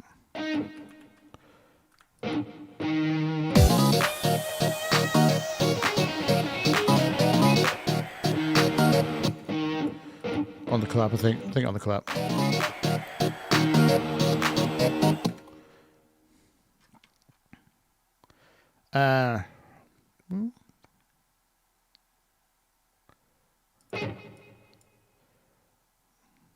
That's going to go bend.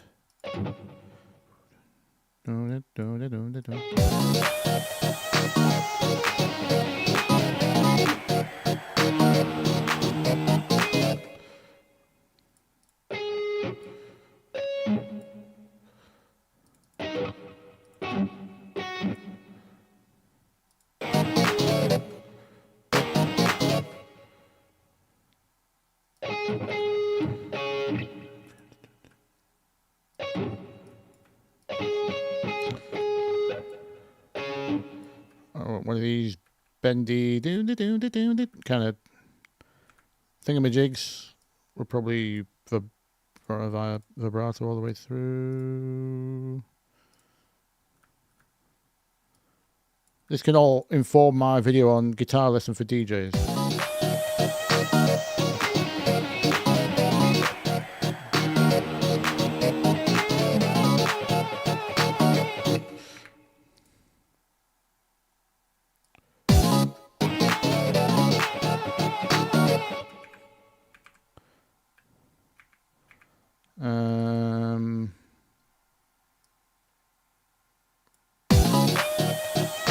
Oh, too early.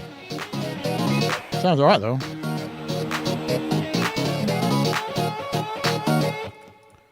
Yeah, it's okay.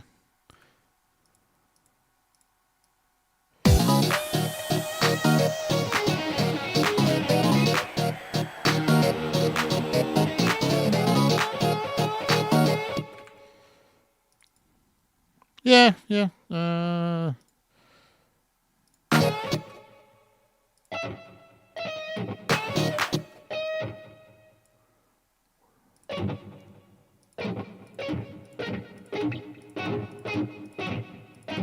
Do the whole do.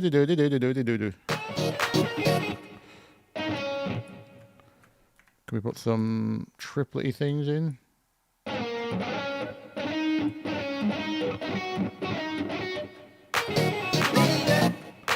Oh, actually, we need to calm it down. It's not speed up there. So we can do the...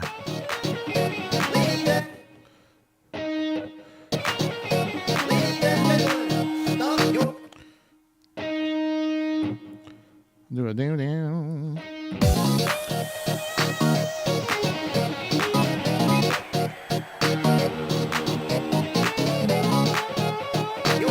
Oh, sorry. Yeah, it's gonna have a weird. We need the.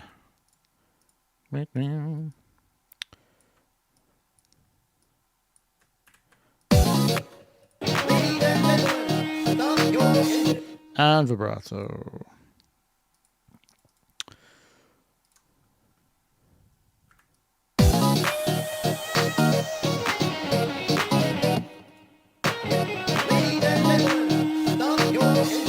Very important.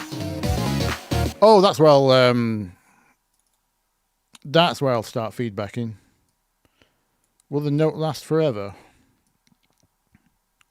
If it was realistic, it can't, but I'm hoping it's not realistic.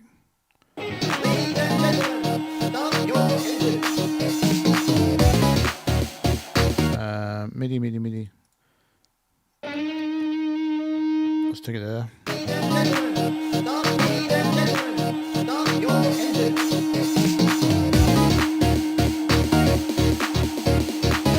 No. Okay, so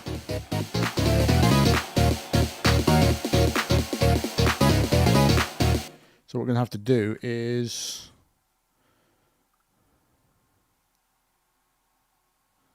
group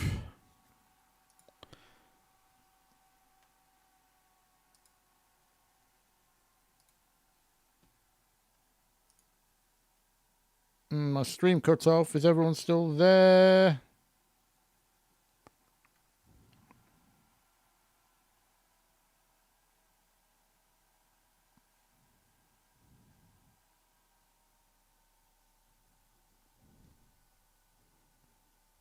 It's a good guitar, isn't it?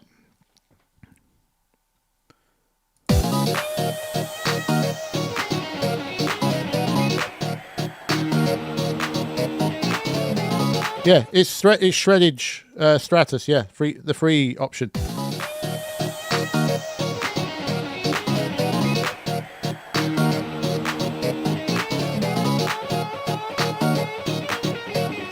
and gentlemen, start your engines. That one. So I'm going to have to put some virtual. I need virtual feedback. Sine wave. Maybe a bit of more of a sine wave. Plus 17 is usually the harmonic that feedback starts at. We're going to need an amp. That's something I've not researched yet. Best free amps. Ableton's own aren't great. For now, it'll have to be Amplitude, I think. Oh no, I'll tell you what. Best free amp. I do have the best free amp. Neural amp model. It's just a pain to set up. We're going to wait for the save.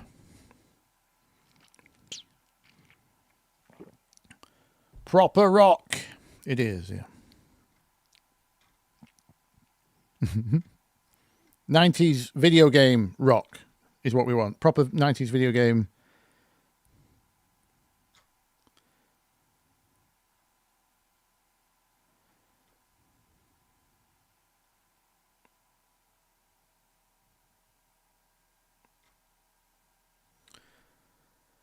Be the Guitarlic. Well, that's where the name came from.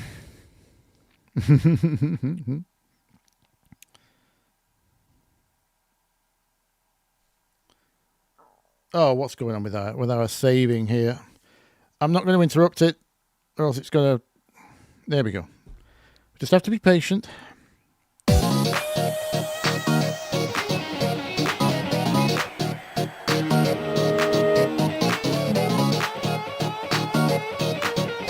Ladies and gentlemen, start your engines.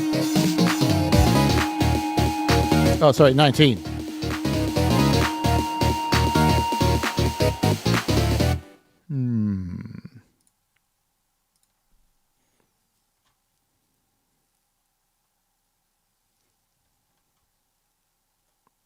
Question is, does Vital have any human vibrato LFO settings? I don't think it does it?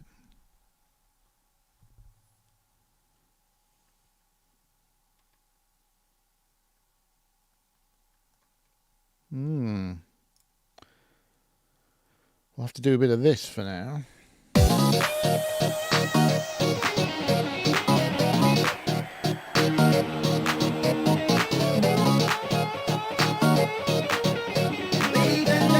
Unfortunately, I don't have the amp settings inside of here. I'd be tempted to just put a clean version of shreddage through another amp, then I could have them both go through, but this sounds so good out of the box, I don't really want to mess with it. Let's do neural amp modeler. Gateway, it's called.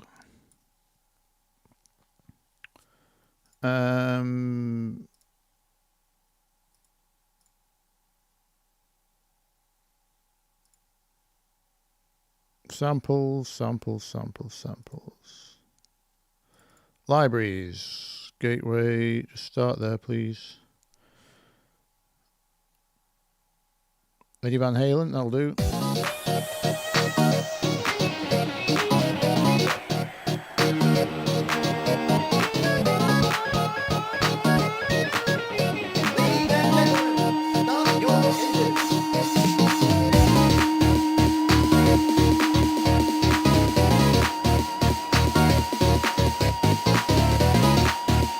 We need a good vibrato pace.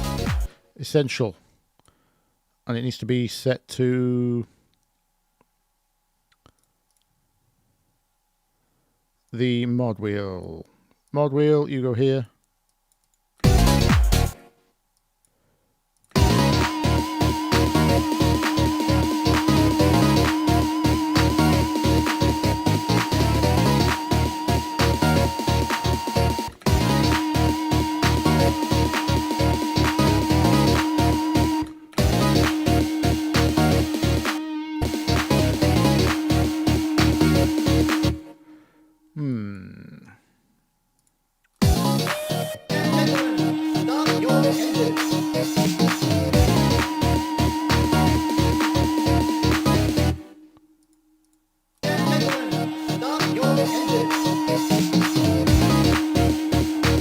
Wow. Alright, so I don't want oscillator level, I just want... I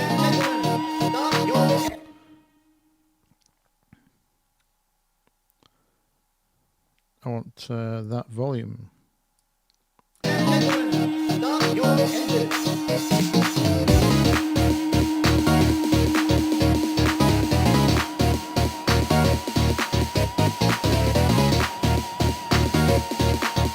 Ah, we've lost it. We've lost.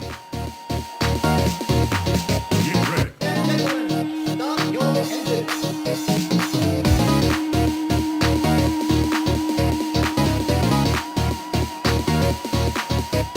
We need to go for a big dive.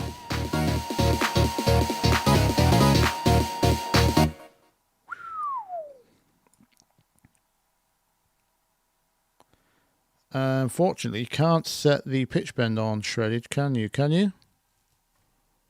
I can here.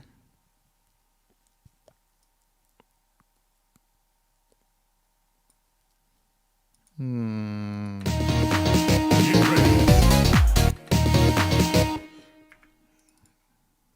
don't want to spend that much time on this. Because I might do more solo pickup. Although we've got the acid, haven't we? What do we want to do?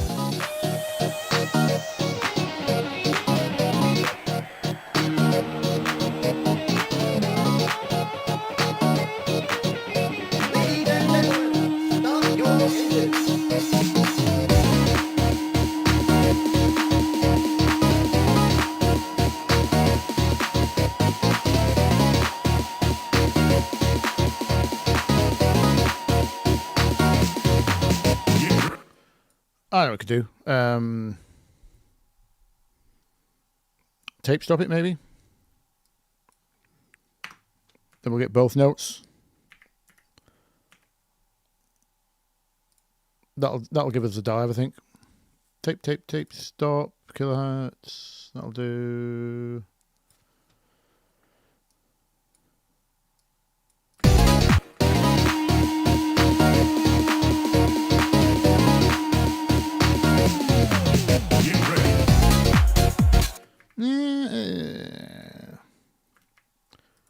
What if we go...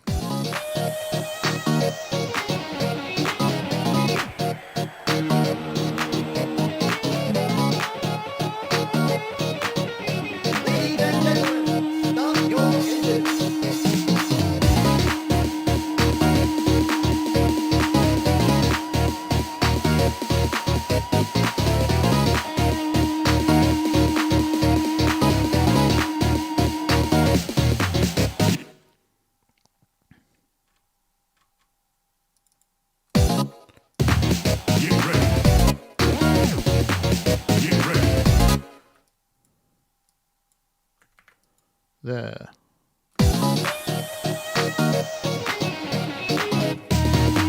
Get ready. Get ready.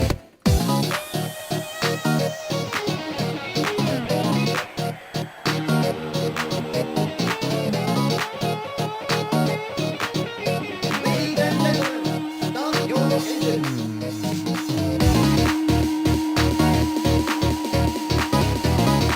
Sorry, I'm ignoring chat for a second. Get this out of the way.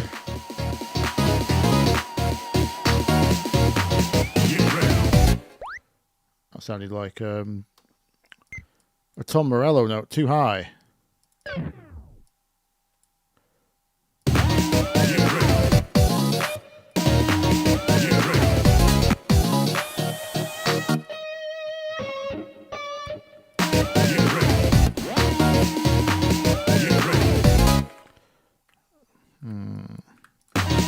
ready. Get ready. Get ready. Right, so that doesn't. Get ready. Ready. Ready. Get ready. Get ready. Get ready. Get ready. Get ready. And then something like that. Bit of a roundabout way of doing it. Get ready. Unless, one second, have we got scratches? I just need a.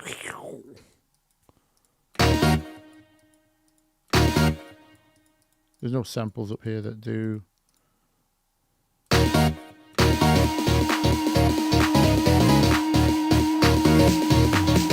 ready. No. I'll leave it like that for now. We got can we go a fifth up? Get ready. No. Get ready.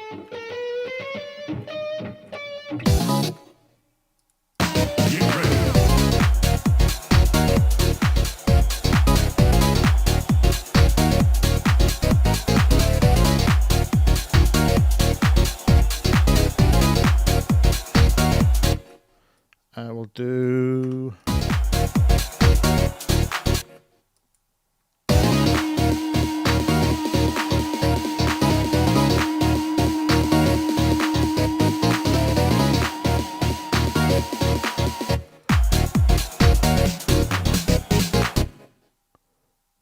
Yeah, sorry. I think I want to miss the one. Symbol later.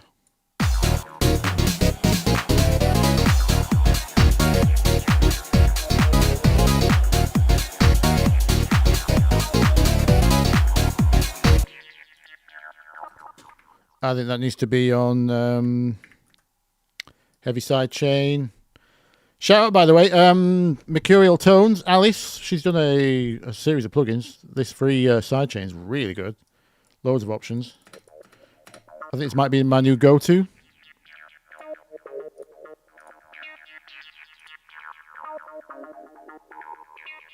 And you can save your own curves.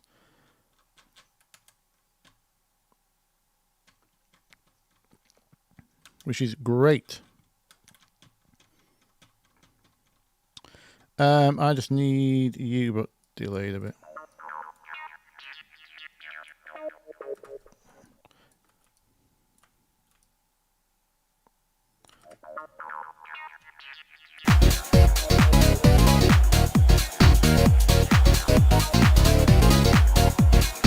Okay, something like that.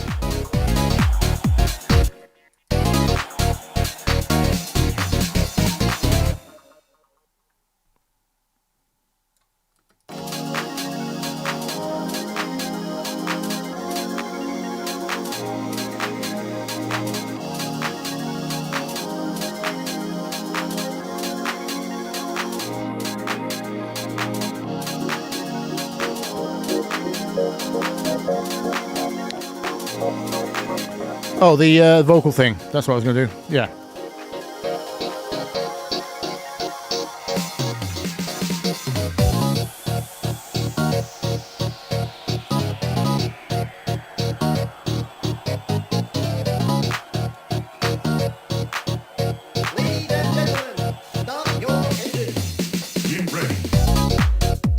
My announcement is nowhere near epic enough.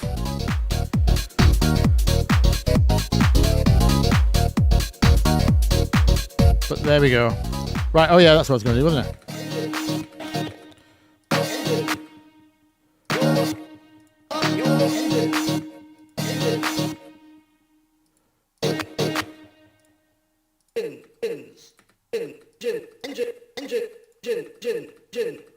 Can we... Up your stop. Maybe it's a start because it's almost on the... Up. Yeah, okay. Let's do a copy of this chain.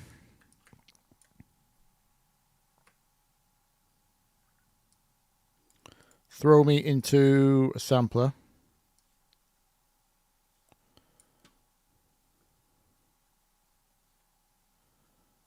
And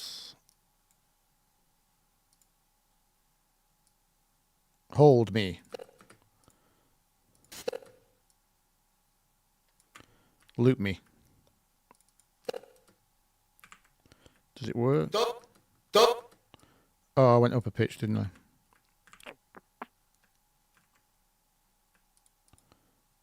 Stop. Stop. Stop. Don't loop that. Stop. Stop. Stop. I don't mean loop it like that. Stop. Stop. Stop. Stop. Stop. Stop.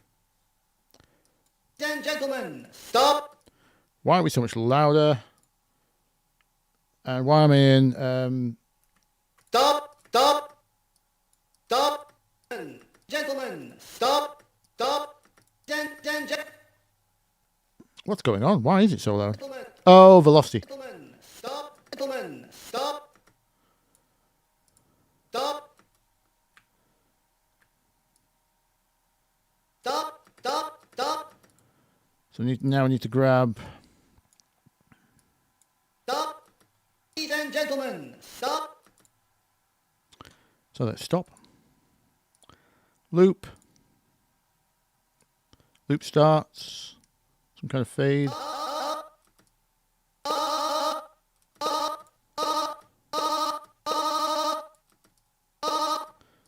Need the...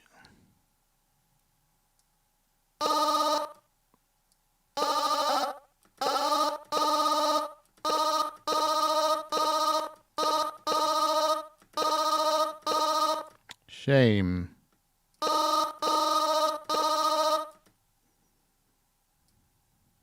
Maybe I need to pitch auto-tune myself first. That's going to be too annoying to hold. I think it's not the old school loop.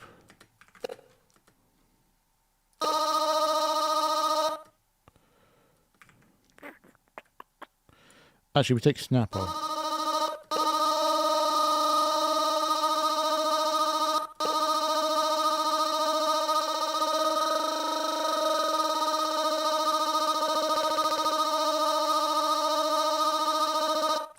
Yeah.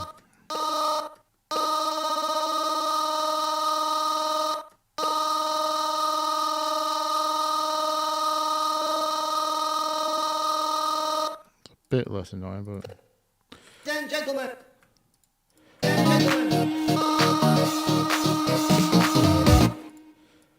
Let's say we do here. Ladies and gentlemen. Can't even hear the S now. Start for the... Oh, it's because it's not starting from the...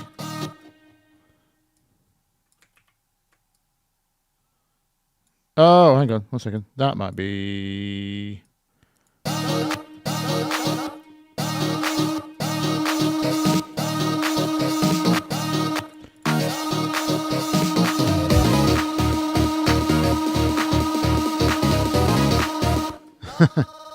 It's got a bit of Daytona about it.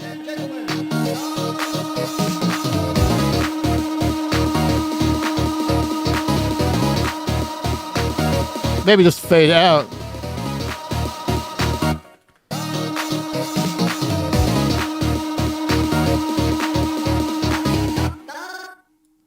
Oh, we got let's see if the harmonies sound any good.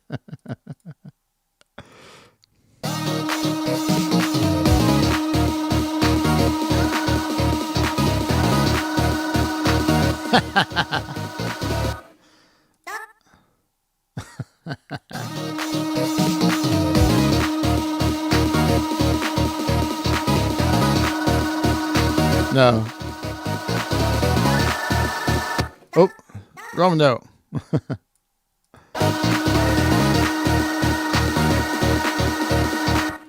No, I think I'll just fade. Let that feedback come back through on the guitar.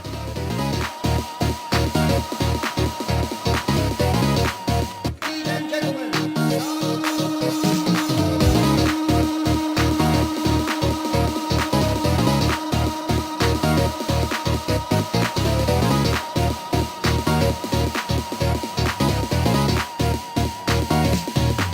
Get ready. Okay, so we're not dropping because I have not built the anticipation. The 909's goes right through, doesn't it? We need to stop here. Take the bass out, like there. Get ready. Get ready. I think we need an extra crash. Something's not. I think we probably have to go do a master fade to cheat. We're gonna have to cheat this. Where's my big crash?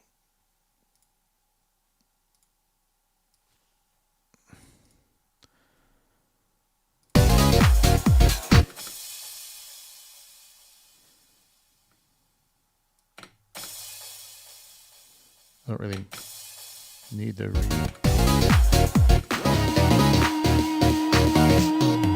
Get ready. Okay, so let's do, yeah.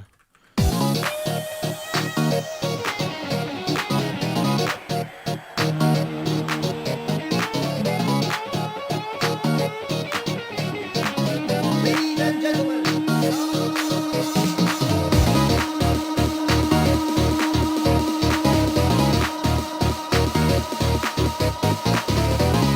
I'm going to turn that feedback up.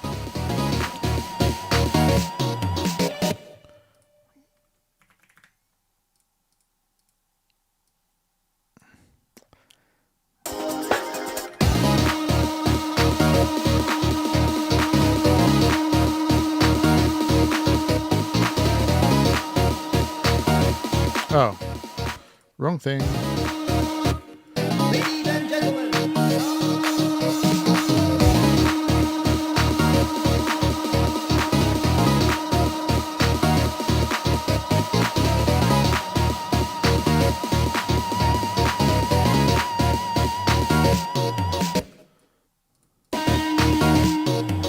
Get ready. Get ready. Get ready. Get ready.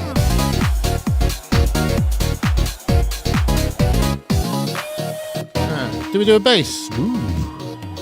Get ready.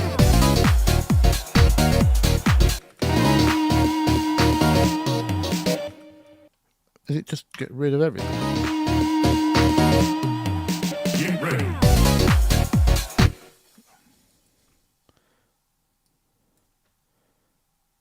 Maybe. That's earlier.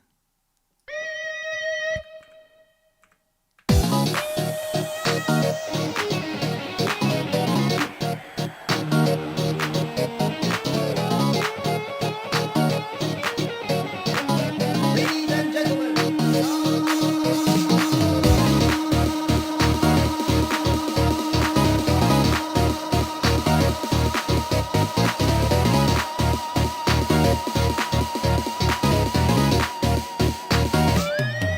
Get ready. Get ready. Oh, I have to get rid of the feedback notes. Get ready. better. I think what else we'll do is just the old filter and dip. Ladies and gentlemen, Oh, this crashes aren't in either.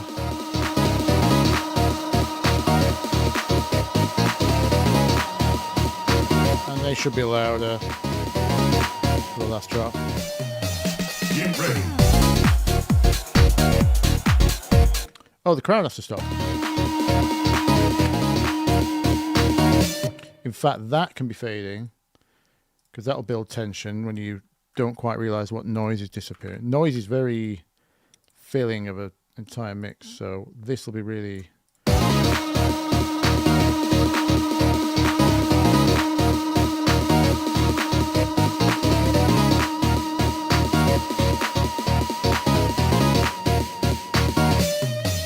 Get ready. Better, better. Now.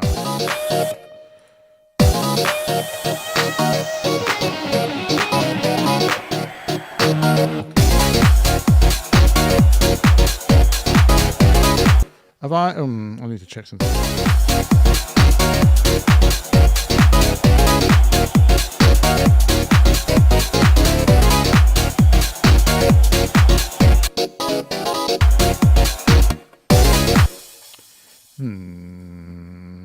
I'm trying to be PlayStation by not sidechaining, but we are crunching heavily now.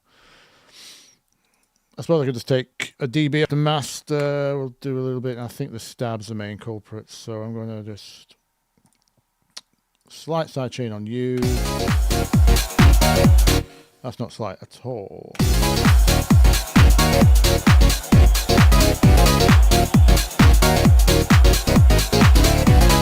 Already doing the kick. Oh, that's not working. That wasn't helping.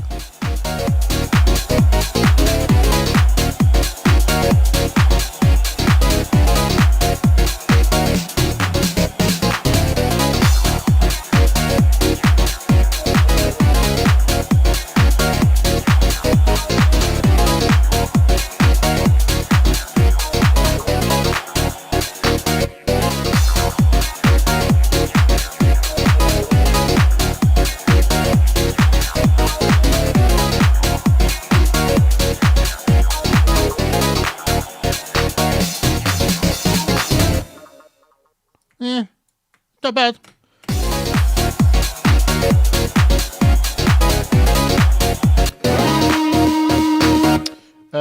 Sorry, I just had to check it at master volume because I will be doing... Actually, I can do it on the utility. We're only going to need a dB or maybe two. Let's put it at the beginning, so... This is just purely from my volume automation. So right at the start of the break. Still don't decide if I'm going to fade that in or not. That's it. We just take literally a dB or so off. Let's go 2. It's coming down for this entire time.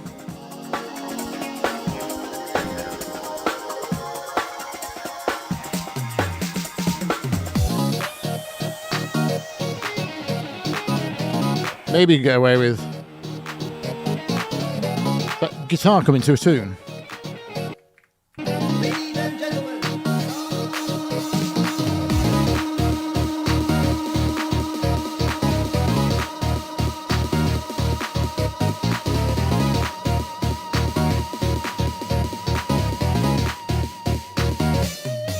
Get ready. Okay, helps a bit. I think we'll do... Fill in these 9 and 9 gaps. Ooh, actually, how about some... 30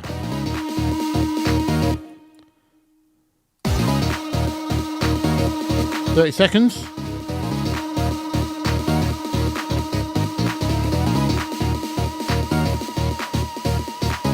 That sounded way too messy.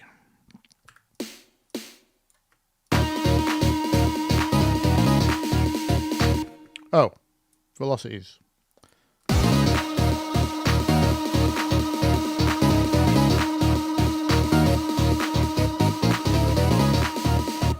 That's why. I'll do. And I think we'll pull the bass out.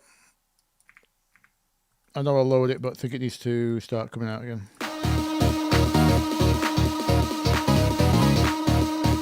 More tension.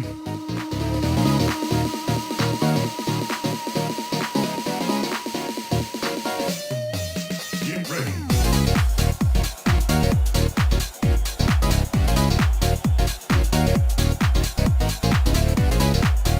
And you know what I would like? Let me save.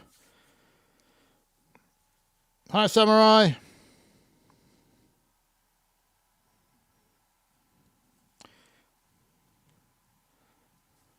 I will make sure it's released. Thanks, Swiftifer.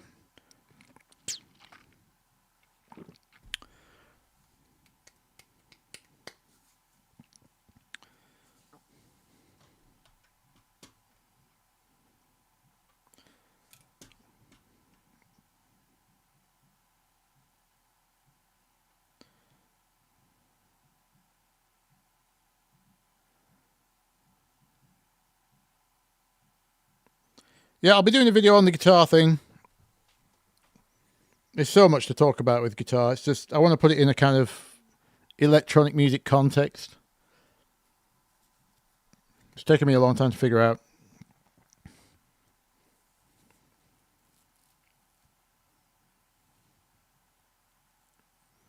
The burb. Yeah, we need a burb emote.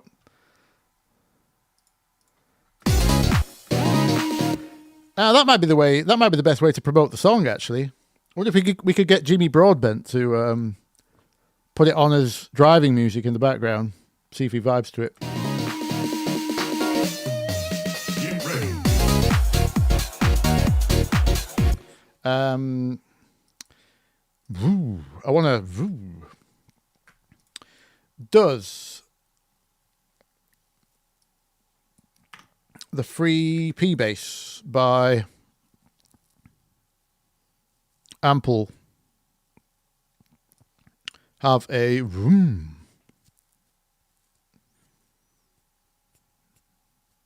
or not? What do I use Ableton Push 2 for? At the moment, not a lot. It's not even on my desk. Finger drumming, basically, just playing with triggering. It's good for, you know, if you chop up a sample across all the pads and then you play around triggering them manually. I prefer doing that on pads than I do on keys. That kind of thing, but yeah. Other than that, not a lot. Yeah, there we go.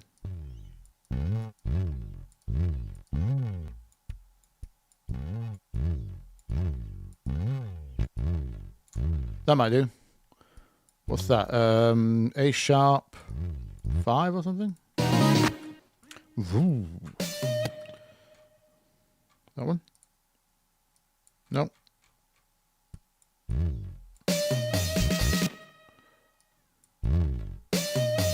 Get ready. Could be a bit early, isn't it? Early. Get ready. Too early. Get ready.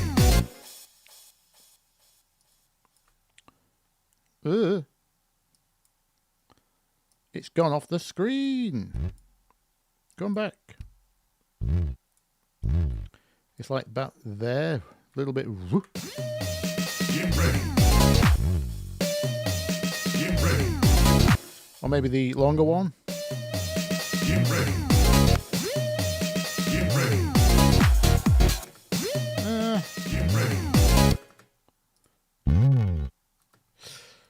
Not long enough, is it? How deep does that go? Or could I just pitch it down? I think the other one's better.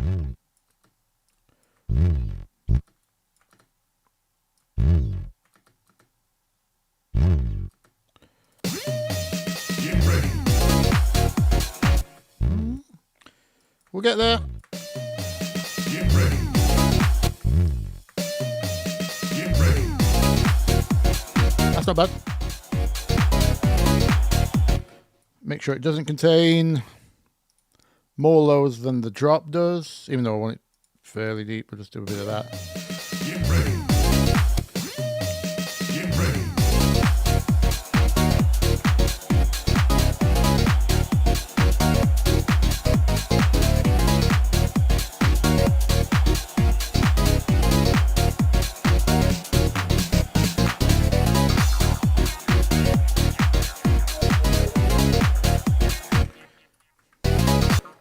I'm still hearing on ride. I don't know why. Maybe it's short rides, actually.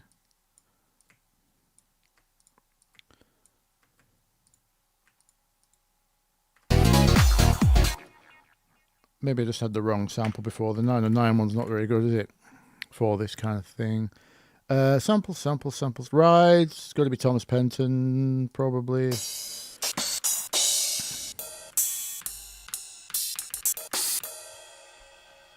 Is that too good?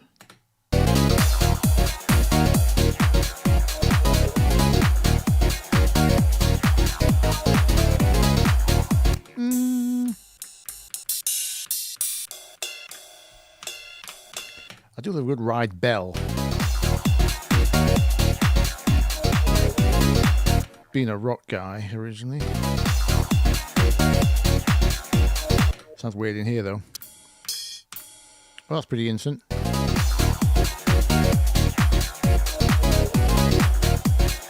Take some of that attack off.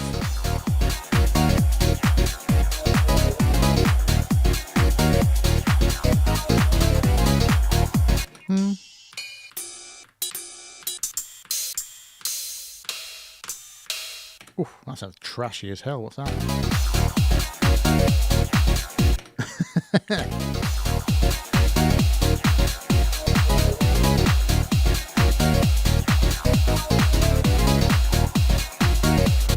Down in the mix.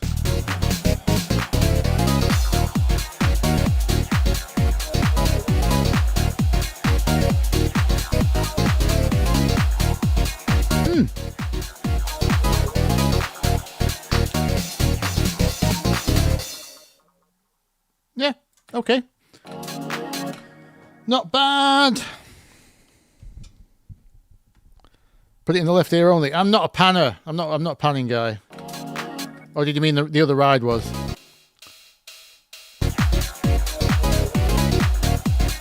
Depends who. If I want ever, I don't know.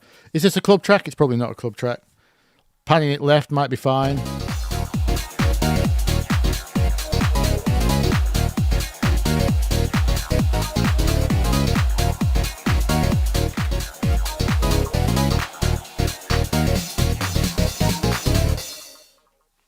Yeah.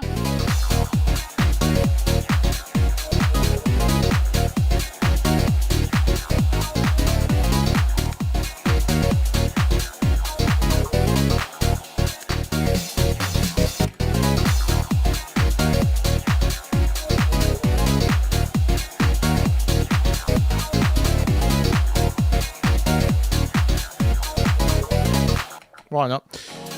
Right.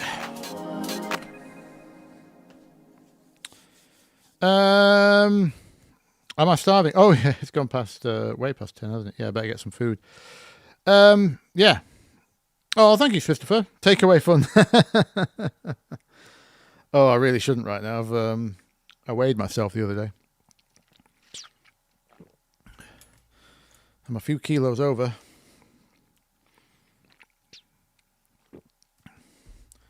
Anyway, it's nearly 11, so I don't normally eat past 11 if I can help it.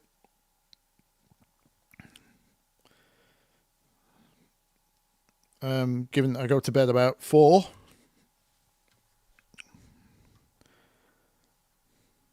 Then if I don't eat till, 3 the next day, I can get a good intermittent fasting period in. We'll see. So it's going to be somewhat quick, is what I'm saying, regardless. Right. And then, which of my methods you show music production could be translated to other genres and which could not? It depends. Well, if you're talking about engineering or production, if you're talking about the mix master thing, that'll work on any genre that's kind of. I've done it on rock and metal before, put it that way. If you're talking about other electronic genres, basically aggressive genres, the leaving it to clip at the last moment thing usually works on those kind of stuff. Anything that's quite more softer, has a lot more space in the highs, you can't really get away with clipping. So that whole engineering side of it doesn't work on ballads and orchestral and jazz and things like that. So as for production, I think production is pretty universal. It's because it's a decision making process, right? So yeah, I mean, it's like saying Rick Rubin couldn't do a pop record because he did System of a Down. So, but production is universal. It's making a decision about what you like, what you don't, what should go where.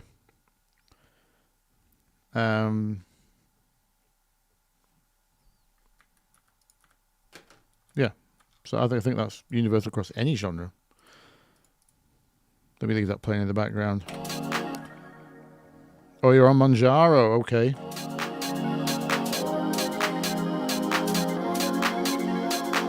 I'm managing without so far.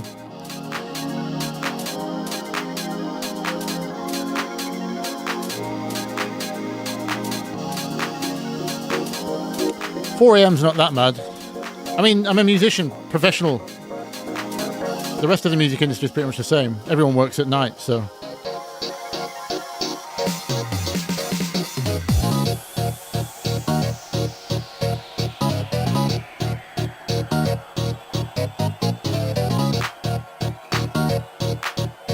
Ladies and gentlemen, start your engines. Get ready.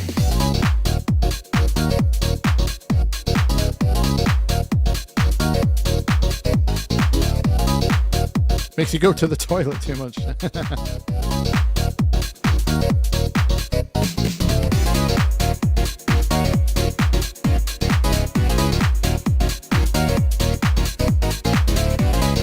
Oh, I know what we can do. We'll fade this acid in from here. Then it won't be so weird dropping with it.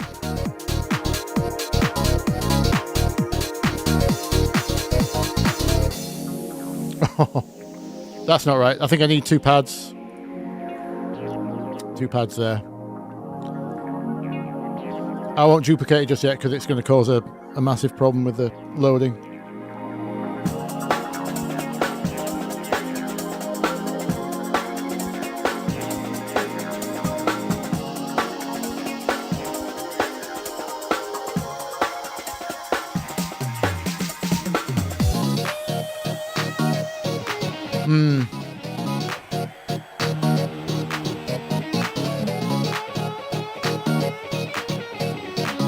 Ladies and gentlemen, Guitar might be too soon.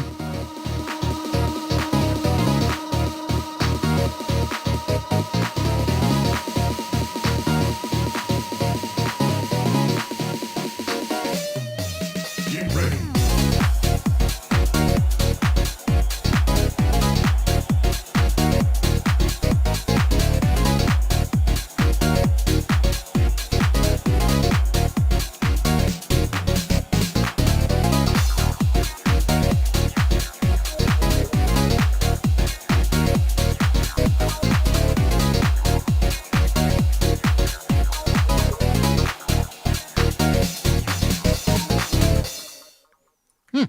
Not bad, not bad, not bad, not bad. We've got a thing. We've got a thing. A little bit different to the references.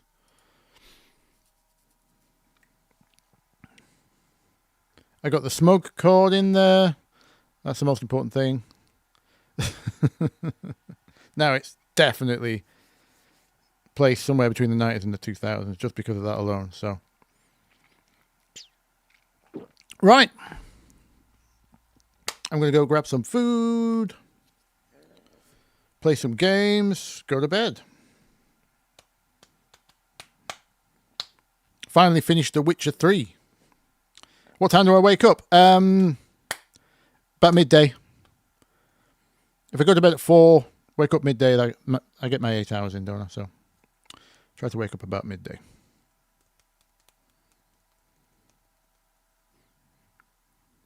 I'm allowed to because it's my job. So I can behave like a child.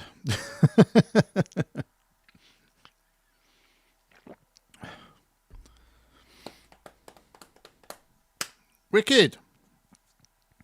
Thanks, everyone. Sorry if I missed questions, as usual. So hard to keep up with all of you guys. Thank you so much for being here. Thanks for all the reminders. That reminds me, did we keep the thing on the end? Yeah, we did.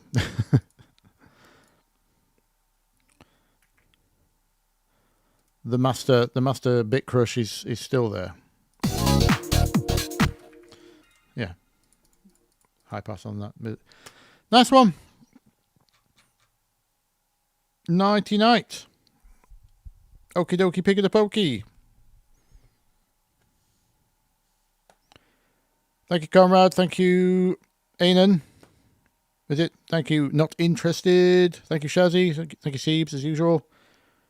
Thank you, D. Burston.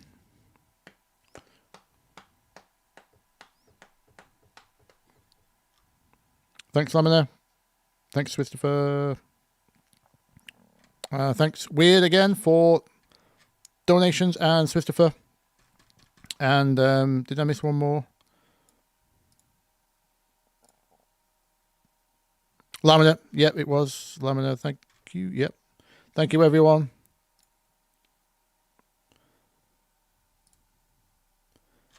I'll see you in the next one.